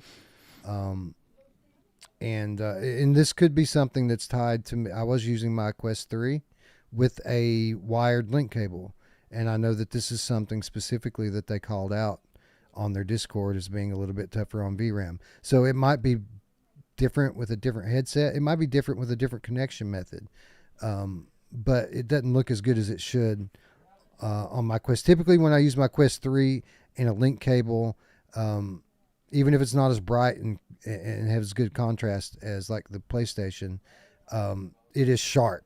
That's the one thing I always can say about playing with my Quest, is that it's super sharp. It's not super sharp here. And the reason why is because the game uses a lot of VRAM, and I think that that gets multiplied if you're using link cable, if I remember correctly. I could be misremembering that, but it seems to be the case. Anyway, it's not a huge deal. The game looks great, but it is something that I noticed like numerous times, just looking out like, man, that should look better. And not because I'm looking or trying to nitpick it or dissect the visuals. It's stuff that I just noticed while I was playing the game, like, why is that kind of fuzzy over there. That shouldn't be fuzzy. Anyway, I just thought I should say that because it's really the only real complaint about the game that I have. I didn't experience any jank. The combat for the combat sections that I played was fine. It wasn't like, again, it wasn't Zero Caliber or Crossfire Sierra Squad, but it was serviceable for the small action sequences in this puzzle game. Getting back in this game again reminded me just how great it was. Like, I remembered that I loved it. I remembered what type of game it was. I remembered pretty much how all the puzzles worked, but being in the game, it hits different, and you really remember, oh wow, this is a special experience. It's a bit of a unicorn, especially for this genre of game in VR. So yeah, the visual issue aside, I definitely think it's time. People that are waiting to get into the game, and I'll ask you what your opinion is on this, Looper, because I haven't gone back in on PlayStation yet and checked it out. I haven't checked it out on Quest. My impressions from playing the Steam version is if you're waiting for the game to be fixed to play it, to buy it, then it's time to buy it, in my opinion. Well, they're gonna do some further combat changes, so if it's something that concerns you, sure. I mean, if you ask me, it's great as is. But I understand people who say that if they are going to improve it, why play it now if it's going to get better later? It's a fair. That's totally a very valid point. They They also have like PlayStation Pro patch on the roadmap as well. So people with Pro may want to wait for that. Yeah, and you're right, because this isn't a game that people are going to replay, right? You're going to play it once and throw it away. So if they're still working on it, then maybe wait. Also, in the very beginning of the show, you asked me if I had any bugs when playing the PC version, and now I remembered that the very first thing that you do in the game is grab a photo. So for me, the photo clips through the table and stayed there. And I was like, weird. Whoa, that's a great beginning. Bad omen, right? Bad omen. No, nothing, no jank after that. But yeah, one thing that right now differentiates the PC version from the PlayStation VR version, in terms of visuals, they are very much on par. I mean, I couldn't spot any visual differences. Where they differ a lot is haptics. And I'm not talking like what we have usually, like basic haptics versus advanced haptics on PlayStation. No, it's absent or almost absent haptics versus omnipresent ones.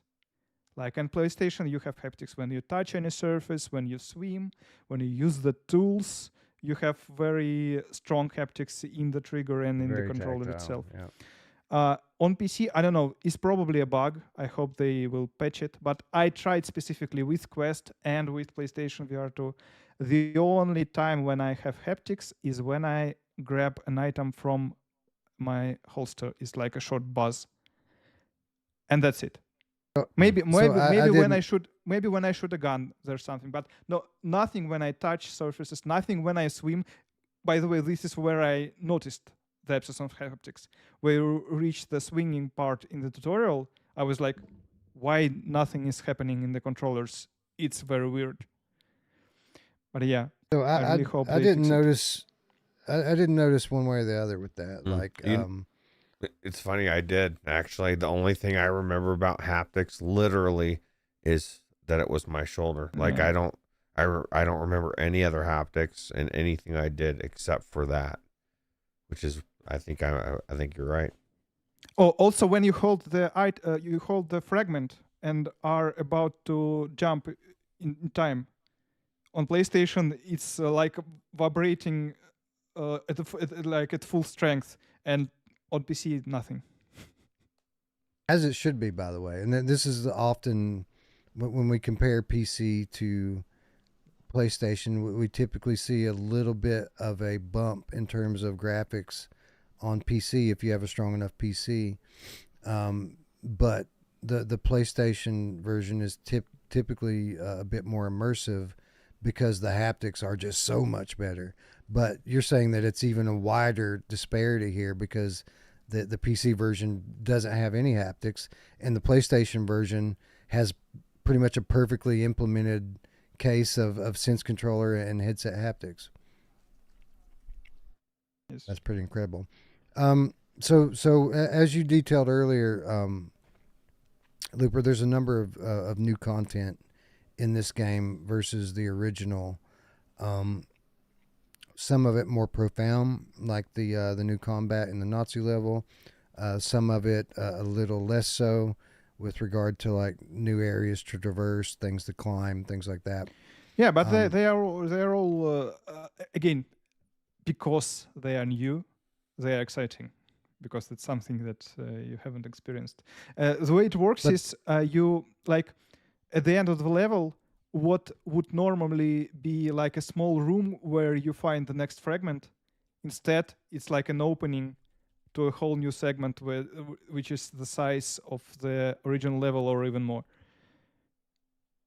So the question in the chat is, and this is a good question. This is a $50 game, and it's a story-driven puzzler. And once you know the puzzles and the story, like, it isn't a game that's typically all that replayable.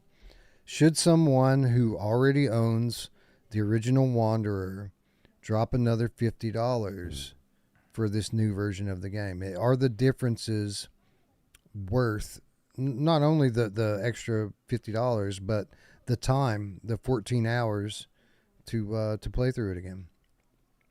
Well, I felt like I played a different game, another very like another great, one of the greatest games I've ever played, Yeah. and it's a different agree game with that. from the original. Like, it includes the original in it, but it's like The director's cut. yeah, like that. So it really depends on how. Maybe waiting is a good thing also, because it like lets you forget the puzzles even more. You know? Yeah. I'm pretty sure that I'm going to struggle with the same one I struggled with the first time, which was there's one that has a like I want to say that there's like flooding, and there's a bunch of valves, and you have to go into like 2 or 3 different rooms to adjust things to get it to drain. That was Yeah. tough the first time. Yeah, and I Um, think they didn't change a lot in that. So yeah, the problem. So what I wish they did is like do some remix of the puzzles that they already had, and instead they are mostly kept the same. So yeah. I got stumped. I don't even remember what it was, but I remember I did get stumped for a little while in the Tesla level as well. Eventually it came to me and I figured it out. But yeah, the ones that I remember that really held me for a long time was that valve puzzle, and Yeah. then the one that we referred to earlier with the hallucinations. That took me forever to figure that out. Yeah, but yeah, again, just a unicorn of a puzzle game for all the different. I'm not going to repeat all the different ways that this thing is better than other games. But I think it's a no-brainer if you've never played it. Like, Yeah. this In is that one of case, the best games of absolutely. VR. Yeah. Again, if you already had it, it's debatable. Again, if you already have, there is still a whole half of the game that you haven't played. So maybe in that case it would make more sense to wait for a sale, because like Have to they pay altered half the price and get half the game, you know? Have Sorry? they altered the script at all, or are there new like bits of the story or Um, cinema sequences or anything there like that? is like there is the ending works out quite differently, I would say, but some of the bits they just kept as is. Like some of the videotapes are basically I just felt like I rewatched something that I already remember, but closer to the ending they really I mean, maybe not the outcome, but how they deliver it changes a lot. That's good. That's exactly what I want to hear from a remake, right? I don't Yeah. just want a reskin of a game, especially a premium price game like this. Like a game that took years for them to develop to remake. They need to bring some real substance to the table, and it sounds like that's the case here. I'll tell you for certain because this is a game I'm going to keep playing. I feel that I have a responsibility to because I feel like this is definitely a nominee for Game of the Year. Mm-hmm. Yes? It is. And I guess before we sign off for the episode, I need to put forth to you all, are there any other titles that we covered here today that should be nominated for Game I of the mean, Year? I have one early access game of the year nominee in mind. Yeah, I think I agree with you there. Yeah. I think Ruuts does too.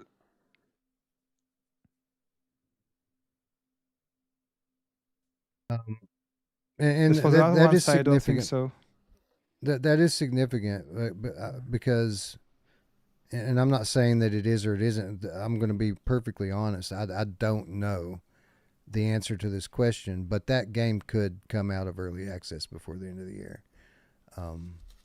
In which case, I pose the question to you: if they take the tag off of it today, out of sight VR, and nothing's different, except it's now in full launch, and it will be. There will be updates. Don't try to read more into what I'm saying here than what I'm actually saying.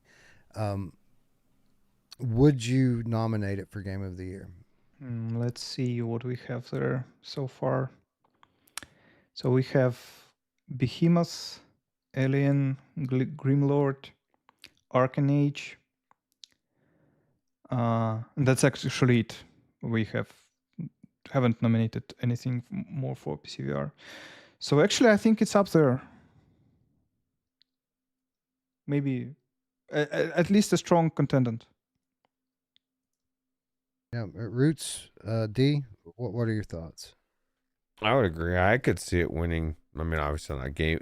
This isn't Game of the Year, but obviously Indie of the Year. Like, there's so many titles I see it winning. But depending on the platform and what it's going against, I think it's definitely a contender for Game of the Year as well. So you think it deserves to be in the conversation? Correct. Essentially? Yeah. That's what I'm asking. Yeah. Yeah, absolutely. Okay. Like, it does things other D? games don't do, in my opinion. You know. Yes, yeah. absolutely. All right. Well, that's three. So at the very least, it's an early access Game of the Year contender, probably with a number of other awards too, like I mean, maybe story driven Game of the Year, or if we do a stealth category this year, I don't know if we have enough titles to support it, but if we do a stealth category, maybe we could put it in there for that. I mean, there's things that we like. We could certainly put it in the conversation for art, like art style. Yeah. Sound design. Yeah. Sound design, yeah. There's a number of things. So it's up and there. we also have a category for flat games brought to VR. That's right. The what was it? The Waffle House Award or the One of those. We had the IHOP Award and then the Waffle House Award. I don't remember which one's which right now, but yeah, one of them was for mod and the other one was for official adaptation. Anyways, Hey Wes, Somebody in think- the yes, chat is sir. saying, would you recommend they have a Quest 2? Would you recommend a Quest 3 for PC VR, or should they wait? It depends on what your budget is. Say budget's not Are- a factor. You're just looking for a better experience. Yeah. You should wait and see what the Valve headset's going to be and the Samsung headset. Yeah, but Definitely. pancake lenses are a game changer. That's true. After experiencing pancake lenses, I don't want a headset without them. Right, that's what I was Yeah, saying. no, If you went Quest 3S, I don't think it's worth it. If you're thinking Quest 3, I think the Yeah, experience to me for- is night and day difference with the those it those definitely pancake is. lenses are so not only clear but the sweet spot. That's my biggest gripe with the PlayStation VR 2 is like a fucking sweet spot. But with the Quest 3, that is not an issue. You can almost wear it fucking halfway down on your head and you still see through it, right? Exactly.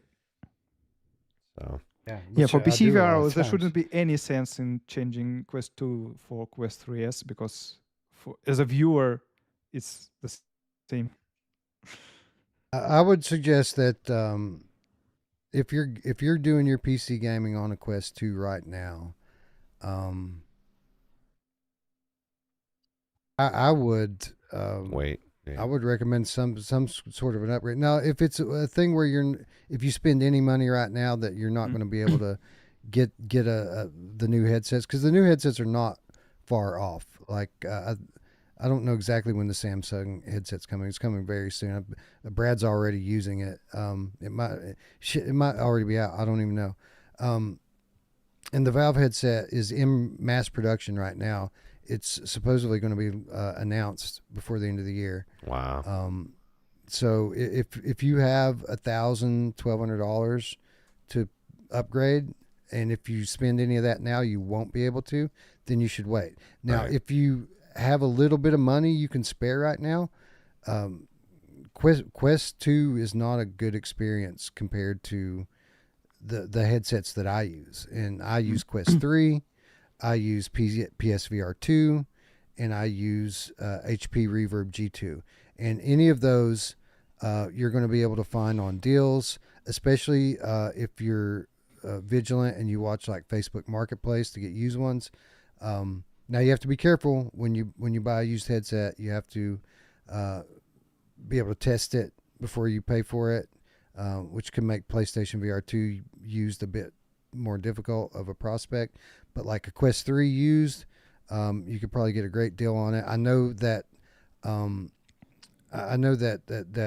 Amazon and Oculus or Meta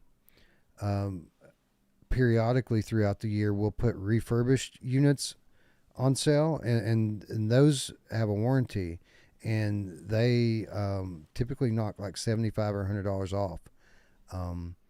So if I were you, I would put like $250 down right now to upgrade to like a used PlayStation VR 2 or a used Quest 3. Or you can probably find an HP Reverb G2 for less than $200, I bet. That would be what I would do, and just use that in the meantime, and then wait and see how the next year plays out with regard to hardware, because there's going to be a lot of new headsets come out in the coming year. I guess that Galaxy XR is out. Rogue TR says. Is it out? Yeah, okay. Yeah. That makes sense. I haven't been paying a lot of attention to the hardware news, but I have seen Brad talking about it in the on the Twitters. Yeah, and I read somewhere that was not going to be gaming focused. Apparently, that's not true. That they're putting together a little library of standalone games, It's got and beyond that, controllers. yeah, it's got controllers and it connects wirelessly to the PC pretty Yeah. well, and it has full on face tracking. That was what Brad was showing off, is that it tracks your whole face, not just your eyes. Mm. Cool. Which if you're a social Like, VR user, Quest you like Pro. VR chat. Yeah, like Yeah. Quest Pro. That's exactly what Brad said. He said He said Quest Pro users who have been waiting on your upgrade, your number 2, this is it. This is where Quest Pro users can upgrade. Samsung XR headset. I get more excited about these headsets like this than I do about VR headsets, and I'll tell you why. I think they'll drive us further in VR quicker in this sense. Like you said, we're not going to get these people that aren't interested in gaming. They're never coming over.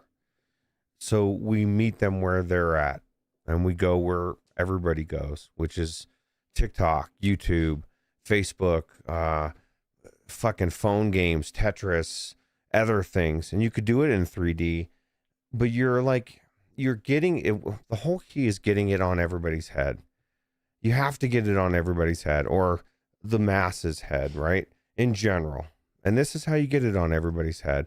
And then as everybody else is gaming, that aspect is there, and they slowly move over. The ones that will, because the reality is gaming in general is declining, not increasing. Gamers as a whole are decreasing.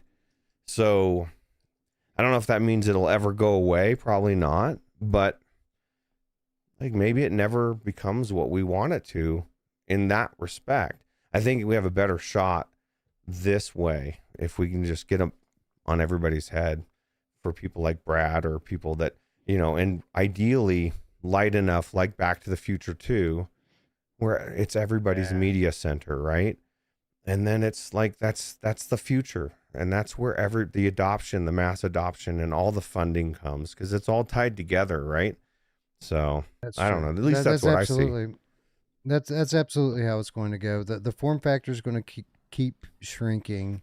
The use cases outside of gaming are going to keep expanding, and that's when gaming will really be next level in VR. It won't be just strictly VR. It'll be a AR VR device that's very lightweight, and it'll be your everything device, not just your gaming device.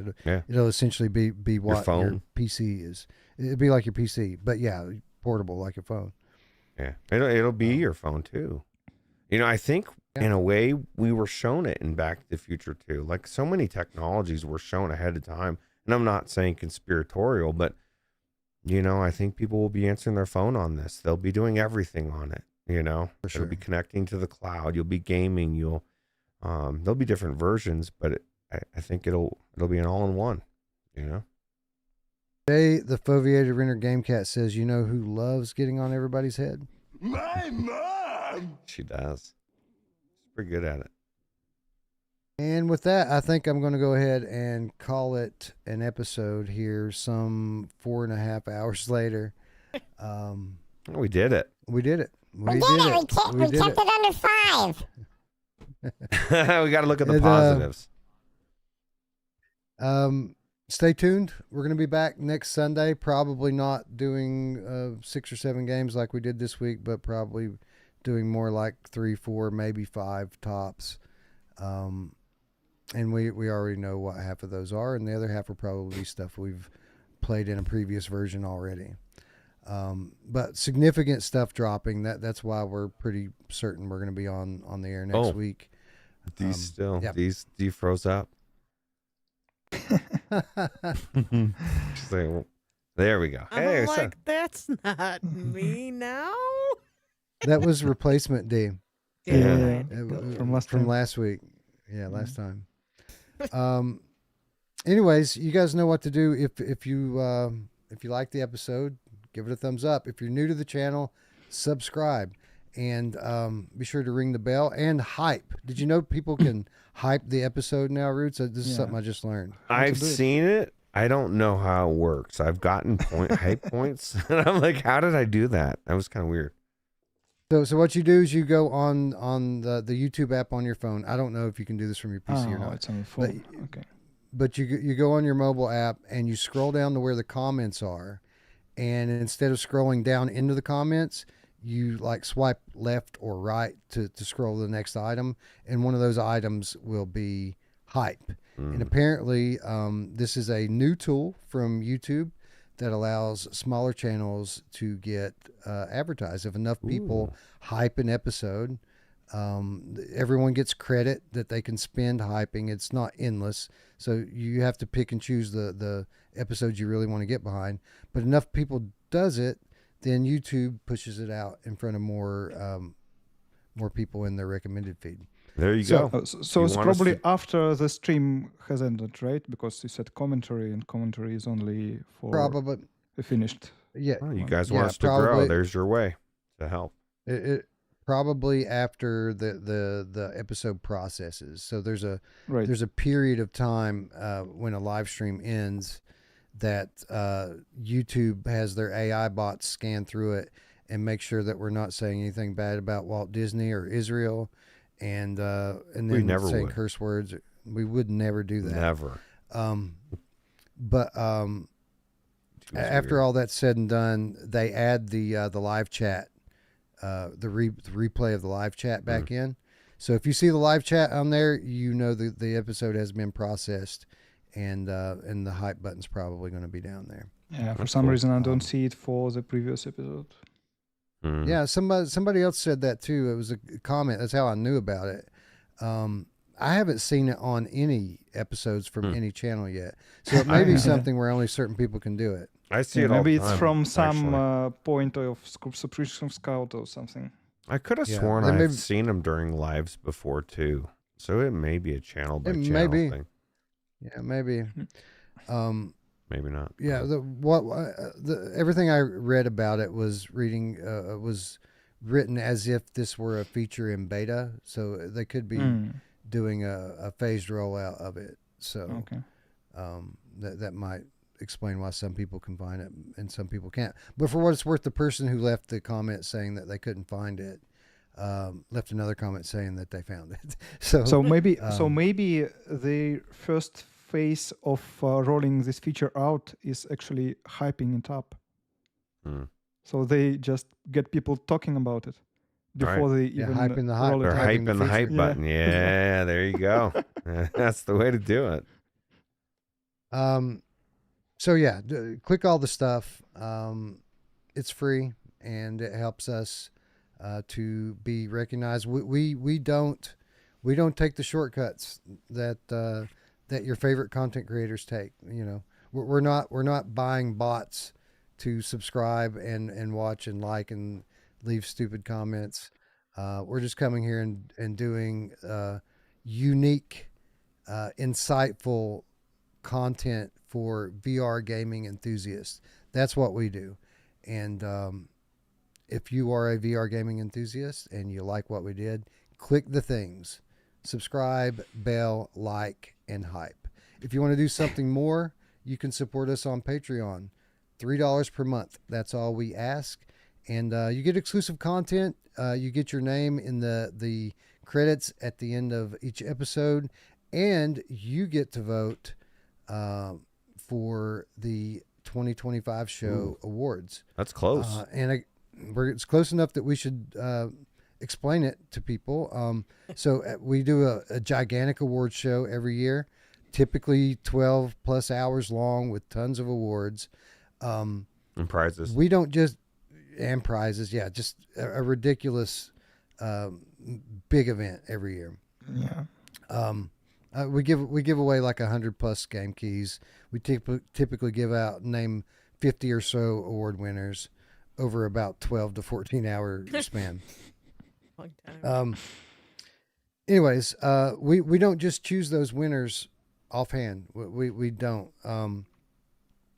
What we do is we meet with our patrons every year. We have a meeting in big screen, and we debate and we vote. And everybody's vote's worth one. So, you know, if you're a patron, your opinion about what should be the game of the year has just as much influence as what my opinion is. And beyond that, it's just a fun hangout, guys, right? Like typically, 4, 5, 6 hours we spend in big time or big screen hanging out and talking about VR in a virtual space. Yeah, hopefully there's no sicknesses this year. I think last year there was a couple people sick and not feeling well, and Yeah, we did have a couple of people that wanted to be there that couldn't. But yeah, But no, we still it's had a pretty definitely good turnout. cool. It's fun. So yeah, $3 per month. We'll get you access to that. It'll get your name at the end of the show, and it'll get you exclusive content. I can't remember. I uploaded a video recently, a gameplay video, one of the games we recently covered. Already forgotten which one that was. But I've got another one ready to go, and that's my first time playing Trenches. And I don't mean the demo. I played the demo first. But the first time playing the full game on Steam, the very same video Ruuts was playing in the episode today. Yeah, I've got that ready to post on Patreon, and I will do so after the show tonight. And you guys are going to continue to get content like that as we play these games. I'll keep recording one, probably at least one for every show that we do, and sharing that with you. Is there another version of a program like Big Screen that isn't on PC and PlayStation? Because like maybe some Mad Beacon- social game that has lobbies for enough a big enough. I number know of we people. talked about it. Yeah. OS is already shaking Vegas his head. Vegas Infinite maybe. Not on PlayStation. Not something that allows me to share my my PC screen, right, which is yeah. necessary. And now, if it were like on Quest and PC, there are multiple options. On Including big PlayStation, screen. there is nothing. Yeah, Right. there's big screen. There's Meta Horizon VR chat. Workrooms. Yeah, VR chat. And which- VR chat, by honestly- the way, VR chat you can also join from flat screen. So that may be an option for people who That's don't true. have Yeah, PC we VR. may move. We may move to VR chat because we were already talking about doing that with Brad last year. Right. Because we do think that eventually we're going to outgrow big screen, and VR chat makes a lot of sense. There are definitely rooms in there where you can share your PC screen, and there are no like user caps. Like anybody can join, and people can join from mobile phone. People can join from flat screen. So yeah, good call, Looper. We might actually move to VR chat this year. Anyways, yeah. So if you don't have money for Patreon, no worries. We are most accessible through our Discord channel, and that is 100% free. You can find us there pretty much 24/7, 365, lurking. And we talk about everything there. We hang out, good people. You will be greeted at the door, I assure you. If you'd like to join our community and hang out with us, there's an invitation in the description down below. And with that said, friends, I'd like to thank you all once again for watching. For Ruuts and Looper and D, I'm Wes. We'll see you next Sunday. Bye. Take it easy. Bye bye.